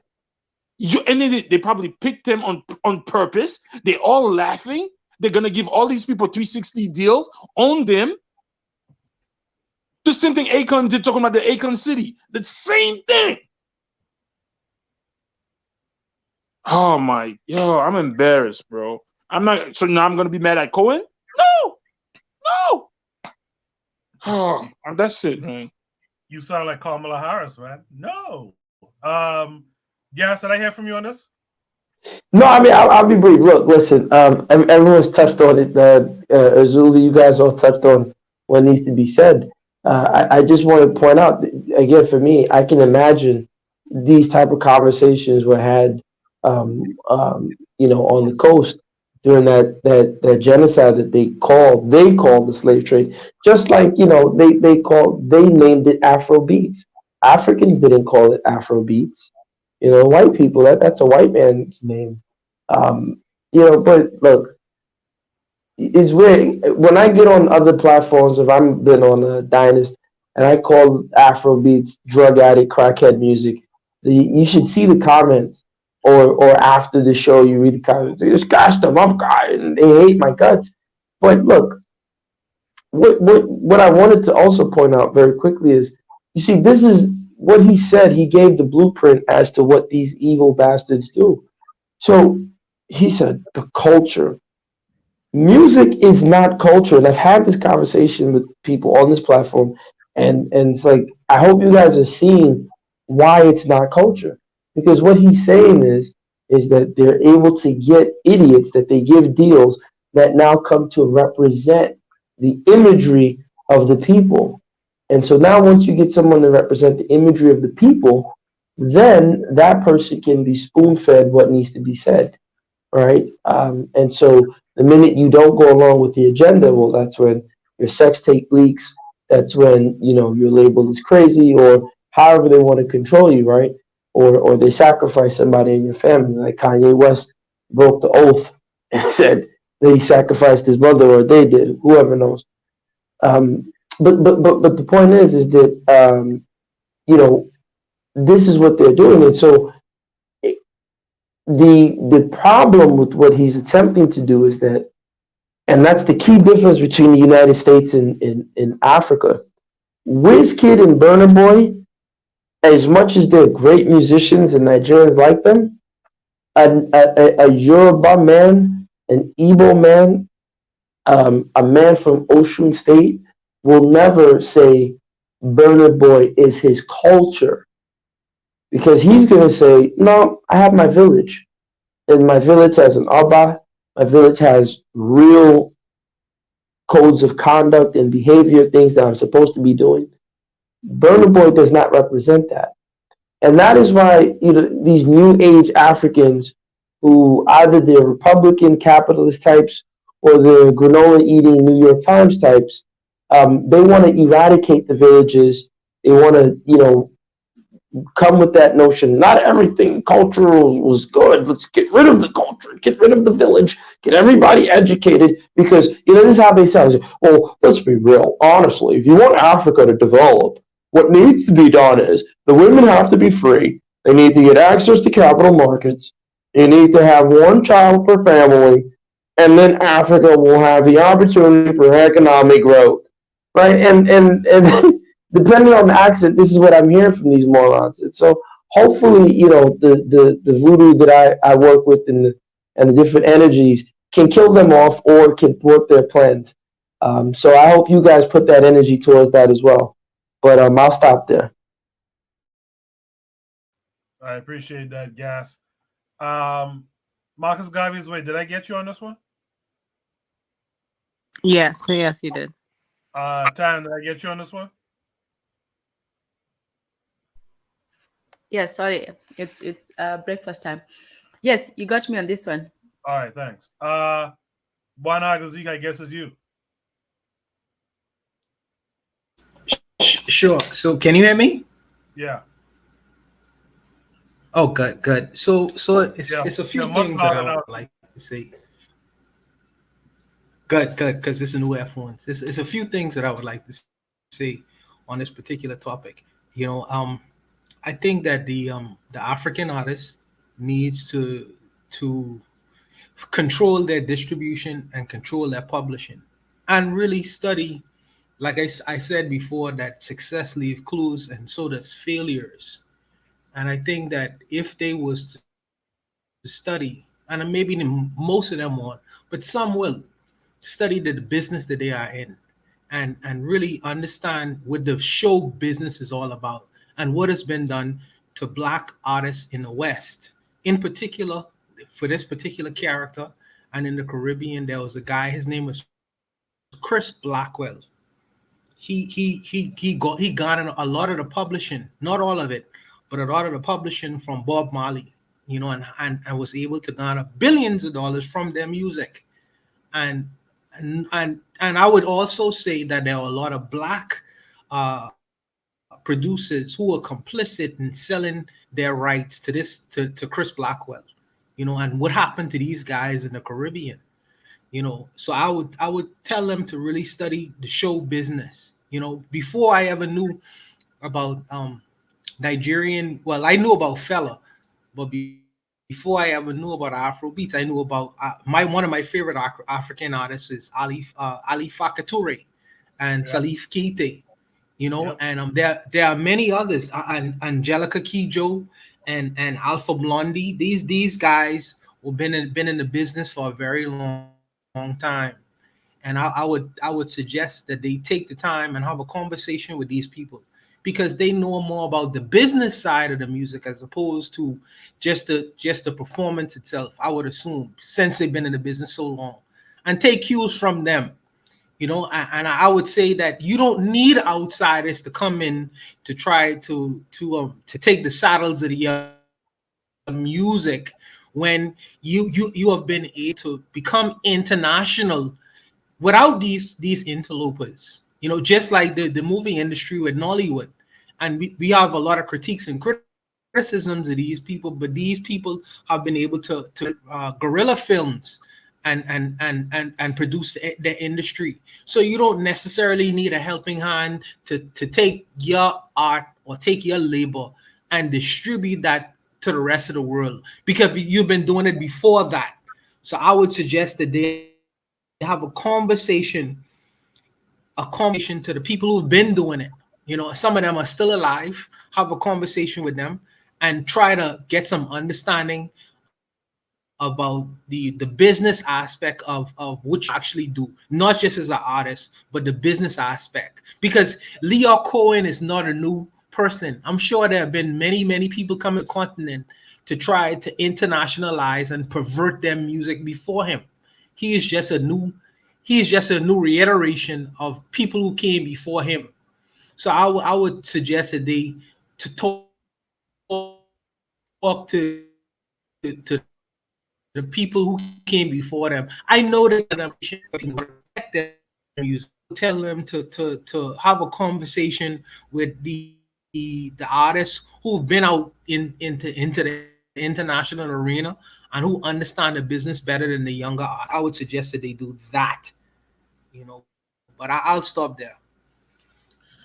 I want to ask you guys to respond to this question Trigger Happy 262 put up in the chat earlier. He says, I would like to ask everyone, and this isn't antagonistic to your points because I largely agree, but what was the subject matter that our ancestors sang? Like, what were they singing and dancing about? So I'd like to put that to you guys. We have some continental Africans here. You guys will have probably a better knowledge to answer this question and say us from the Caribbean. But I'll put it out there. A free fall. Whoever wants to answer, go ahead. Well, they sang about work, about life, about love, about marriage. There's a song about mosquitoes, and that's a real thing because mosquitoes really terrorize you at night. They sing about their cows. They sing about young girls. They sing about young girls who have lost their way, or young girls who have who stayed the right way. They talk about brave men and How warriors. do they talk about young girls who've lost their way? Well, there's songs about girls who are or disrespectful, or they don't listen, or the things that happen when they are when they don't listen to Yeah, you heard Snoop Dogg. Bitches ain't shit but hoes and tricks, right? No, that's not. Oh, I'm sorry. I'm sorry. Oh, okay. Well, yeah, things like that. Yeah. So they're moral songs, or sometimes they're just happy songs. Sometimes they're happy about the harvest festival, or a certain the songs about the what was that song? The garden is full of fruits, but it's only the birds that are eating them. So they sing about the song that the hawk sings to the chicken before it's about to. So they sing about all kinds of things. I sounded Bahamian there for a second. All kinds of things. Firstly, as you would say, you need to pronounce Bahamian way better than that. Okay, so I hope I covered everything. But yeah, songs about everything. And then on the social ones, they'll sing about a woman's beauty. They'll sing about a man's handsomeness. People are varied. So I don't know. And the dancing, they had dancing for harvest seasons. What about the hit ancient Kenyan song, "Farm Nigga Free"? Remember that song? Came out in the 1800s. No. Remember that Kenyan "Farm Nigga Free"? No, not. Oh, No. sorry. No, nothing like that. Yeah. Yeah. So okay, so I hope I have covered some of that. So everything from animals to people to moral stories to heroes. They would sing about the heroes of the past, how they conquered certain people, how they were great men, or things like that. Yeah. All right, we get that. Yes. What say you? I think people sang about all kind of things. There are examples of people even having lewd songs, but a lot of times it was in context. It was there were songs to bring down rain. There were songs during war. There are songs during times of mourning. There are songs during times of harvest.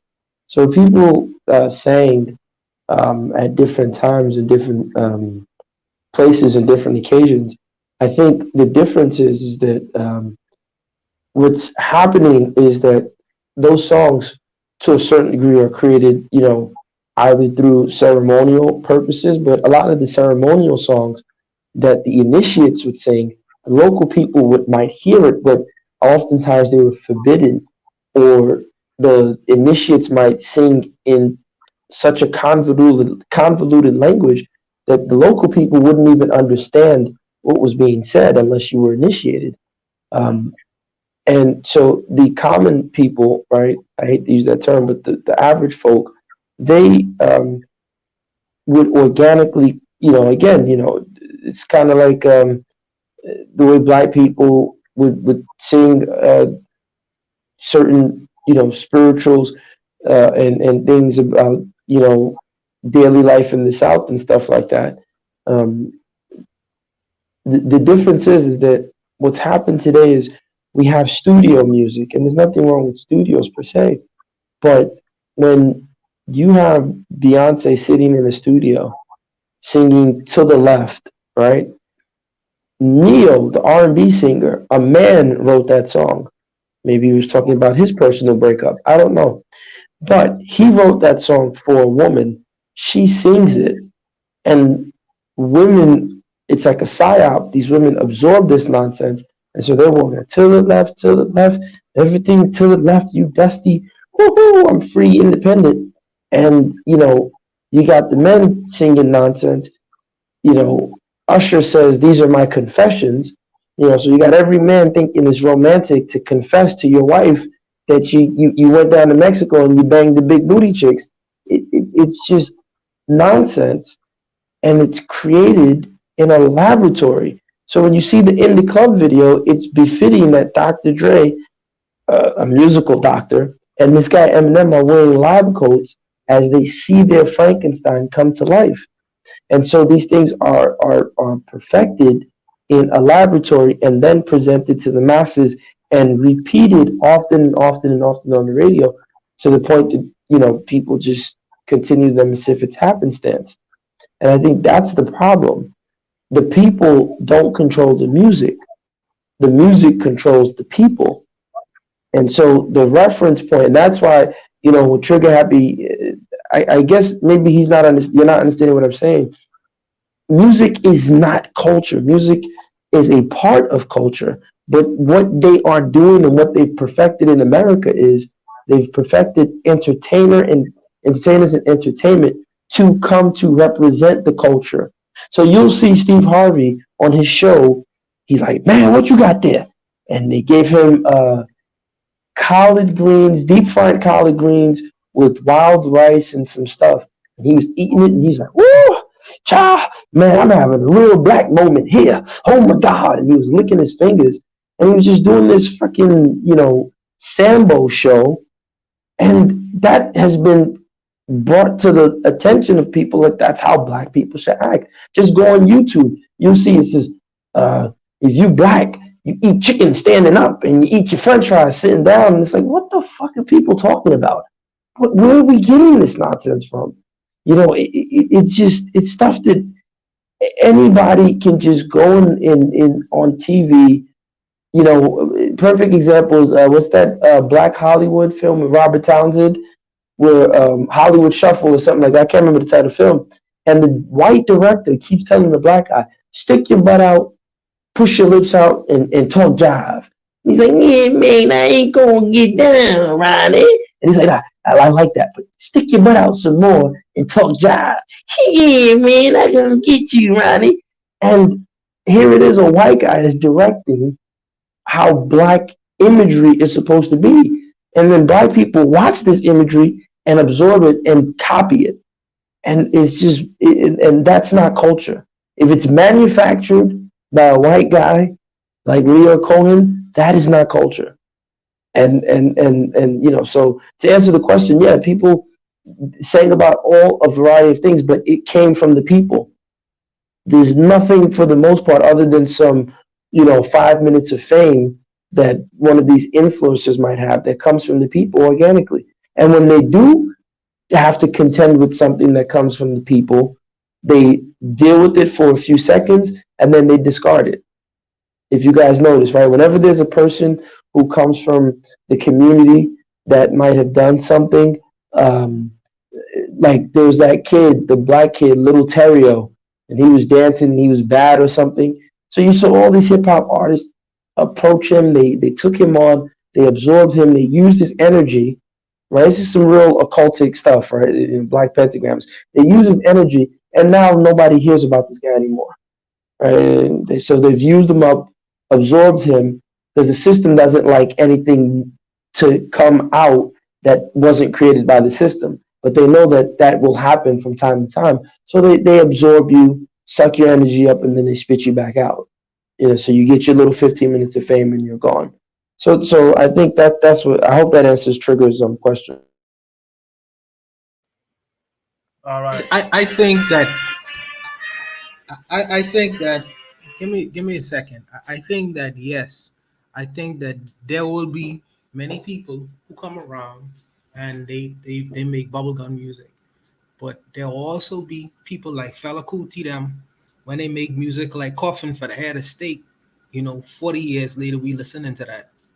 And there'll be people like Bob Marley saying get up, stand up. And 50, 60 years later, people still listen to that culture. It impacts the culture. I think that sometimes music could be very impactful for the culture and informative for people who may not necessarily know better, and it may open that so-called third eye, and influence the minds of many people. So I think that strategically, these people who are sitting on the screen right now, they'll go unnamed. They want to be able to dictate the actions of what black people do. but you gonna always have that revolutionary spirit in music, amongst the bubblegum music. And I feel like that music is always gonna last, and the bubblegum music is gonna fall away. And that's what these people don't recognize. These shysters, they're gonna create the flash in the pan artists that's gonna last the day, where they're gonna solicit a couple $1 million from them. But essentially, Africa is an old country, and Black people are old people. All old people. We go way back, way back, and I think that's the depth that we have.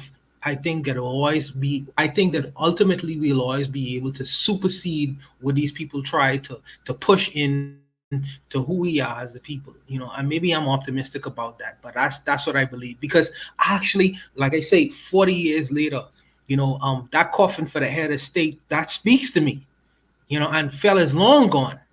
Bob Marley them made them music in the 70s, and many people still influenced by the things that they would have said way back when. So I think the real ones will remain, but as y'all suggesting, the bubblegum music will fade away. I think it will, but I'll stop there. Thanks for that, everyone. Okay, can I say something? Go ahead. I mean, because you asked about the type of music that we used to listen to.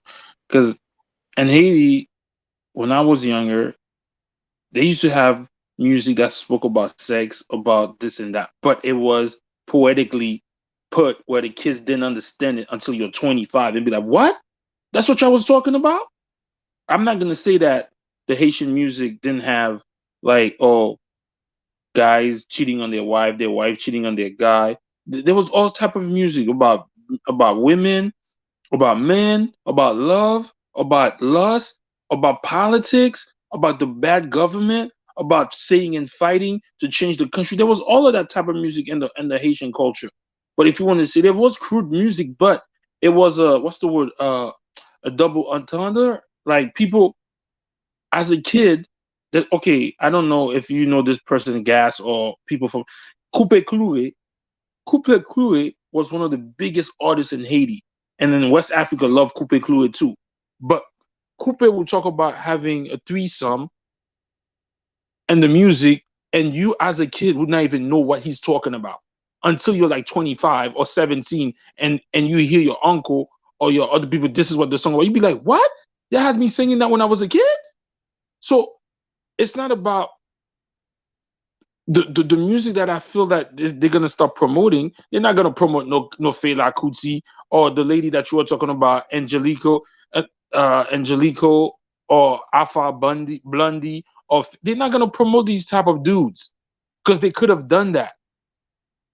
Because Fela transcends Africa. African music is so beautiful. The African music transcends. Now all of a sudden, now Americans want to be like, oh, Afrobeat is cool. Afrobeat's been fire. Exactly. African music been fire. I've been listening to African music, maybe because I'm Haitian or whatever, I'm Caribbean, since the 1990s, early 90s. So I don't understand. Like, oh, all of a sudden, what are you talking about, bro? But now that all of that was done on purpose to keep us separated early in the 90s, so we don't listen to Fela because Fela was saying something. But now they're ready to open the music world, because you know why? They're about to put that nonsense.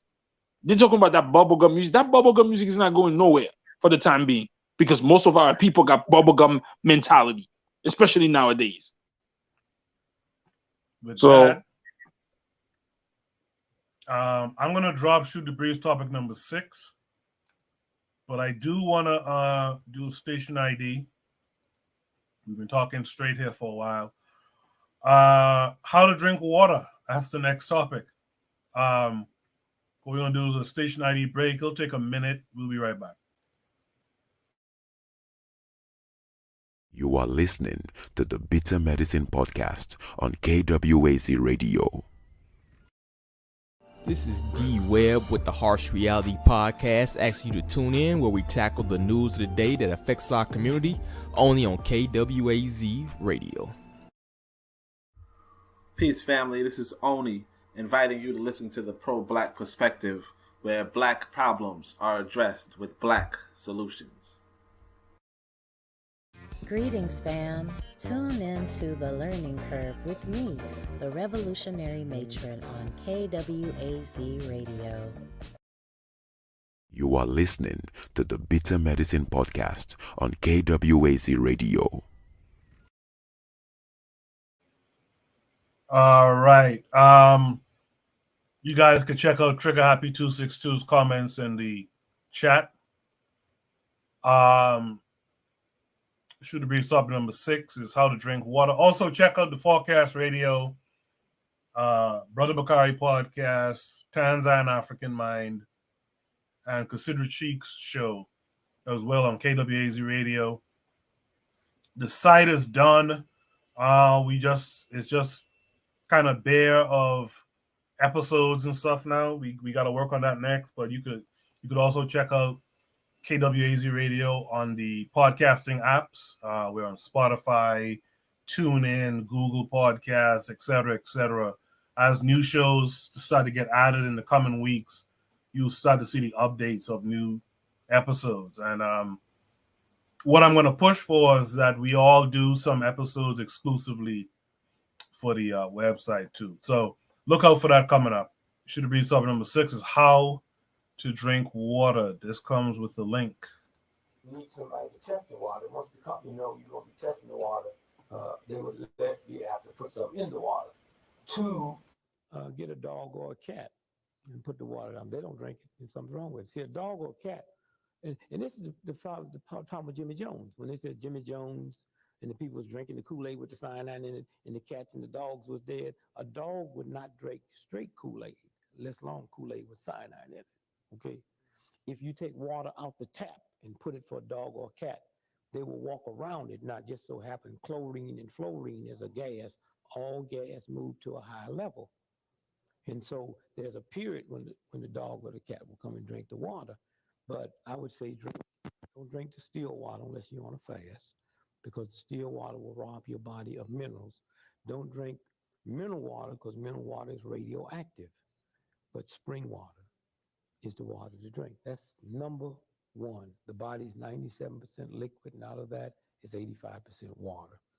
Alzheimer's disease comes from lack of drinking water.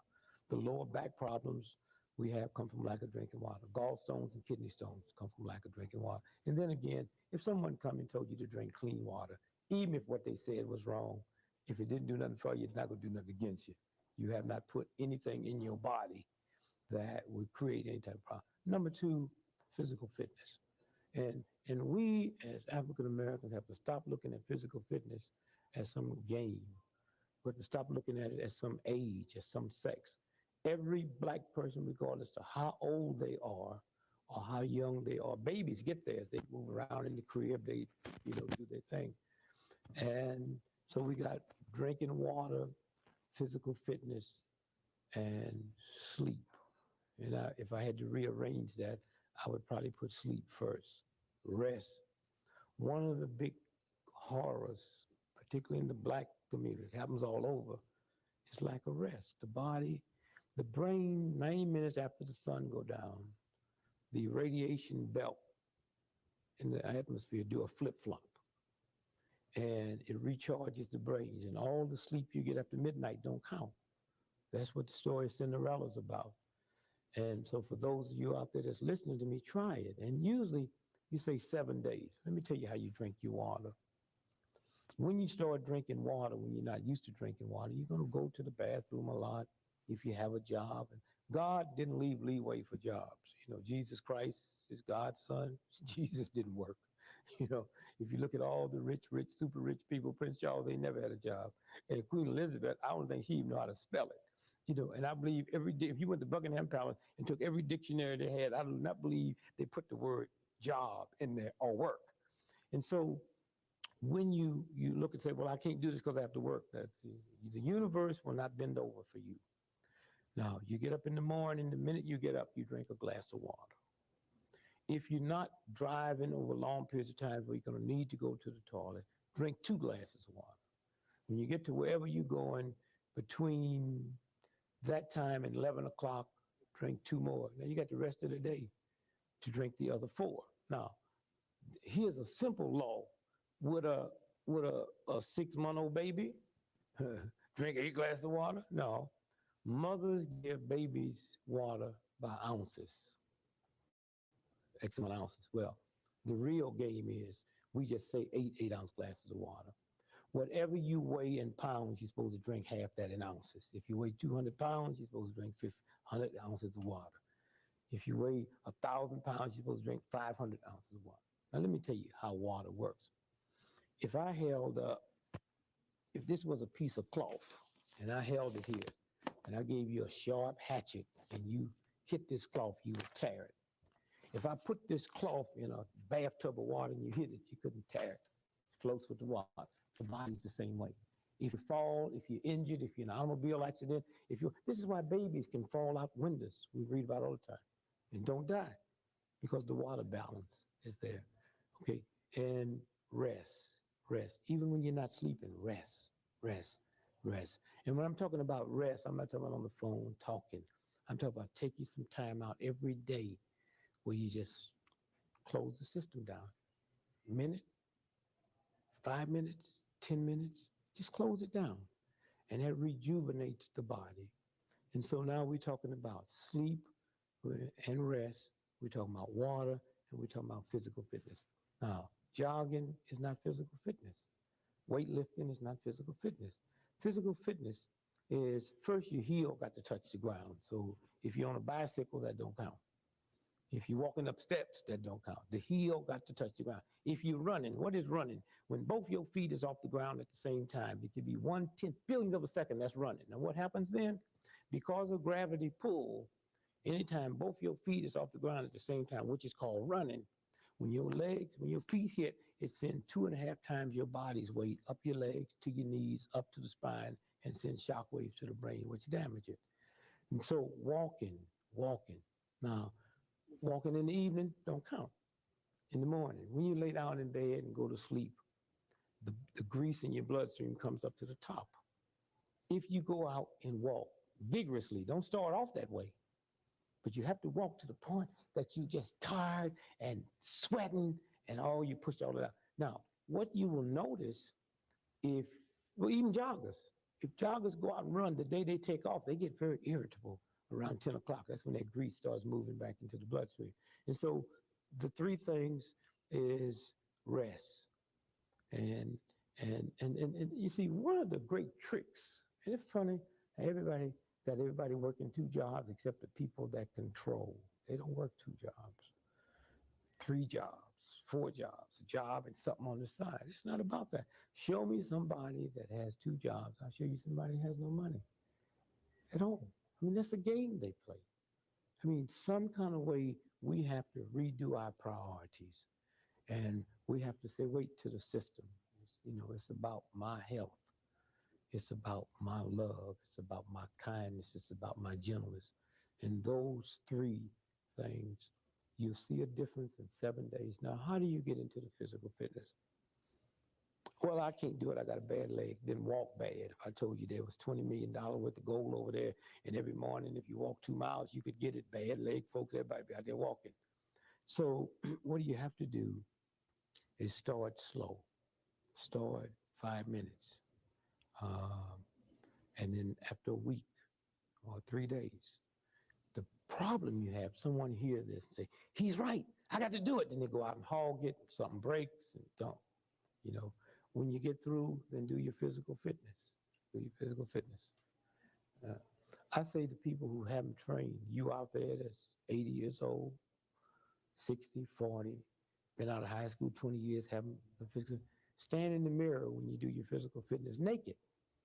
Why did I say naked? See, if you had clothes on, you're doing physical fitness, you hear something go zoop, you say, oh, I tore my shirt. If you're naked and hear something go zoop, you know that's you. And the minute you feel something, that's God saying stop. Stop. It'll heal. The minute you feel it, stop. Don't push it. And once that heals, go back. And that's all I can say. Water, physical fitness, and rest. And if you said 4, it'd be the diet. Very important. And when we talk about water, Kool-Aid don't count. Lemonade don't count. Orange juice don't count. Fresh grapefruit juice don't count. Why? Because they have to go through the digestive system. Water goes directly into the system and starts purifying the system. And also it cools the body. It's your cooling system. One of the problems we have, can you imagine every year, every cell in your body, your brain has a convention, check you out. Say, well, what's old brother Greg doing this year? Say, well, he's 15 years old and he's drinking too much Kool-Aid and he's not drinking enough water. Say, okay, let's give him a warning. Let's put thirst. Where are we going to put it? Well, he got to be kind of stupid, so let's put it right in his throat. And we ignore it, and we ignore it. And then when you get about 60 years old, some people, 49, 50, they come every year and have this meeting. They say, well, what do you think? Say, well, let's take his right to get thirsty away. There's no need wasting the time. That's what Alzheimer's disease. And if you don't believe it, find people with Alzheimer's disease and ask them, when's the last time you've been thirsty? They can't tell you. You lose that right. If I'm limping and limping and limping, I ran from Los Angeles, California to New York City. I averaged 50 miles every day for 71 days. And I thought I had trained for it, except what I didn't know is you don't run on the highway, you run on the side of the highway. So there's gravel over there. So now I have to be very careful running on gravel, and I developed a whole new set of muscles up here I'd never used before. And you talk about so. All right, that's interesting. I don't know how old Untouchable is, but when I was a kid back home, Dick Gregory was more famous, not for being a comedian so much, but for selling a diet, the Bahamian diet. I don't know if Untouchable remembers that, which was essentially the grapefruit diet. Yeah, I remember that. I remember that. Yeah, I remember that. Yeah. We have this thing called Carnival. It's not the Trinidadian Carnival. It's something different.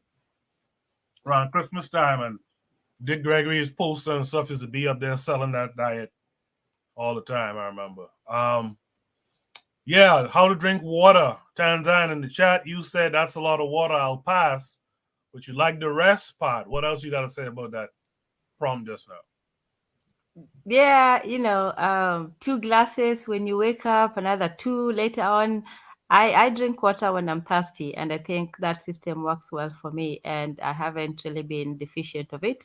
So, but yes, the rest part of it is good. I think it's just knowing how your body works and what works for your body. So, this sort of stuff is good for people who need the discipline and the instruction, but I think everything in moderation. And but 6 glasses, I think, by midday. Wow, no, I don't know who can just drink water like that, but that's crazy. But it's good stuff. Well, was he like Dr. Sebi? Were they preaching the same thing, or were they different? They couldn't stand each other. Really? Huh. Interesting. Okay. Because I only knew, some people talk about them, some people talk about, this Dick. I didn't know that Dick had his own, diet, Dick's diet, diet of Dick. No.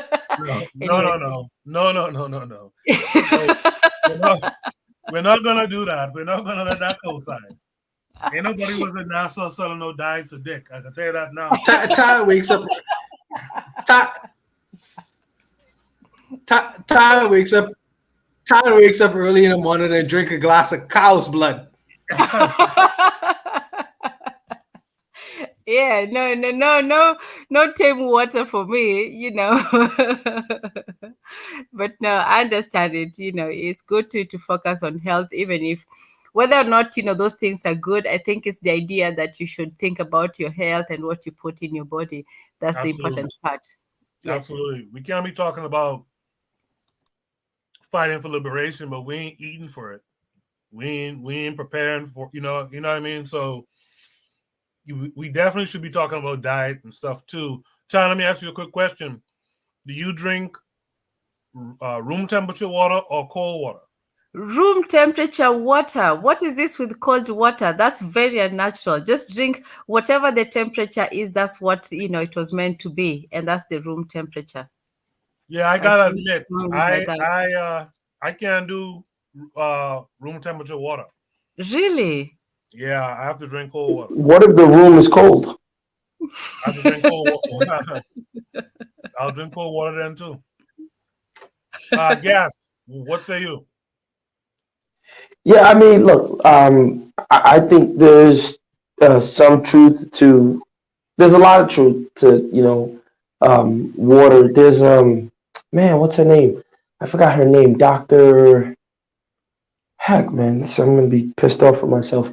But she was talking about the pH levels of water, and you know, mysteriously she died. She was from Maryland.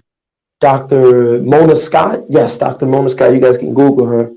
Um, and she was talking about water. I think that keep in mind there is such a thing as water poisoning.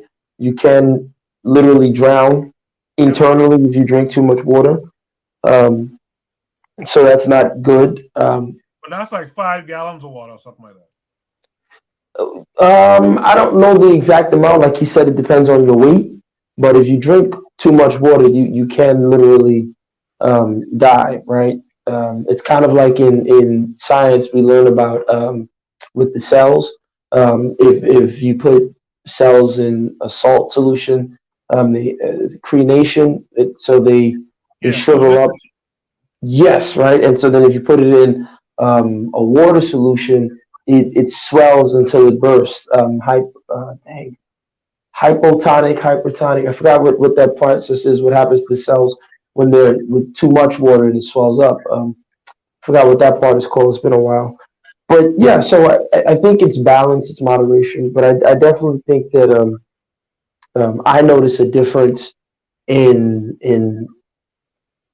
when I don't drink water, and as opposed to when I do. So that I think water is very, very important. But I will say this though, one thing I've noticed when I go to Nigeria is that I think because Dr. Sebi said something one time. He said most of the reason why a lot of people are sick in Africa is because of the water.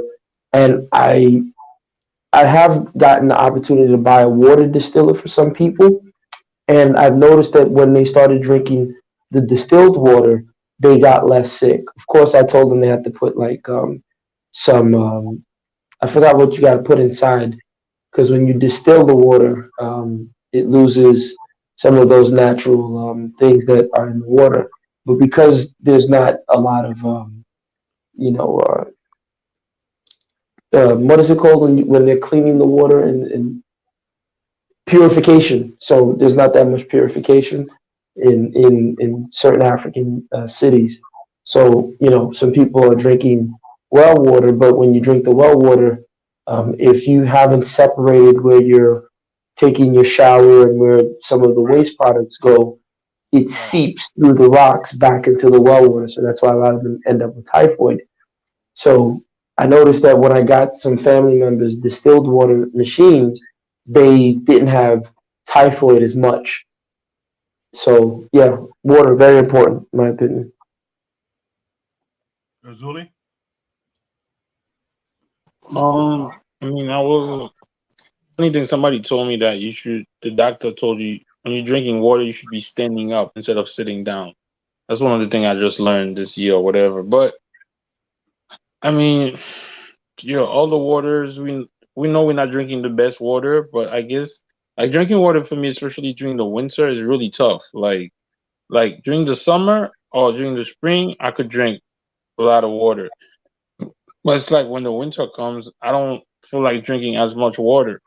But also, he forgot to say that a lot of time they say you could get water from your food, the fruits, the vegetables that you eat. So, but he's saying, and I agree. If you the first revolution is with your body to treat your body right, to eat better, to get this avatar working properly. But it's already compromised because we're living in a money making scheme, so it doesn't matter sometimes. But I understand what he's saying.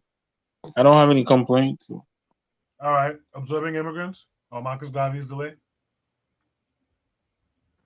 Hi. Yeah. I personally don't drink enough water. To be honest, I find I only drink water when I work out at the gym, but outside of that, I'm not a big water. Wait, didn't you say you don't go to the gym because your booty ain't gonna get big as hell? I'm not. I'm not. I'm not going to the gym for booty. Anyway, I said that you can't get a booty going to the gym. If that was the case, then people would just be going to the gym to get booty. It would be easier, right? Cheaper. Anywho, yeah. So I personally don't drink a lot of water. My kids drink a lot more water, but I don't. Um, and you were talking about drinking, like you can't drink warm water. And the funny thing is, I grew up, in the Caribbean, and in most countries, our parents give us like hot tea for breakfast and stuff like that. And it's only when I became an adult I realized that hot tea used to give me like severe pains in my stomach, and I thought it was just me until I talked to my sister on my father's side.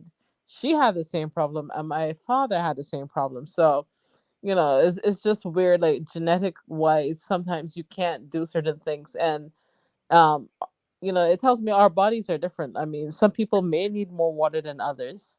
To be honest, hell, I've seen people who literally look dry. Like there's some people that skin dry, just look dry all around. But for me, I prefer juices. I prefer teas and stuff like that. I don't drink coffee or stuff like that, but I prefer juices. Not, but water is not my biggest thing. But I drink a lot of beverage. All right.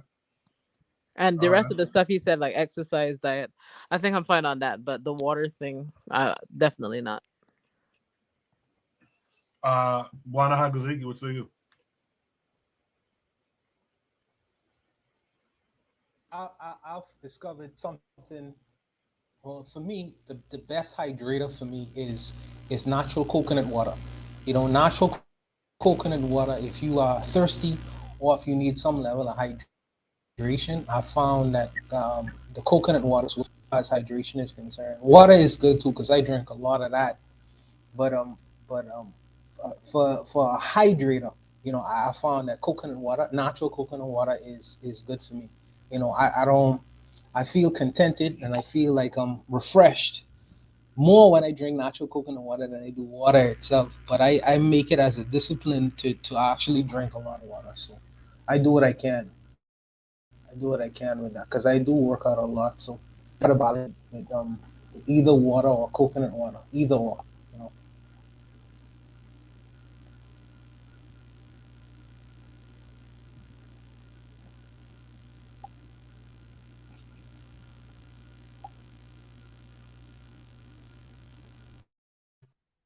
Coco, you muted yourself?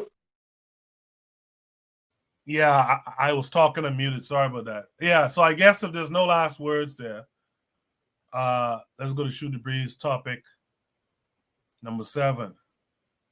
Thanks everyone for that discussion.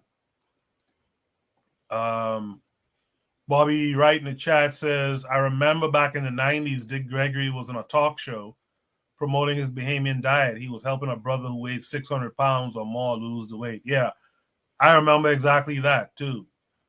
He was helping some oversized Mumford to lose weight.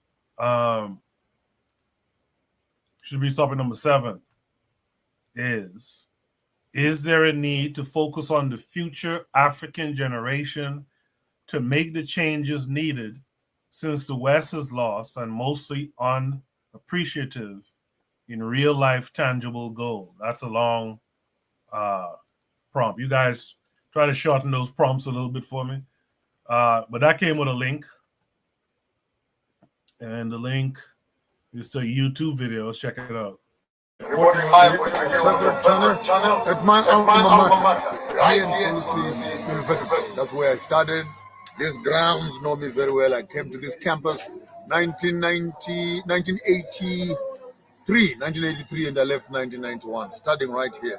We used to have beautiful gardens here. We used to have cattle. We used to have orchards. And during the times of recession and the times of drought and COVID came and finished everything else. We're happy for this afternoon to be announcing one of the local businessmen in the country who has come back to the campus to give the campus what I might call a booster. We got 4 of these tractors with all their implements from planters. We have, the ridge reapers and the trucks themselves. They're right here. We also have cars, 2, 4, 6, 8. I don't know how many cars are right here for all the staff members that has all been submitted. And over and above that, we are also happy to announce the supply of the transport for the students that are going to be studying here. I hear there's good news also. Students used to pay about $2.50 a meal. A special canteen, an eating canteen has been designed right here on the campus, where the businessman is now going to settle much of the debts of the students. But over and above that, 3 meals a day for all the students. Instead of paying $2.50, they're now going to be paying only 50 cents per meal right here in Solusi. It's important for you to think very carefully that business people are important because business runs politics. And until you understand the power of money, you won't understand what I'm talking about. Poor people work for nothing. Even God does not use poor people in the entire Bible, except for illustrations. Except for illustrations. But when God wants to change the environment, he looks for those that have means. Look at the Abrahams. Look at the Josephs. Look at the Davids. Look at the Solomons. People who have means and access to means. They must stop wasting time with too much religion of going to heaven. We don't want to go to heaven yet. We want to work on earth first. And these are the implements which will make us work. Do not wish for a house of gold in heaven when you have never touched gold right here on earth. We want to encourage other businessmen out there, male and female, in diaspora, wide and far. Remember where you come from and make some investments back home. Let us rebuild our schools and build our communities, especially to have an education that is relevant to the issues that are at hand. The planting season is here. Planting implements are right here. In the next few months, we're going to be seeing Solusi University receiving more than $8 million worth of investment and injection into this project. That's going to turn the entire push of Solusi University into a prime industry with education that is integrated to skills development. I wish I could come back here and study a little bit more. Zazo Shubala, Zazo Bamnandi Ndao, right here in Solusi University. Yours truly, Maponga J. Keep your money where your mouth is and invest in that which you believe in. We appreciate it. A big thank you to my brother, one and only Kudakwashe Chagirei, Secunda Holdings. I thank you. True. All right. Is there a need to focus on the future African generation to make the changes needed since the West is lost and mostly unappreciative in real life tangible goal? And there's a question mark. I gotta ask Marcus Garvey's way. Can you straighten out this prompt for me, please? Like what is it that you want to say here? No, I was asking if there's a better, if it's better to focus on helping the future African generations, investing in them specifically, more so, especially for those of us in the diaspora, rather than trying to invest in the people or the kids here in the West who, when you got to fight with them playing video games and distracted by the culture and all this stuff, if it's better to just invest in the people who probably will do more with that, with what they're given, who are looking more to the future with long-term goals rather than spoil rich Western kids. All right, with that explanation, Erzuli, looking at that video, do you think, what are your thoughts after what you saw? I ain't gonna lie, I wasn't paying that much attention, but is he talking about what Booker T. Washington was talking about? Hold on. You're up on the panel and you just ain't gonna pay attention to what's going on? No, the gist I got was he speaking like Booker T. Washington, doing what's educating the kids and what's the type of hand mechanics, carpentry? Is that what he's talking about? No. There was a guy that a philanthropist who donated $80 million worth of stuff to help improve the university over there. Okay, I mean, I guess that's great. So I don't know. Yeah, my God. I'm gonna have to stand down. I'm gonna stand down on this one.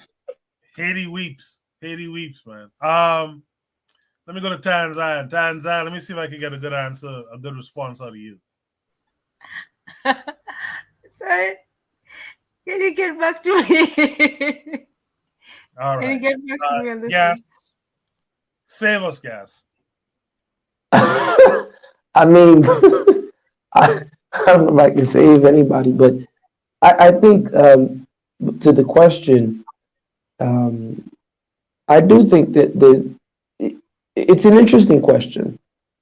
I think the short answer is perhaps yes, we should still, focus on the future African generations. But I think also it needs to be a dialogue and a direction as to where people want to go, right? And what they want to do. But more importantly,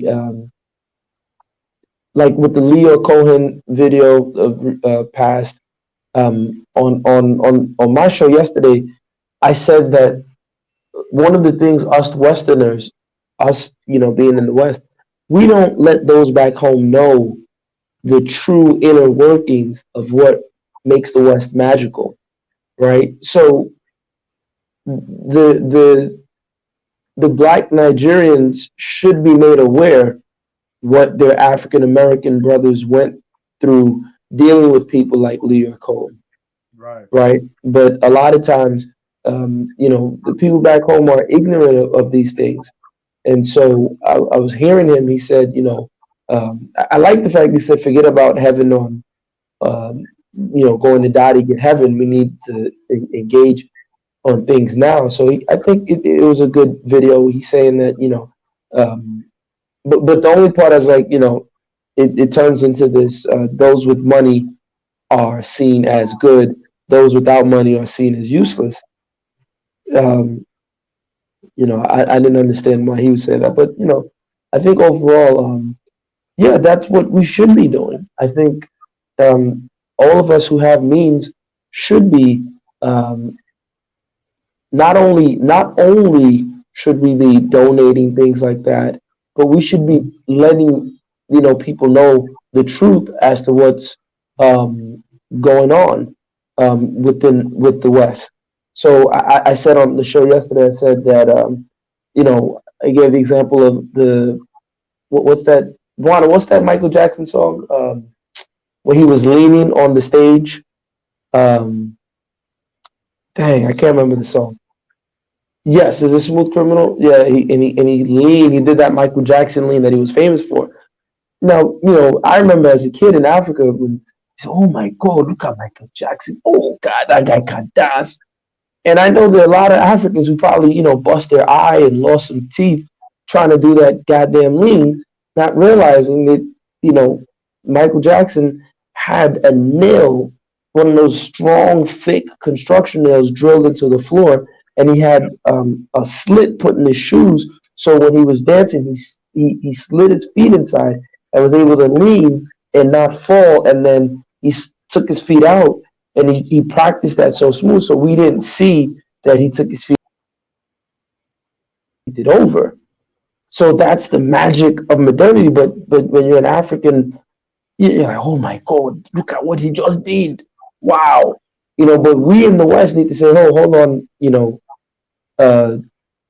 whatever the African person's name is.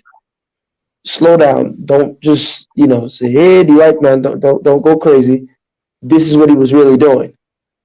And let them decide, hey, oh, okay, so I think I'll stop talking there. But yes, we should be doing that, and not only doing that, we should be having discussions with them to let them know what's really going on in the West and things of that nature. Yeah, I agree. I remember when I had the book club and we did the book King Leopold's Ghost. One of the things that just kind of hurt me is, and there was no real way for them to kind of know, I guess, at the time. But the pale face would come in there and perform magic tricks and stuff. Little bullshit, pull a coin from behind someone's ear and all that type of stuff. And they described how flawed the African wasn't seeing this white man's magic, you know, little basic little street magic tricks and stuff like that. I'll do you one better, Coco, if I may. Well, let me just finish what I was saying real quick. And one of the issues was that bothered me about it was I remember a writer, I can't remember if it's in that book or a different book, that said they couldn't fool the Indians like that. They couldn't go to the East Indian, and do that kind of stuff and like wow anyone. I found that very interesting. Tanzan, I'm sorry, go ahead. Yes, and I can't, this was from Bijou Noir. She had a show when she talked about the initial encounter with the Haitians and the white men. I can't remember who it was, but the story was that he had a gun and then he popped it, and then they were very impressed, and then he took out the bullets and then they shot him, and then they couldn't kill him, so they almost felt like he was and unkillable. I can't remember the word, but that's what they do. I think with the Indians, they already had a predisposition towards welcoming the white people. So for them it was a different thing, because in some of their stories they say that they had a premonition that white men were going to come, it was their god or something. And even the story of Thanksgiving, it was not the conquest but the welcoming of the Indians to the white people. So we had an awe about the white people with their tricks, but they had a more open approach towards them, and that also led to their downfall as well, because they realized too late that these people were not there for their friendship but there for their land. So we react in different ways, but I don't think that the Indian reaction was necessarily better than ours. We were just more spiritual, and so we're more impressed by these magic tricks than maybe the Indians were to that extent. So yeah, that still hurts me though.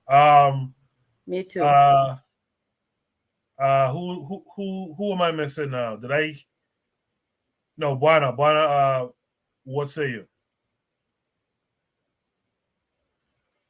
Yeah, something that Gas was speaking on yesterday, in terms of where the West is actually going, and the fact that their society at large, there's cracks in the society that the rest of the world ignores.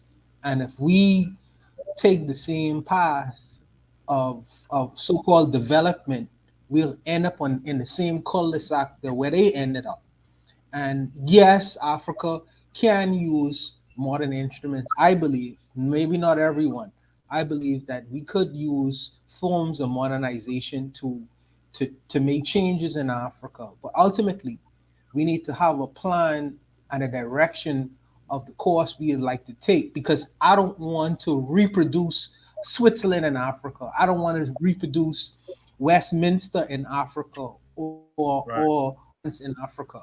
So I think that yes, we could use forms of modernization to affect future generations, but in terms of what we will do with it, we will go with it.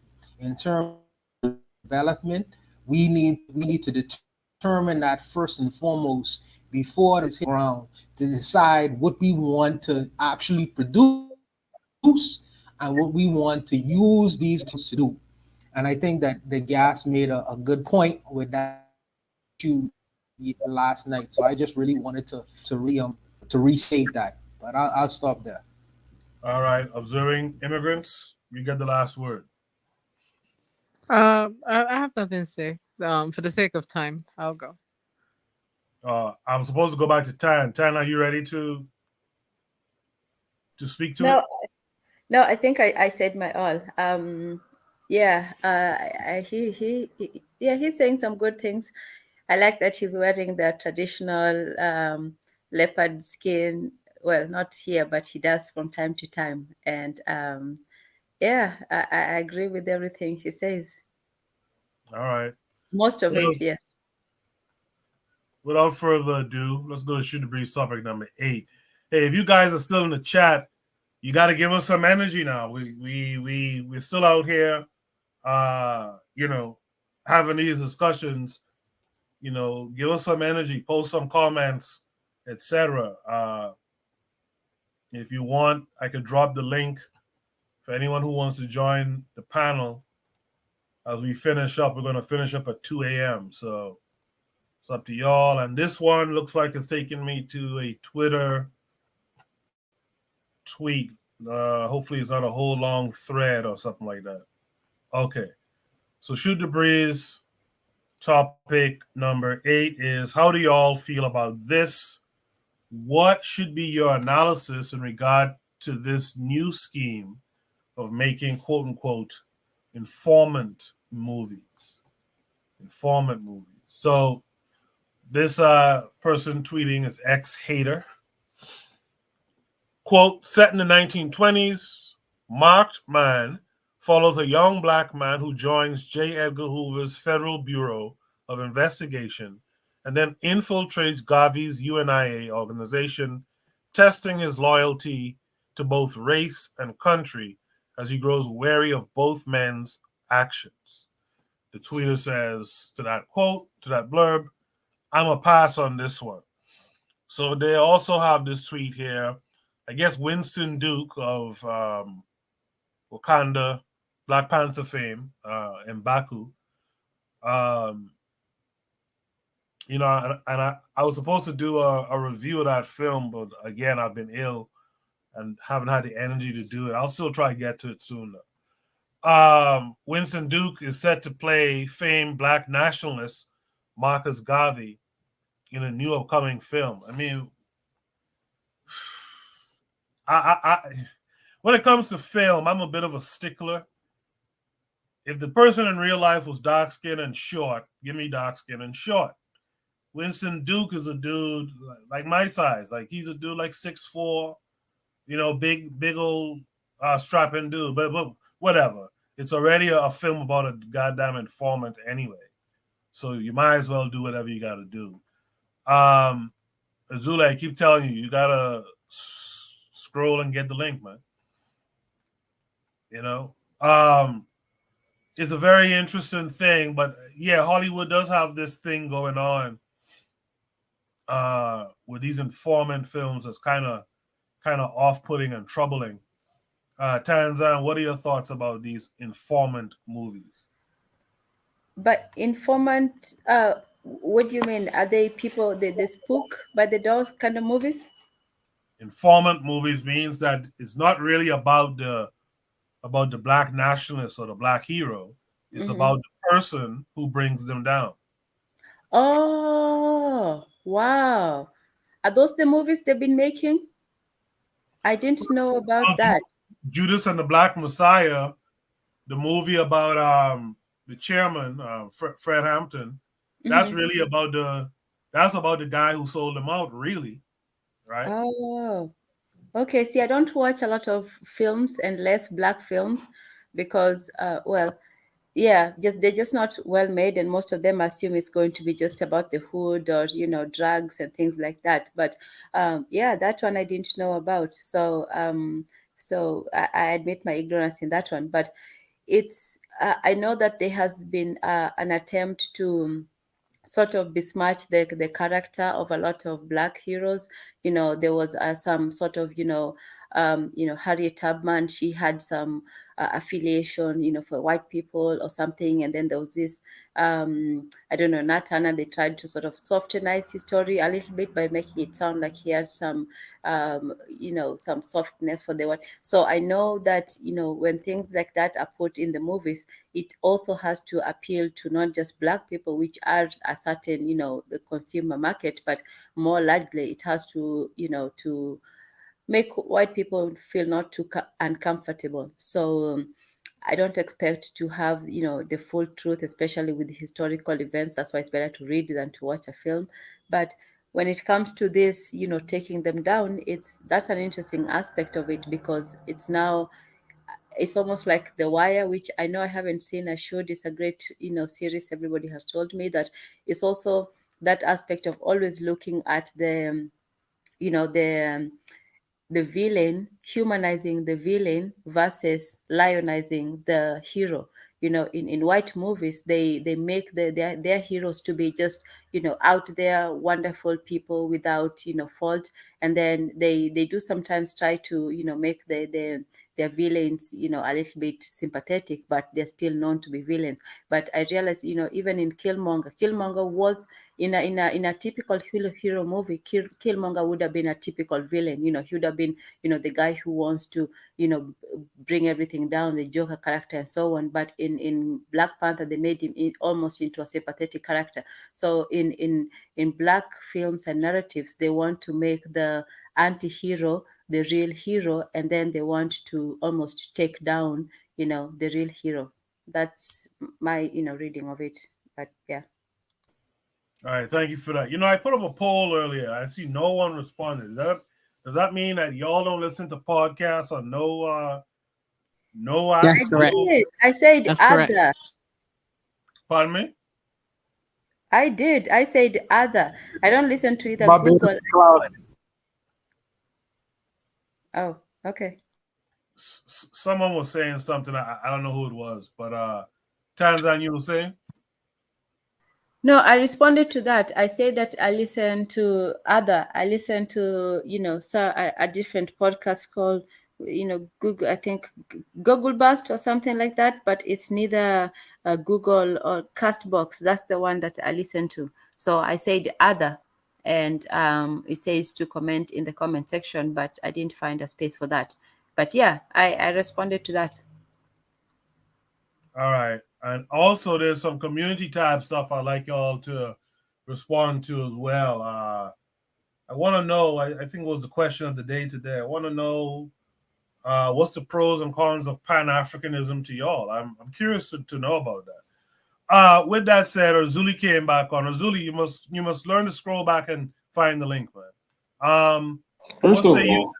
First of all, I'm on my phone. I can't. When I scroll up, I can't see it. If a lot of people have spoken in the chat, that's why I keep asking you. Like, don't I feel attacked? You know it's Saturday night for Zulu. You know what he's doing. You know what he's doing. I mean, come on now. He feels attacked. Wow. Okay. He don't have time to scroll up. Yo, like he keep telling me to scroll up, like I'm doing it on purpose. Like I don't want to scroll up. Like, bro, could it be that Uzuli is swiping left? That's why he can't scroll up.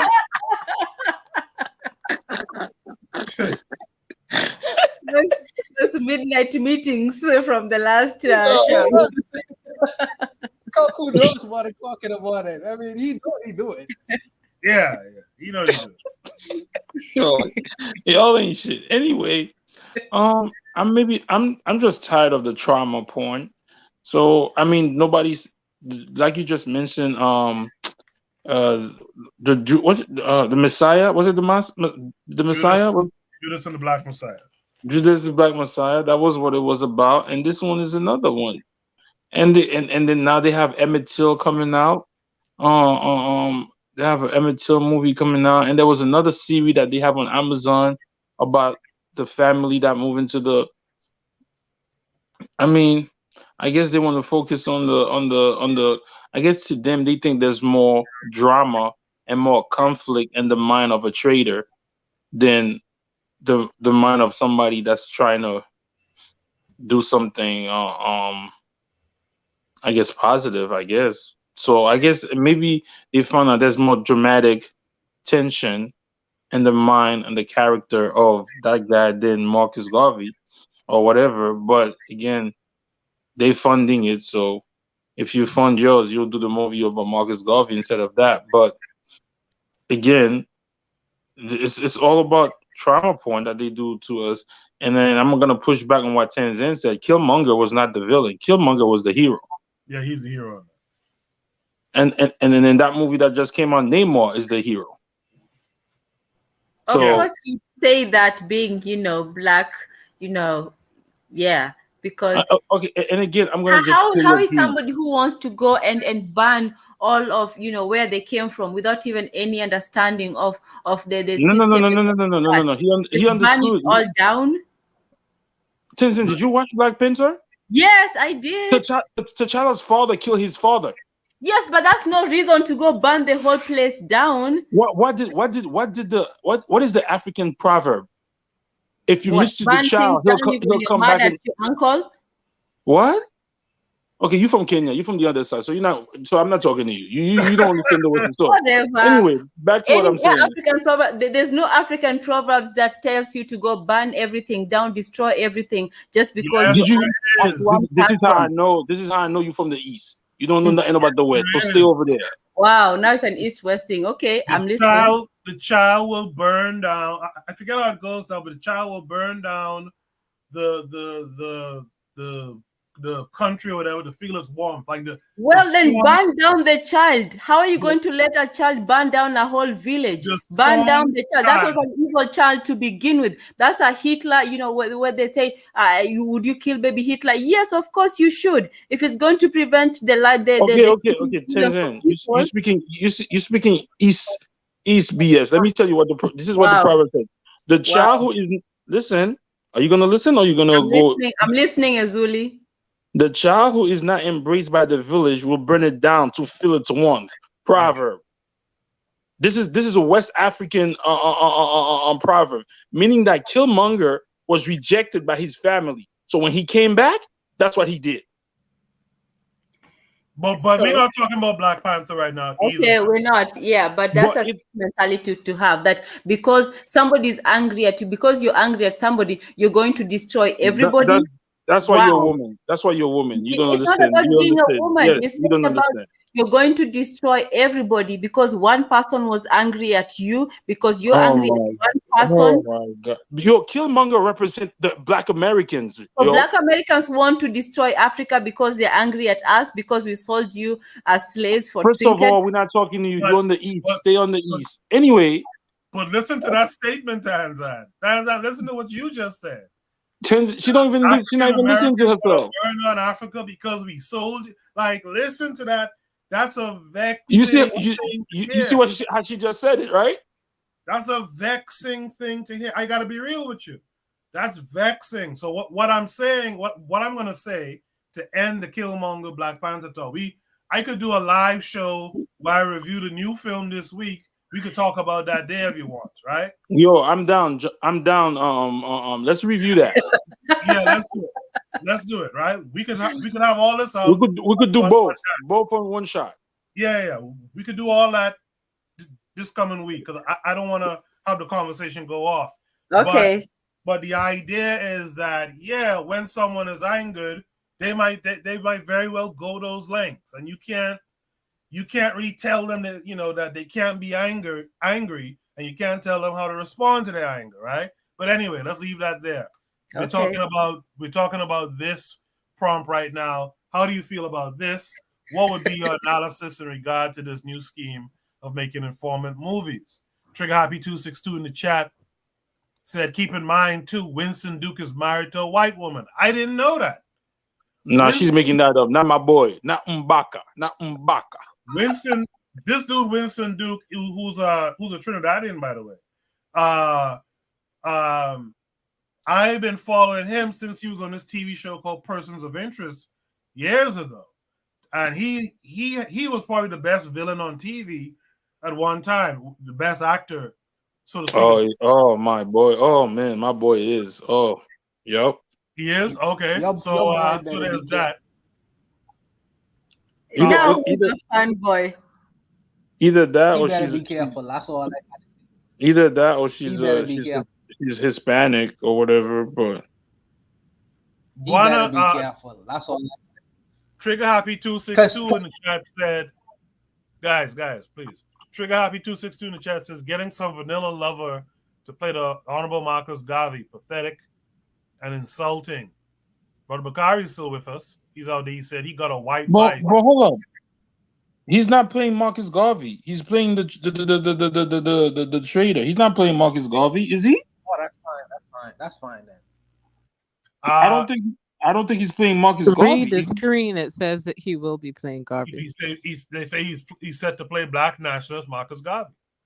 Oh, so but the story is gonna focus on the on the trader. Yeah. Oh, you see how they do? You see how they do it? They give you a face that you know to bring the money in, and then they're gonna the movie's not really about him. It's about Yeah. again. I cannot be mad at them. They putting their money out. That's until you put your own money out and shoot your own stuff. Hey, it is what it is, man. It'll be Wesley Snipes playing the informant. Go ahead, Buana. If I was him, hold on, time out. I You wouldn't said Wesley Snipes is playing the informant? I was joking, but Buana, go ahead. If I was him, I would not let the Jewish community make him stick his neck out there like a chicken, to get plucked, because people take Marcus Garvey very seriously. It might not necessarily be in America, but let me say this. I look at Marcus Garvey like how the Muslims look at the Prophet Muhammad. You know what I mean? And I take my provisional president very seriously. I don't like Hollywood putting Marcus Garvey name in them out. And he is a Trinidadian. He should know better. And one day he might come back and bring his wife back to Trinidad and Tobago. And let me tell you something. In the Caribbean, we ain't starstruck, because I'll slap him just like I'll slap any other person. I'm serious, I dead serious with that. So, and I know Trinidadian. Mr. Untouchable, stop it. No, you won't. No, you won't. Okay. No, you won't. He's 6'4". I saw your picture. You like 5'2". Stop it. Let me tell you something. I know enough rascals who would slap his head right off if he go back. No, y'all won't. When he comes to Trinidad with all the bodyguard, all of y'all gonna ask for autographs. Stop it. Okay. Let him make Marcus Garvey look crazy and see what happen. Oh, He can man. stay in Hollywood. I don't play with that business, man. I don't play with that business. Yeah, what for you? I don't have much to say. All I have to say is keep swirling. Let black people, let black men get the white women, let black women get the white men, and everybody be happy. Let the Federal Reserve keep showing that we ain't got no jobs, and I'm happy. Are you guys happy? I'm saying that. I'm saying I am. I think we all are.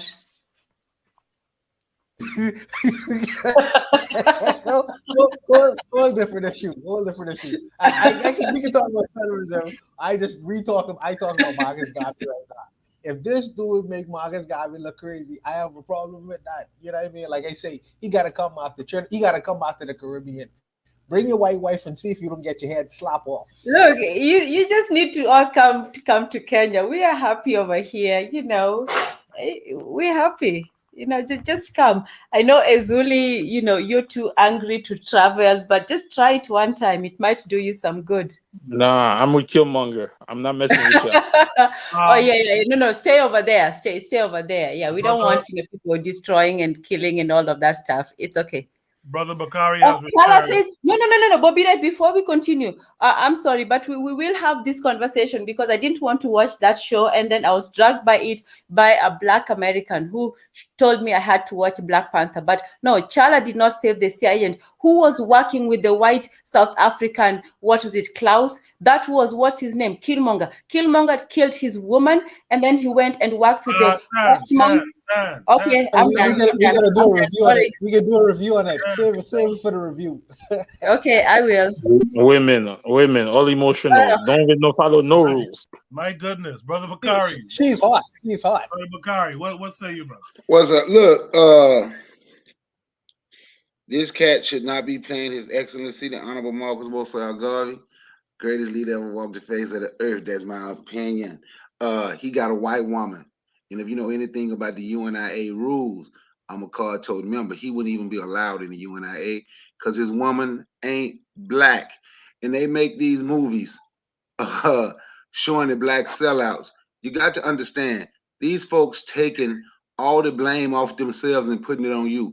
Even think about this, even before the movie The Woman King ever hit the theaters, people were doing shows mad at African people talking about, yeah, they sold us out. The whole thing, every time they do it, and we constantly fall for it, is to make black people turn and fight one another and say, y'all did it. We didn't do nothing. Y'all did it to yourselves. And we keep supporting it. I wouldn't watch that. I remember HBO had this show called Boardwalk Empire. Y'all ever watched that? Y'all ever heard of that? Yes. Chalky White Man, yeah. Yeah, so you remember Brother Narcisse, right? Yes. Okay, he was supposed to be in the UNIA, right? Yes. Yeah, but he was a drug dealer. Mm-hmm. You know why he got killed off, right? The UNIA contacted HBO, told them there was some BS, because in the movie, if you watch it closely, it seemed like they were making Marcus Garvey had him selling drugs to fund the UNIA. Yes. So the UNIA start writing letters, and HBO first. I can say, because they say they never apologized to us, but in all honesty, the HBO UNIA forced an apology, and they told them their character needed to be taken off. You can't do Marcus Garvey like that. So Too sweet. Take him off. Huh? Take him off. Take him off. Leave Marcus Garvey alone. Let that veteran rest in peace. Leave him alone. So yeah, especially when you ain't even living by the rules in which we have, even in our Constitution, when you're a UNIA member. No, if you have married outside or you dating outside, Marcus Garvey say you can come back home. That's okay. But if you outside, you cannot be a part. Stay outside, and he need to stay outside. He need to turn that part down. Does that apply to Frederick Douglass? You're damn right. It applies to Frederick Douglass. It applies to my oldest son, who I love dearly, but got a white woman. He know he can't be a part. He know that. Rules don't change. The rules don't change. If you went out and your person, I respect that, Brother Bakari. I do. You supposed to have somebody black with you. Yeah. If they ain't, no, the rules don't change. It don't make a difference who it is. All right. Well, at the end of the day, until y'all make y'all money, put y'all money to write a script from us, they're not gonna listen to y'all. Y'all ain't gonna do jack. The movie's gonna still be shot, and he's still gonna be there. Whatever, Ezuli. Just a wet blanket. So, brother Bazu, you like 5'1", you ain't gonna slap shit. Stop lying. Talk about, I'm gonna slap him. You're not gonna do nothing. You're gonna go there. You're gonna say, yo, can we take a picture together? You're gonna have to sign yourself an autograph. Okay. You're gonna have him sign yourself an autograph. Stop it. He got one. He's Trinidadian. One of these days, he got to come out to Trinidad. You think that he wouldn't get his head slap off it? You think we start never. You think we start stuck in the Caribbean? Okay. A bunch of Trinidadian people want to see him, and that's Mbaku. You think they're gonna slap Mbaku? They're not gonna slap Mbaku. You're crazy. Tear Mbaku head right off. Tear his head right off. Lies. Right out in Trinidad. I'm telling you. Okay. Erzuli, it's been a little minute, but I can tell you right now, if Winston Duke fucked that up and he end up anywhere in Jamaica or something off of one of them resorts, you get his head slapped right off. He come through Nassau slunking. He come through Nassau slunking around the wrong corner. He getting his head slapped right off. Head slap off. Leave Garvey off the table. Yeah. Let Hollywood leave him alone. Leave him alone. Yeah. That's like disrespecting Dessalines. That's just like disrespecting Dessalines. Yeah. He ain't understanding. Okay, all right. Even if somebody played Dessalines and messed it up, you might boycott it, but then nobody gonna touch him. Nobody gonna touch him. I'm saying not one Haitian gonna touch him. They might curse him out, but he ain't shit. I mean, all you have to do is make a Haitian a mud cookie. I mean, they have these. I mean, but I'm talking about for the rest of the Caribbean. Wow. With that said, let me go to the next one. Go to the next one, man. Last topic tonight. I had another topic at number 9, but it's gonna be a little too lengthy, I think. So we're gonna go to this one here. Kyrie Speaks is the last topic tonight. Kyrie Speaks. I don't know if this is the most recent video, but I'll play it just the same.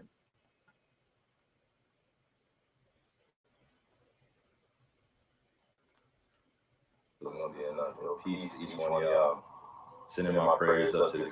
Oh, let me say this right now. This here, this a whole half-hour video. We ain't playing all of this, so I'll play about 2 minutes of this. Creator, to our ancestors for healing. We all need it about now. You know, they call this the Lord's Day. Come on, Kyrie. Objective topics that we follow since we were kids, which is sex, love, relationships, religion, culture, class, finance, entertainment, media, you know, social platforms at this point. Please do not fall victim to these things that are being manipulated and controlled. Please do not. Please do not. We have so many truth tellers out here that are doing the right things. You know, and I could point them out, but you have to have your own level of discernment once you're consciously awakened to what's really going on. And I could go on and on, but look, I have to speak in general topics because it gets too mixy. You know what I'm saying? But I hopped on here specifically to share something with y'all. My generation, the millennial generation, we got to be better. We got to be better. My millennial generation, we got to be better. We know too much of the truth. And sometimes that will put us in places where we're fearful or we have anxiety. And in order to make an impact out here that is generationally sound, where it lasts for not just one generation, but for 7 to 10 to 20 generations now, we have to break free mentally, spiritually, emotionally, physically. You know what I'm saying? It's not easy to do it, but we have people out here that are willing to extend a helping hand and do it, you know? And I went live on this main page because I know that, you know, some people are going to take this as, oh man, this guy's, what is he talking about now? This guy thinks he's. Yeah, Kyrie's long. This has been described as a process to return to the court for you since the suspension was handed down. Can you walk me through kind of what the past couple weeks have been like and what that process has been like for you? Yeah, I would love to describe it to you. It was a learning journey, to be honest with you. It was a lot of hurt that needed to be healed, a lot of conversations that needed to be had, and a lot of reflection. And I got a chance to do that with some great people from the Jewish community, from the Black community, you know, from the white community. I've had so many conversations with all of our races and cultures and religious groups of people, just trying to better find perspective on how we live a more harmonious life. I'm a man who stands for peace. I don't condone any hate speech or any prejudice. Shut your and eyes. I don't want to be in a position where I'm being misunderstood on where I stand in terms of anti-Semitism or any hate for that matter for anybody in this world. So the process over the last few weeks was just a lot of conversations. I don't want to get too deep into the details of those conversations, but they were very moving, very impactful, and it helped me become more aware of the repair that needs to be done, the healing that needs to be done still. So, all right, I'm gonna stop Kyrie on that bullshit. Let me just say this real quick. If you're gonna come back and do this shit here, then don't do this shit to begin with. This shit here, if you gonna come back and be this bitch here, don't do the bullshit to start with. We don't need no false pretending no more. Either you're gonna do it and stand on it or just shut the fuck up. And if I was KD and them, as a person who used to play basketball, when Kyrie come back, I'll tell Kyrie straight to his face, hey, you shut the fuck up and play ball now. I ain't want to hear nothing again from you. Shut your ass. let's play ball and let's go. Because if you're gonna come back and talk about, well, I had to learn and all this kind of stuff like a bitch, you might as well didn't even say nothing to begin with. With that said, Tanzan, what say you to this?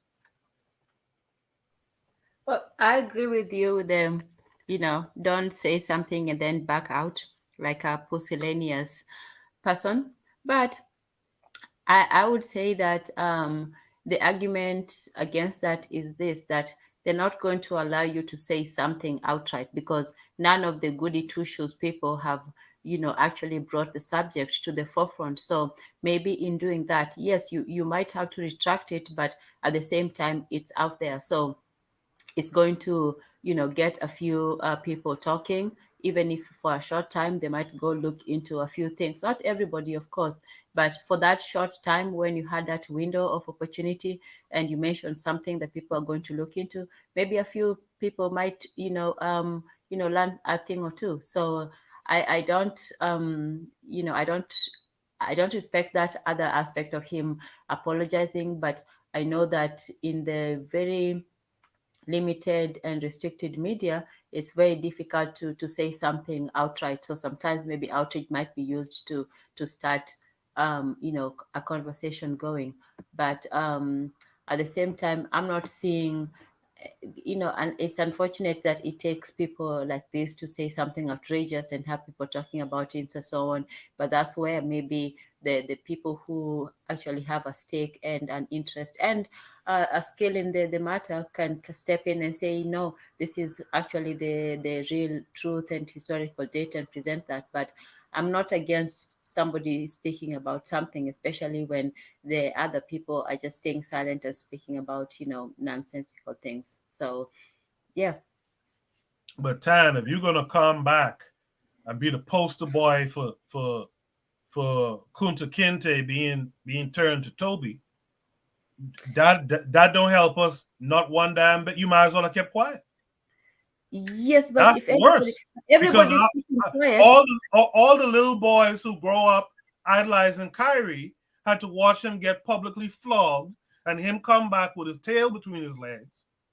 Apologize. But before that, they would not have known about anything about what But they still don't know. They still don't know nothing.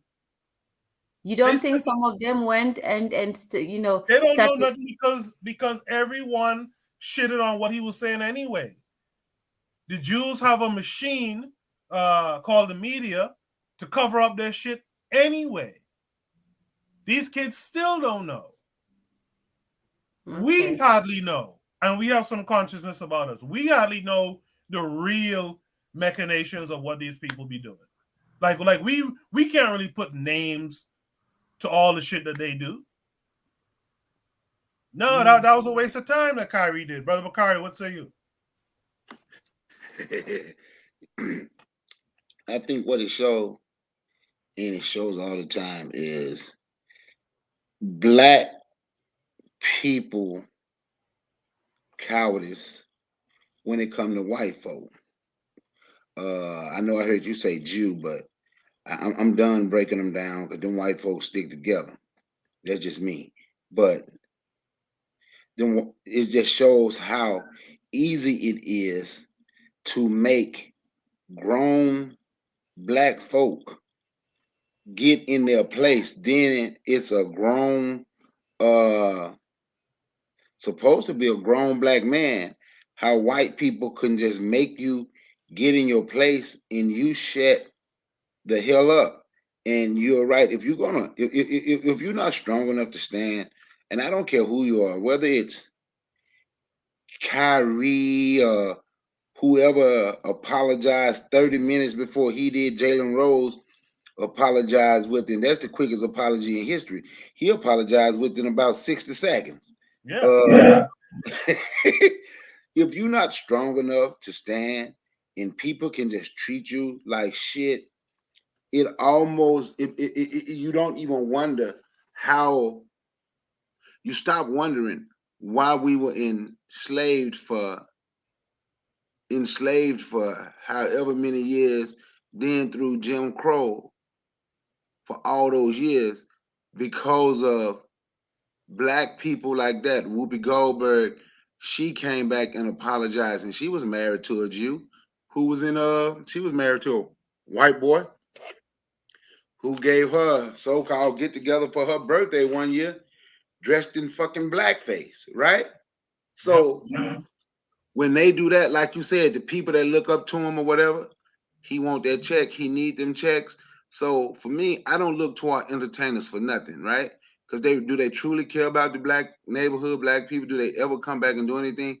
I look at us, right? So I don't put them on a higher pedestal than I put us, right? So for me, and I ain't telling nobody to do what I do, but how many people own like Gucci, right? How many people still shop at H&M when they had the little black boy dressed like a monkey? Or here, I don't know, up north y'all got White Castle. Here down south, they got Crystal. But look, they got something called the Side Chick. And you ought to see the commercial with the pretty black woman playing. This is the only side chick. But you just have to see the Crystal commercial. Just put in the Crystal Restaurant side chick commercial, right? And it's up to us if we want something to change. Malcolm X said it a long time ago. Stop looking to these bootlicking entertainers to try and be a leader. We the ones, it's a few of them, it's way more of us than them. So if we want to do something, we the change. Cause they want they check. And I'm not saying they should be I see you pulling that up, that they should be in our community until we get the community in control. I have an idea of why some of them don't come back, right? But don't do nothing. You feel me? They don't do nothing. And then we look for them and we follow them. And we are going around and I see people listening to crazy ass Kanye Kardashian. So these people may as well not, as far as I'm concerned, no entertainer, if they're not willing to stand on nothing they say. The last two that was able to do that and was willing to do that was Craig Hodges and Mahmoud Abdul Rauf. At the time, he was Chris Jackson.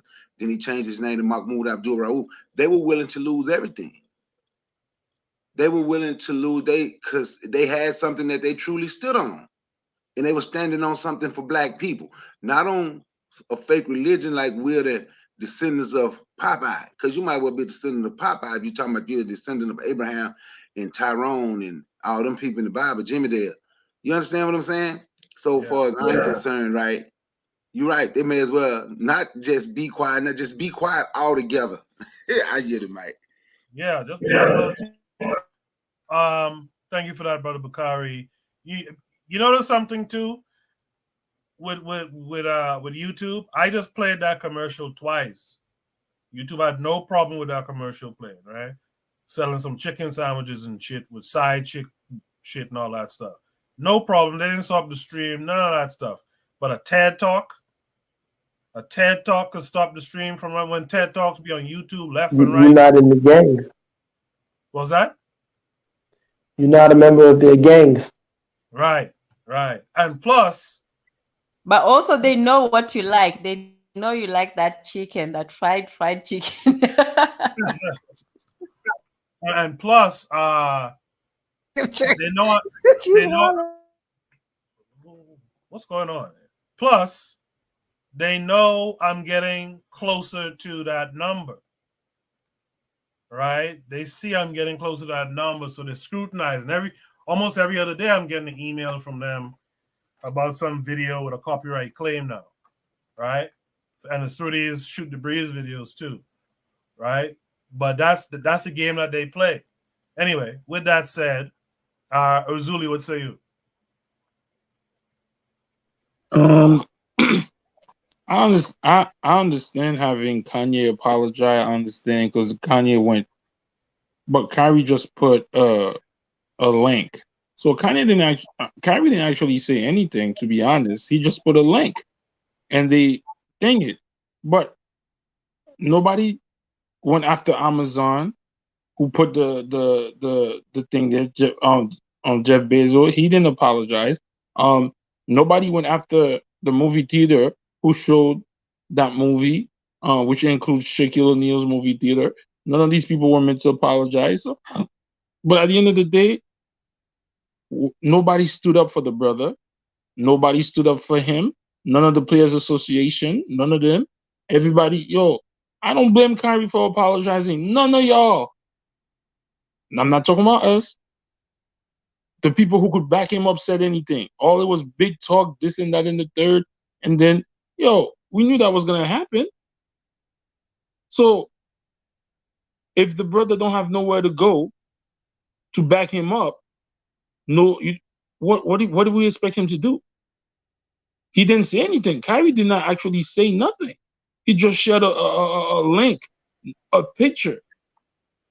And somebody made the research. Somebody went personally after him and did that. That's not something that's, because if that, I've never seen that movie. I've never heard of it. And that movie is 2 hours. They're watching him because of what he did with the vaccine stuff. He's on their radar. They're watching it.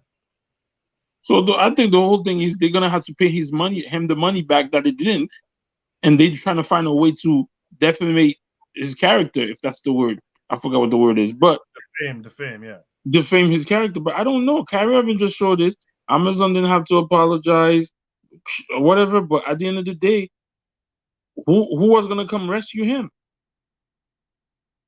They don't build them like Muhammad Ali or that guy Brother Bakari talk about from the Nuggets and Hodge from the Bulls or other athletes. That's it. They don't build them like that no more. The guy, the Haitian linebacker who stood against Roger Goodell, who played for the Saints. Yo, he was out of the league and after he filed a grievance against Goodell and got his money back. All these players associations, all these are piece of shit. They're not for the players. Because I don't even think Kyrie's back playing. Maybe he's back. I think he did play maybe on the 8th. I don't remember. But at the end of the day, tomorrow he might be back on Sunday. So like, why are we mad at they took out the Muhammad Ali out of all of us. You see what they did to Muhammad Ali? They took his belts away. You know what happened? The mothers saw what the mothers and the fathers saw what they did to Ali, and they told their kids, don't be like Ali. Ali's a different breed. Like I said, I didn't. Kanye just put a video. So I mean, at the end of the day, it's sad. We have nothing to stand on. Why am I gonna be mad at the brother for apologizing? I knew he was gonna do that, but I don't like. If that's how you feel, maybe you just don't post nothing. But it is what it is, man. It is what it is. Kyrie did a good thing, from what I hear. I posted this on the community tab as well. This story with this sister from North Carolina, Shanquella Robinson, I think is the name. They say he gave like $65K, but you see, exactly as nobody said nothing about that. None of the brothers. It's terrible, man. We're lost cause, bro. But the point I want to make is, at some point, if you're Kyrie, after you took this spanking, which you should have known you was gonna take, you was gonna get, Kyrie and them need to then start working smart. If you Kyrie and them at this point, you might as well come and sit down here on Shoot the Breeze and chop up some thinking, some thoughts, some ideas about how we move this shit forward. But why? What do you have to offer him? Protection? No. I'm saying that because, and maybe I'm wrong for saying this too, as I'm saying it.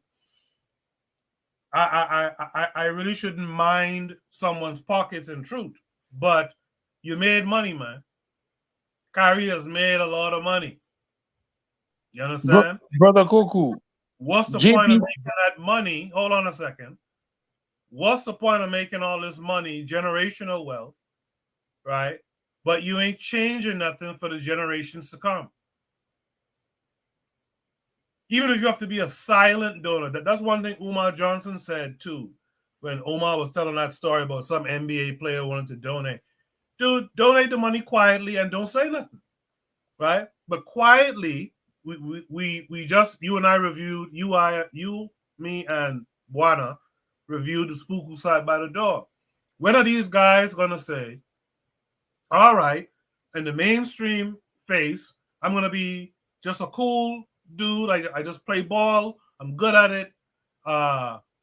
Whatever. But behind the scenes, when are these guys gonna start funding? Gonna start funding even a small economy or something where Black folks could latch onto and build something off of what they've gotten from these, these white folks, these Jews and whatnot. Like at some point, someone has to take that stance if you're serious about it. But if you're not serious about it, then don't be out here doing shit like talking about the earth is flat and Hebrews to Negroes and all this old shit. If you ain't gonna stand on it at the end of the day, like something, you have to change something. No, you're right. 100% right. I have to, say something about that. If they don't say what they're doing, if they do it anonymously, as they say, what will people say? That, oh, they're not doing anything for the Black community, they've just gone and left it. I would say that, yes, they should brag to all high heavens about what they're doing. They should go and say, yes, there was this Kenyan politician, and he always started his speeches with, I built, this school for the girls, I built these hospitals, I built this school for the boys, I'll build, all of that stuff. You should, brag about the good deeds that you're doing. If you are doing those good deeds, and you should bring people up and say, yes, he did this for us and so on. He paid the school fees. He, sent us to school. He helped us. We should definitely be bragging about the good things we're doing, rather than what I see the rappers doing, about bragging about killing somebody, or banging, or whatever, whatever the lifestyle they're doing. But they keep, if they keep their good deeds hidden, then and nobody is going to know about it, and it's not going to foster the image that we should be doing something about it. Instead of talking about all these theories and what they believe, they should actually be promoting what they are doing. They should actually be saying, I did this, I opened an orphanage, rather than even Oprah going all the way to Africa. She should be showing her work where she lived. If she came from Chicago, go help those Chicagoans, those little girls who also went through the same thing that you went through, and show the fruit of your labor. Show that I did it, and so can you, and I'm helping other people do it. Not the same old, oh, I did it, you should be also able to do it, like that first guy that we were talking about on the second prompt, I can't remember. But just telling somebody, oh, I'm from the hood, I did it, you should too. No, you should just say, I did it, I showed other people how to do it, and then you show the people that you showed how to do it, and then they speak for themselves and said, yes, whoever, this basketball star showed us how to turn our talents into some kind of money, and he actually did something, instead of just bragging about all the money that they have, instead of showing not just how they did it, but who they did it to help. So I'm for bragging about doing good. Yeah, no, not that anonymous charity. Just go do it, and then brag about doing it. Well, yeah, I don't disagree with that. I actually agree. But if he wanted to go the anonymous route, but definitely do something with your people, right? You have the funds and the ability to connect people internationally and all this kind of stuff. Do that shit then. I think Bakari or someone want to speak. Go ahead. Yeah, you know what? But I know everybody focus on when he says something about the vaccine, right? And people think that's the only reason why they're messing with him and dogging him out in the NBA. Well, actually, during the pandemic, Kyrie Irving, he'll back down on what he say, but he was threatening not to play if players can't get ownership in the league. Yeah. See, people forget that he was doing that before the vaccine thing came out. He was threatening not to play, and his team didn't make the playoffs no way, but he was threatening not to play, that if they don't get ownership, players should have the right to get ownership. And to me, I said, we are over here in a foreign, and we're lost, and it's going to be hard to get ownership over here. And when the NBA did their, I'm going to say this, then I'm going to go with when the NBA did their, they were doing the roster talking about the best talent in the world, right? So when they came out, even the NBA admitted that the second best talent in the world was coming from the continent of Africa. And what I said at that point was, while he was arguing about talent, arguing about having ownership in the NBA, he allowed a great opportunity for ownership slip through his hands when they could have been in Africa. Then the next thing you know, in Africa, they come up with the NBA Africa. I don't know if they even put any money into it yet, but if we truly want ownership, my honest opinion, I think that's what we should have been doing. And I hear the mic. I agree with you, brother Bakari. I think that you know, look, if you're scared, as they say, go to church. Unfortunately, the truth of the matter is, and if you look at it, all of these tie in. So you got Leah Cohen going to Nigeria, trying to use money to create the next Kyries and the next Kanyes in Nigeria, so they can hopefully dictate the mood of people within Nigeria, and that's what we're seeing. Black celebrity has been selected by the wider power structures to represent black people. So typically, quite often, when they have conversations, like I just said, it's a fact. According to the Federal Reserve, 3 out of 4 black men in New York City is not employed, not because they don't want to work, not because they can't get work, they're just not being hired. So, when you get a black male celebrity, he's not going to speak on that. He's going to tell you, it's us hurting us and we poor, and he'll say nonsense.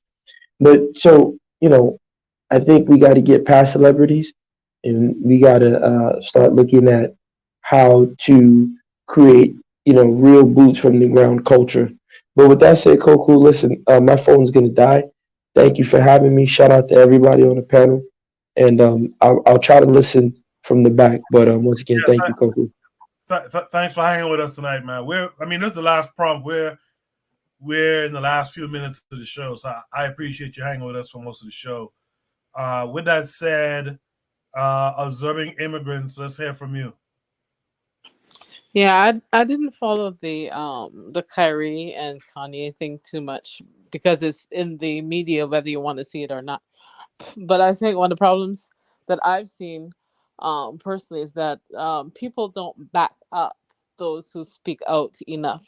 Like I think it was Erzuli that said that, nobody ever backs up, even when King was killed, or King and Malcolm X was killed. I think half America should have burned at that time, but the people don't stand up. It's like every time a person stands up and says anything, other black people just run like roaches to get away from that person because they don't want to be associated with whatever that person says. Even if they agree, sometimes we just take a more cowardly stance and don't support those openly that say controversial things that we know to be true. But again, as the Erzoli said, Kyrie Irving didn't say anything. He just posted a link, and he's getting all that flack for that. But you've got Europeans out here doing all kinds of questionable things, and they don't get half the flack. And I think one of the problems that I see personally, again, is that Black America will openly condemn each other on a trigger. Like they don't even have to do much, and everybody will just start negatively. People will condemn each other. Like Black people in America condemn each other in a heartbeat, as if you're doing it for the white man. Like the white man can't even get enough out of his mouth before we condemn each other. And sometimes we just need to be silent on some things. To be fair, though, I think Kyrie had a large number of the grassroots supporting him. what the enemy tends to do, they tend to bring out your peers, people Like on your Candy. level who have your visibility. So they'll bring out Shaq, they'll bring out Jalen Rose, they'll bring out Stephen A. Smith, just loud and stupid. They'll bring those people out to kind of browbeat you in the public. But if you look at just on social media alone, if you look at the sentiments, or if you talk to any black folks around you, most black people kind of stood with Kyrie. Because again, as I said on, I think it was the forecast chat recently, we see this shit. We know what y'all do. We see what you're doing. Everyone sees it and they knows it. You know what I mean? But the masses, the regular everyday person, doesn't get his or her voice heard over Shaq, over Stephen A. Smith, right? So it looks like Kyrie is by himself. But I kind of think they do in social media. If you look at like Twitter and stuff, people are letting their voices be heard. So maybe they're not talking loud and hard enough.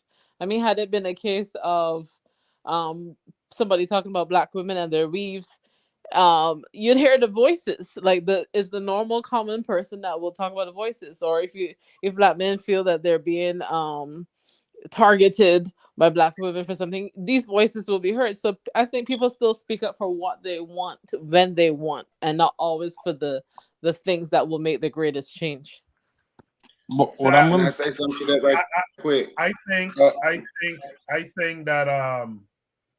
I think people have fooled themselves to think social media is real media. Social media can give you a pulse for what's going on, but that media doesn't get out in the way that more traditional media gets out and really controls narratives, really changes mindsets, right? Social media is kind of like me, D-Web, Oni, Lero, a couple of people who are in the same kind of ecosystem.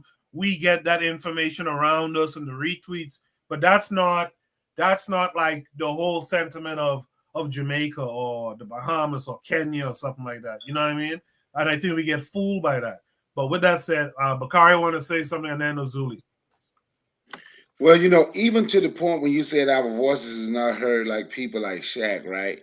We do know. I'm gonna give old boy his props.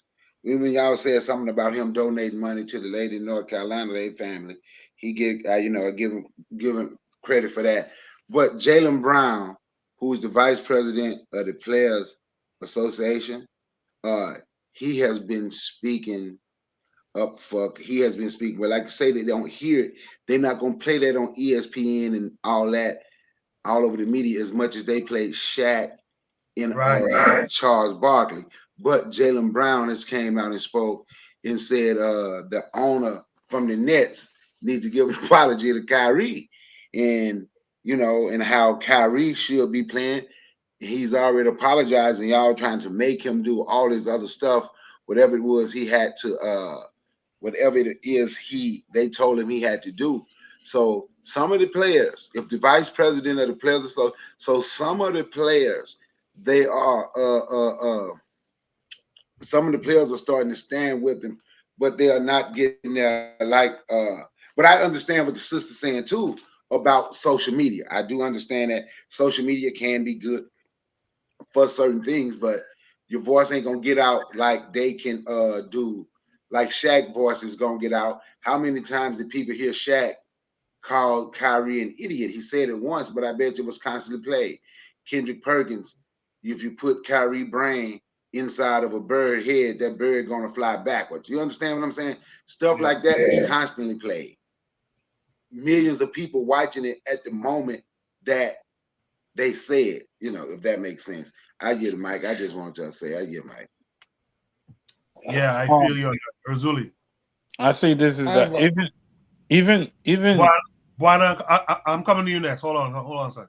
I'm gonna say even if what's his name Brown said anything, you the vice president of the Players Association, you could call a freaking news, whatever they call, have the president. Y'all could have a what is it called? A symposium. A symposium, yeah. Y'all could have that, have all the medias come out there and show in support of Kyrie Irving. But what I'm saying is, we watch that NBA. Stop watching the NBA. Stop buying Nike. Or y'all drop Nike. Y'all dropping Nike. Y'all dropping Kyrie. We're not buying anything no more. But yeah, nobody wants to do that, and they know this. Somebody told me, somebody who you know too, as well as he told me this week that he can't drop Nike. He said Nike is in his DNA. And I looked at him like, damn, that's sad. That, like even Kanye, yo, you know what? Adidas dropped Kanye, but he's still using his, these people, you got to give them their. So what I'm saying is that we can, Jaylen Brown, I believe all this shit is control opposition. Because he didn't come out and have a meeting outside of the commissioner's office and say, we're not doing this. He didn't tell everybody to stay home. We're not playing if Kyrie's not playing. Erzuli, you know what I thought you were about to say? Because I listened to Bakari say that. One of the things I took from the Jaylen Brown thing, number one, Jaylen Brown wasn't directly, what's the word I'm trying to find? Someone's mic is on making noise. Jaylen Brown wasn't concise and very articulate. He was it seemed like he was trying to not be too direct about it and try to evade some of it. And I thought that was kind of a poor showing. Side note, I believe the other guy, I can't remember what his position is now, but CJ McCollum. If y'all familiar with CJ McCollum, he can articulate that shit and break it down properly. But they haven't asked CJ McCollum anything about this stuff. They know what they're doing. It's control opposition. Chris Brown is the president of the National Basketball Association. National Basketball Players Association. And he ain't say shit. All of this is control opposition. Now, Chris Paul didn't say anything. Jaylen Brown, the vice president. Wait, Chris Paul, the singer, the guy who sings? I mean, Chris Paul. Somebody else. Oh, okay. Sorry. Well, yeah. Yeah, I have Juana, a go question ahead. for Brother Bakari. Yeah, I have a question for Brother Bakari.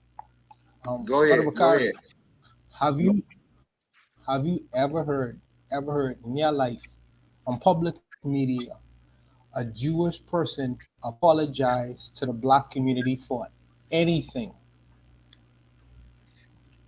Nope. Okay, so the second question I have is, have they done anything to the black community to apologize for, you would say? Yes, yeah, they ain't done a whole lot. How far we need to go back? Okay, good. That's good. So and this is the reason why I say you can leave Marcus Garvey alone. The problem I have with Kyrie Irving is Kyrie Irving is playing he's playing a position outside of his lane. Kyrie Irving don't understand what his position is. Kyrie Irving is the bag. He is the bag. He is not a political commentator. He's not a political analyst. Absolutely. He's the bag. And he may understand certain grade, but that is not for him.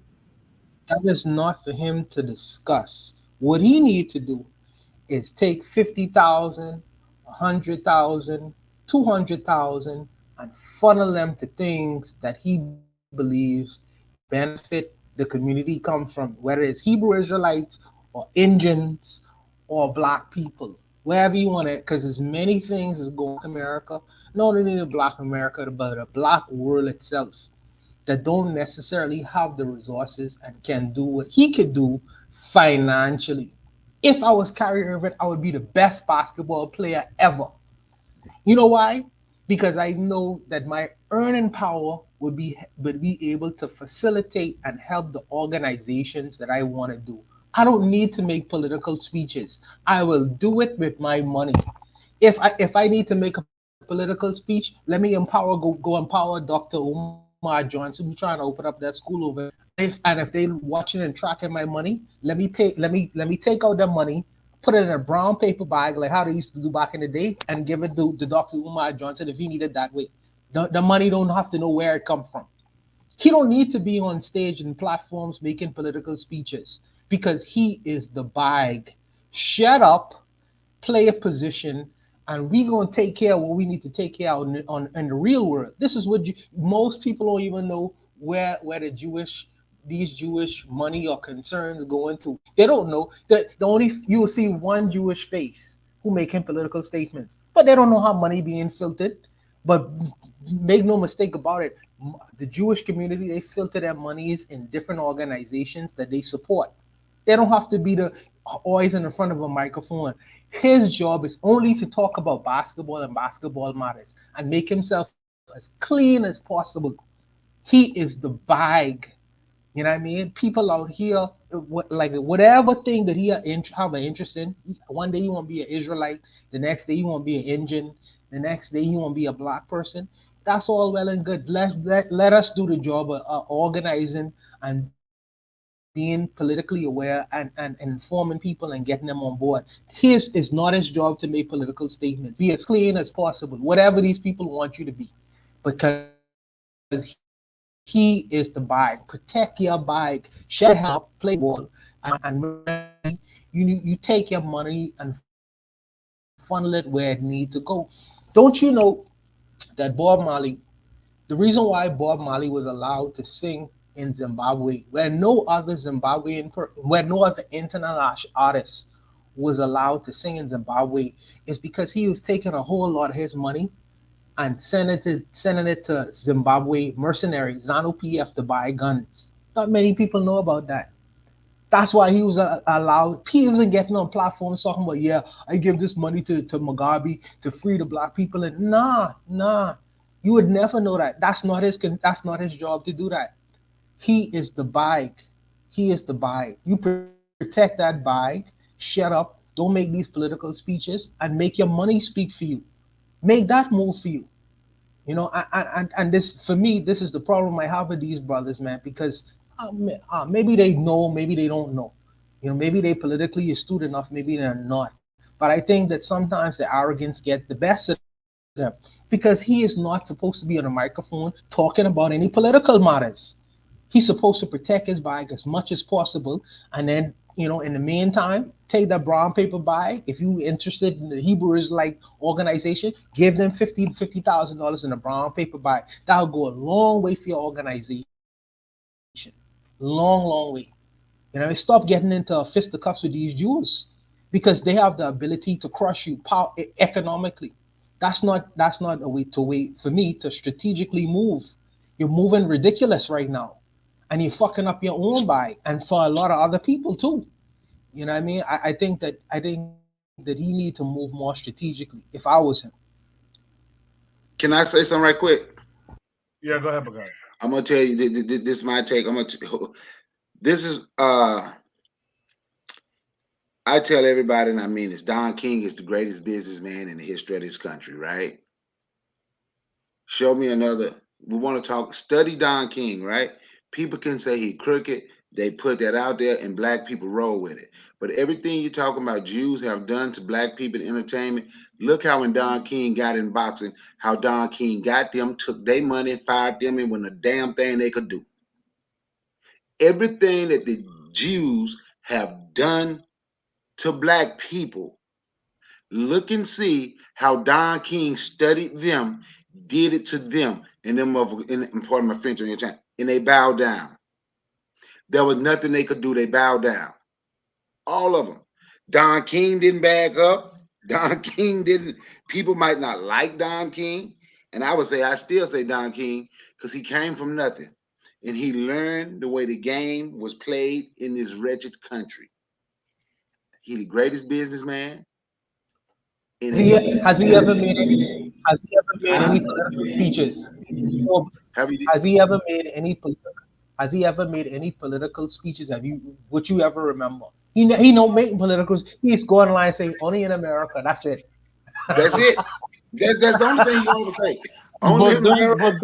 But Don King don't care about none of that. Don King rap black people too. Donkey's a piece of shit, bro. Okay, good. I'm glad you said that. So I'm gonna say this again, right? Because obviously there's a lot of people that say that, and I always defend Don King because I studied Don King more than other people, right? And I studied Don King because of what people were saying about him. Larry Holmes say Don King was a wretched of a human being, right? That's what he said. And when you study, when Larry Holmes was talking, Larry Holmes said what he did was he learned the game from Don King. So what Floyd Mayweather did and started saying he was his own boss and all that, Larry Holmes did it first. And he did it with he did it, and he said once he did that, every dime he ever, when he signed his contract, this how much money I want. He said he never signed, after he got out of his contract, he never signed another long-term contract with Don King. He was world champ. So he said when he do $10 million, he said what people started doing, they started trying to count Don King money. He said he knew what he was worth. If he asked for 10 million, he got 10 million and then learn and then concern himself with what Don King made. He said Don King showed him. He said after all his earnings in boxing, he ended up with $50 million. He said Don King showed him how to turn that $50 million into $350 million. Larry Holmes owned 2 banks in Eastern Pennsylvania. He owned Burger Kings. He owned McDonald's. He owned damn near the little small city of about 50,000 people. He owned almost everything. And he said if it wasn't for Don King, he wouldn't have known how to do it. I'm not saying Don King is just this. I'm talking about Don King became a great businessman because he learned how business was done in this country. And what he did was people complaining about Jews. And I said Don King did not bow down to Jews. Don King made them bow down to him when he took control of the boxing industry. When he took control of promotion, it was Don King, it was the country boys, and the reason they didn't have 100% control is because Elijah Muhammad and the Nation of Islam chose not to do it unless Don King could get all of his fighters to be a Muslim. And another thing too is Don King did something that was monumental. Not only did he wrestle the boxing industry away from the Jews, he wrestled it away from the mob too. That's a monumental task to do, bro. Yo, You know stop that. How did he wrestle the shit from the mob? Don King had guns? I'm explaining it. Let me explain it. Because let me After he explained it to Zuli, I'm gonna explain it because I'm gonna go. He gets so emotional. But what I'm saying is because the black boxers wanted to fight for Don King, the best of them. and you say, did he have guns? I don't know how many guns Don King had, but when I just mentioned the country boys, right? I'm gonna show y'all something. Y'all watched that movie Ali, right? Yes. And you remember the lady Jada Pinkett when she played his wife, right? Yes. Okay, yes. Jada Pinkett was a daughter to the leader of the country boys. So let me explain who the country boys were. The country boys were some gangsters from Mississippi, but they lived in Chicago, and all the country boys hung together. Mississippi ran Chicago, Arkansas ran Detroit, Tennessee ran Missouri, then you had Louisiana, and all of them were together. They were the country boys. So I said to say this, right? So they didn't show the whole reason she got divorced. Now I'm getting this from a guy who was a captain in the Nation of Islam at the time about what they did.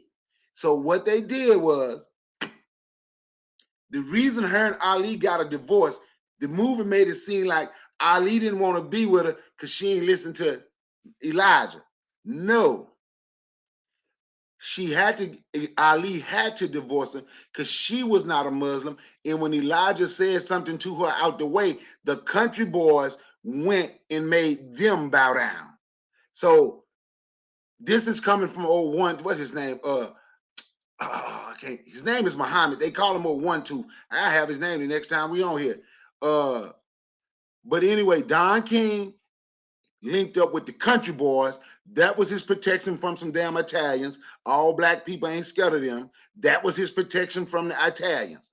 And that's another way all the black fighters wanted to fight for Don King, and black gangsters was his protection from white gangsters.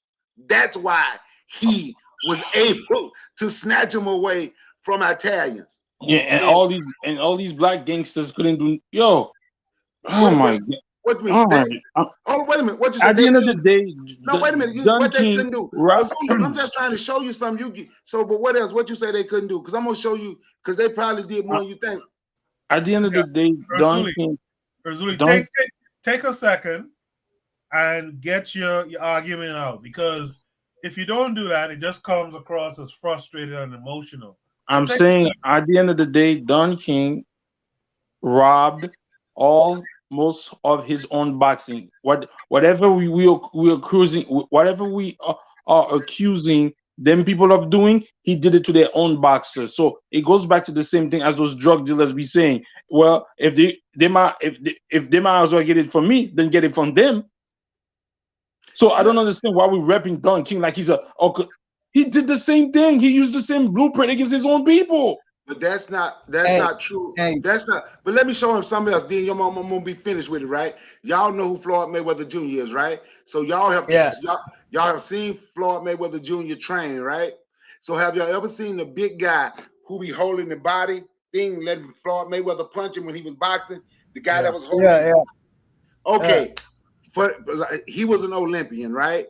His boxing career didn't go the way he thought it was gonna go. He was a Don King fighter. Because see, this is the part of Don King people don't talk about. It was him, and I'll find this interview for you too, Azuli.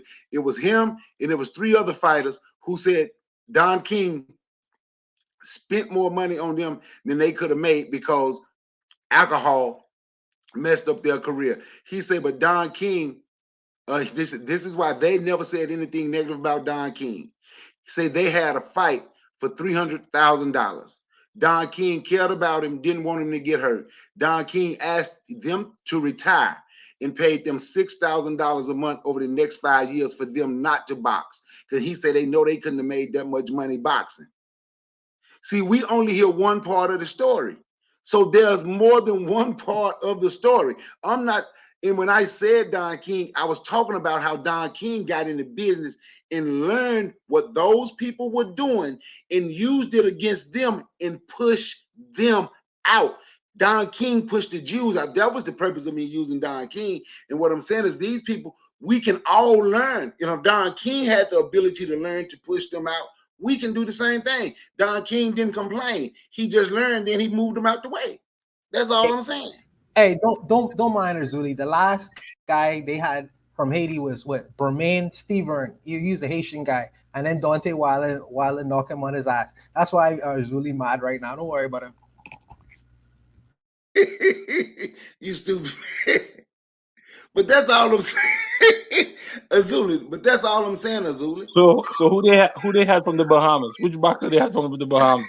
Hey, we had Kimbo Slice though. Kimbo Slice was a great fighter though. Kimbo Slice never got into a ring. What are you talking about? Kimbo's. We had what's the man? The Tank. I forget the Tank name. I forget his name now. You had Kimbo Slice. Kimbo Slice didn't even rep the Bahamas. Stop it. Kimbo. If you watch Kimbo Slice fights, he always used to rep the Bahamas with the Bahamas. Yeah, and he ugly as hell. So that he represents all the men from the Bahamas. But your guy ended up on his ass when Dante Wilder had that 1-2 punch, and he only went the first round. Kimbo Slice lost mad matches too. You lose some, you win some. So stop it. Y'all crazy, man. Oh. But guys, that Haitian guy was a disgrace though. When I saw that fight, that was a disgrace. Yo, I can't believe he walked in with the Haitian flag. I was, oh my god, this guy is this. Oh my god. But he beat some good fighters before he lost to Deontay Wilder. Deontay Wilder just got some power that's just unrealistic. He fought people that were supposed to have power, like the big Mexican guy from LA. I can't think of his name, right? I cannot think of his name. Yeah, and Stavern beat him twice. The second time knocked him out. Severn beat some. He beat some pretty decent fighters. He just No, couldn't beat. he was a good fighter. He was a good fighter. He was a He good just fighter. couldn't I'm beat just Deontay Wilder. There's nothing wrong with shit. Look out, man. There's nothing wrong with that. Deontay Wilder may not have the greatest boxing skills, but he had a right hand. He got a right hand out of this world. Bakari, what you got going on later today? I'm gonna do my minding our black business. I got a couple more things I should get that I want to put on this video. Because locally, I believe business and voting locally can go together. And I just want to show, I have 3 other businesses. I have 4 of them, but I want to get like all of them. Like they voted in this black mayor in this little city that I'm in. And what he did was the little buildings is owned by the little city. And he gave people, if you open your business in my city, you can have rent free in these buildings for 2.5 years. And, and you'll be amazed that I'm telling you, this brother has done some good work voting locally, and you should see the amount of black businesses. Matter of fact, damn near all the businesses, all of the new businesses, except one in where he is in that area is all black. Black people jumped on that so quick. 2.5 years, no rent, boom. And it's based on like what the mayor is based on what this mayor has done, right? Is he perfect? No, but I can show the good things that he have. I can show the good things that he did just with business and how he has helped some black businesses. So that's what I'm going to talk. Of course, I'm going to do my black business. I got some, having businesses I want to show. I want to do my accounting, but he wasn't in his office today. Maybe he'll be there Monday. So I don't know if I'm going to do a couple. I don't know, but I am doing my show tomorrow. I want to have all of them. I don't know how to do everything, have them in a compilation with my music playing in the background. I'm trying to figure all that nonsense, but I don't know how to do it. So all right. We'll be tuning in. Erzuliism, what day you want to do this live stream? I mean, we could do it Wednesday because I know Thursday is the holiday and most people are busy. Or if you wanted to go to Friday. No, let's do it Wednesday. Let me ask you one question. I'm sorry. I want one question when Azuli finished, Koku. One question for you. Okay. Yeah, we could do Wednesday. We could do Wednesday. Wednesday is good. So. All right, Wednesday it is. Yeah, we'll do that. All right. All right. Bakari, go ahead. Are y'all talking about doing like the preview, the movie, Black Panther? Yeah. You know what? I want to do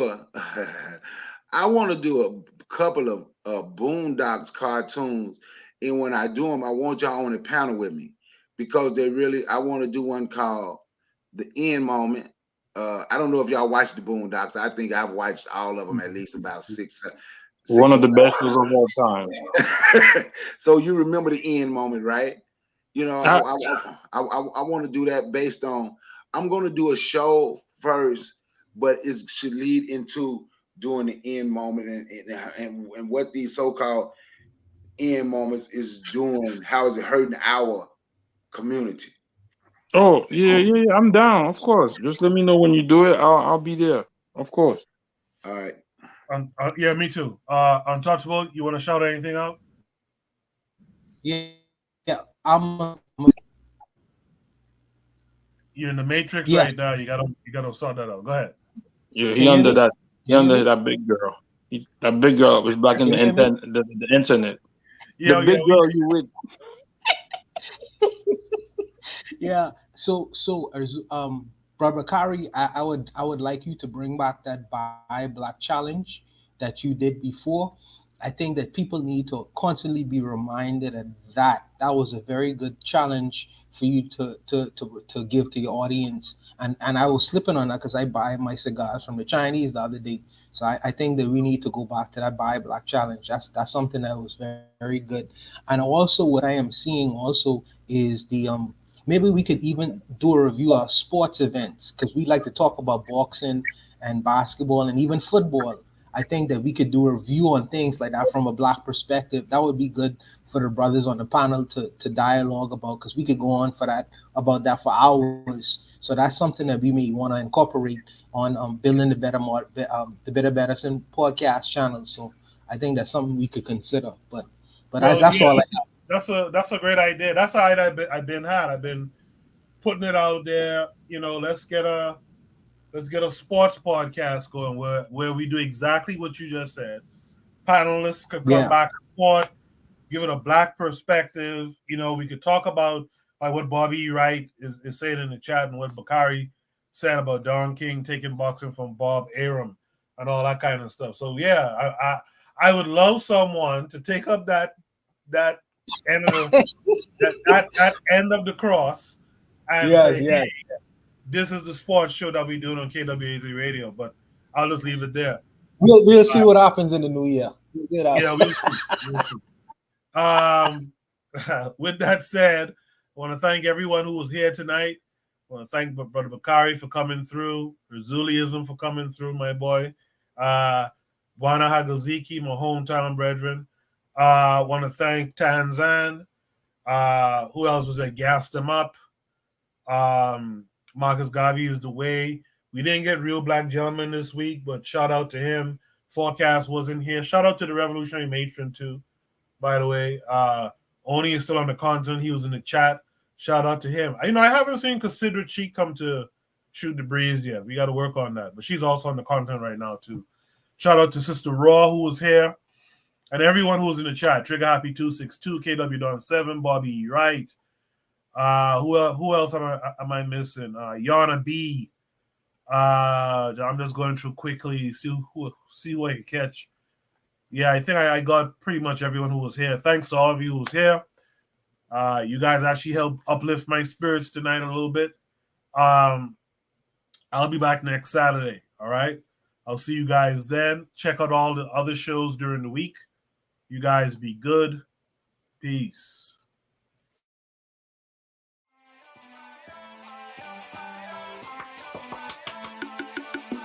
Thanks for listening to the Bitter Medicine Podcast with your host, Koku.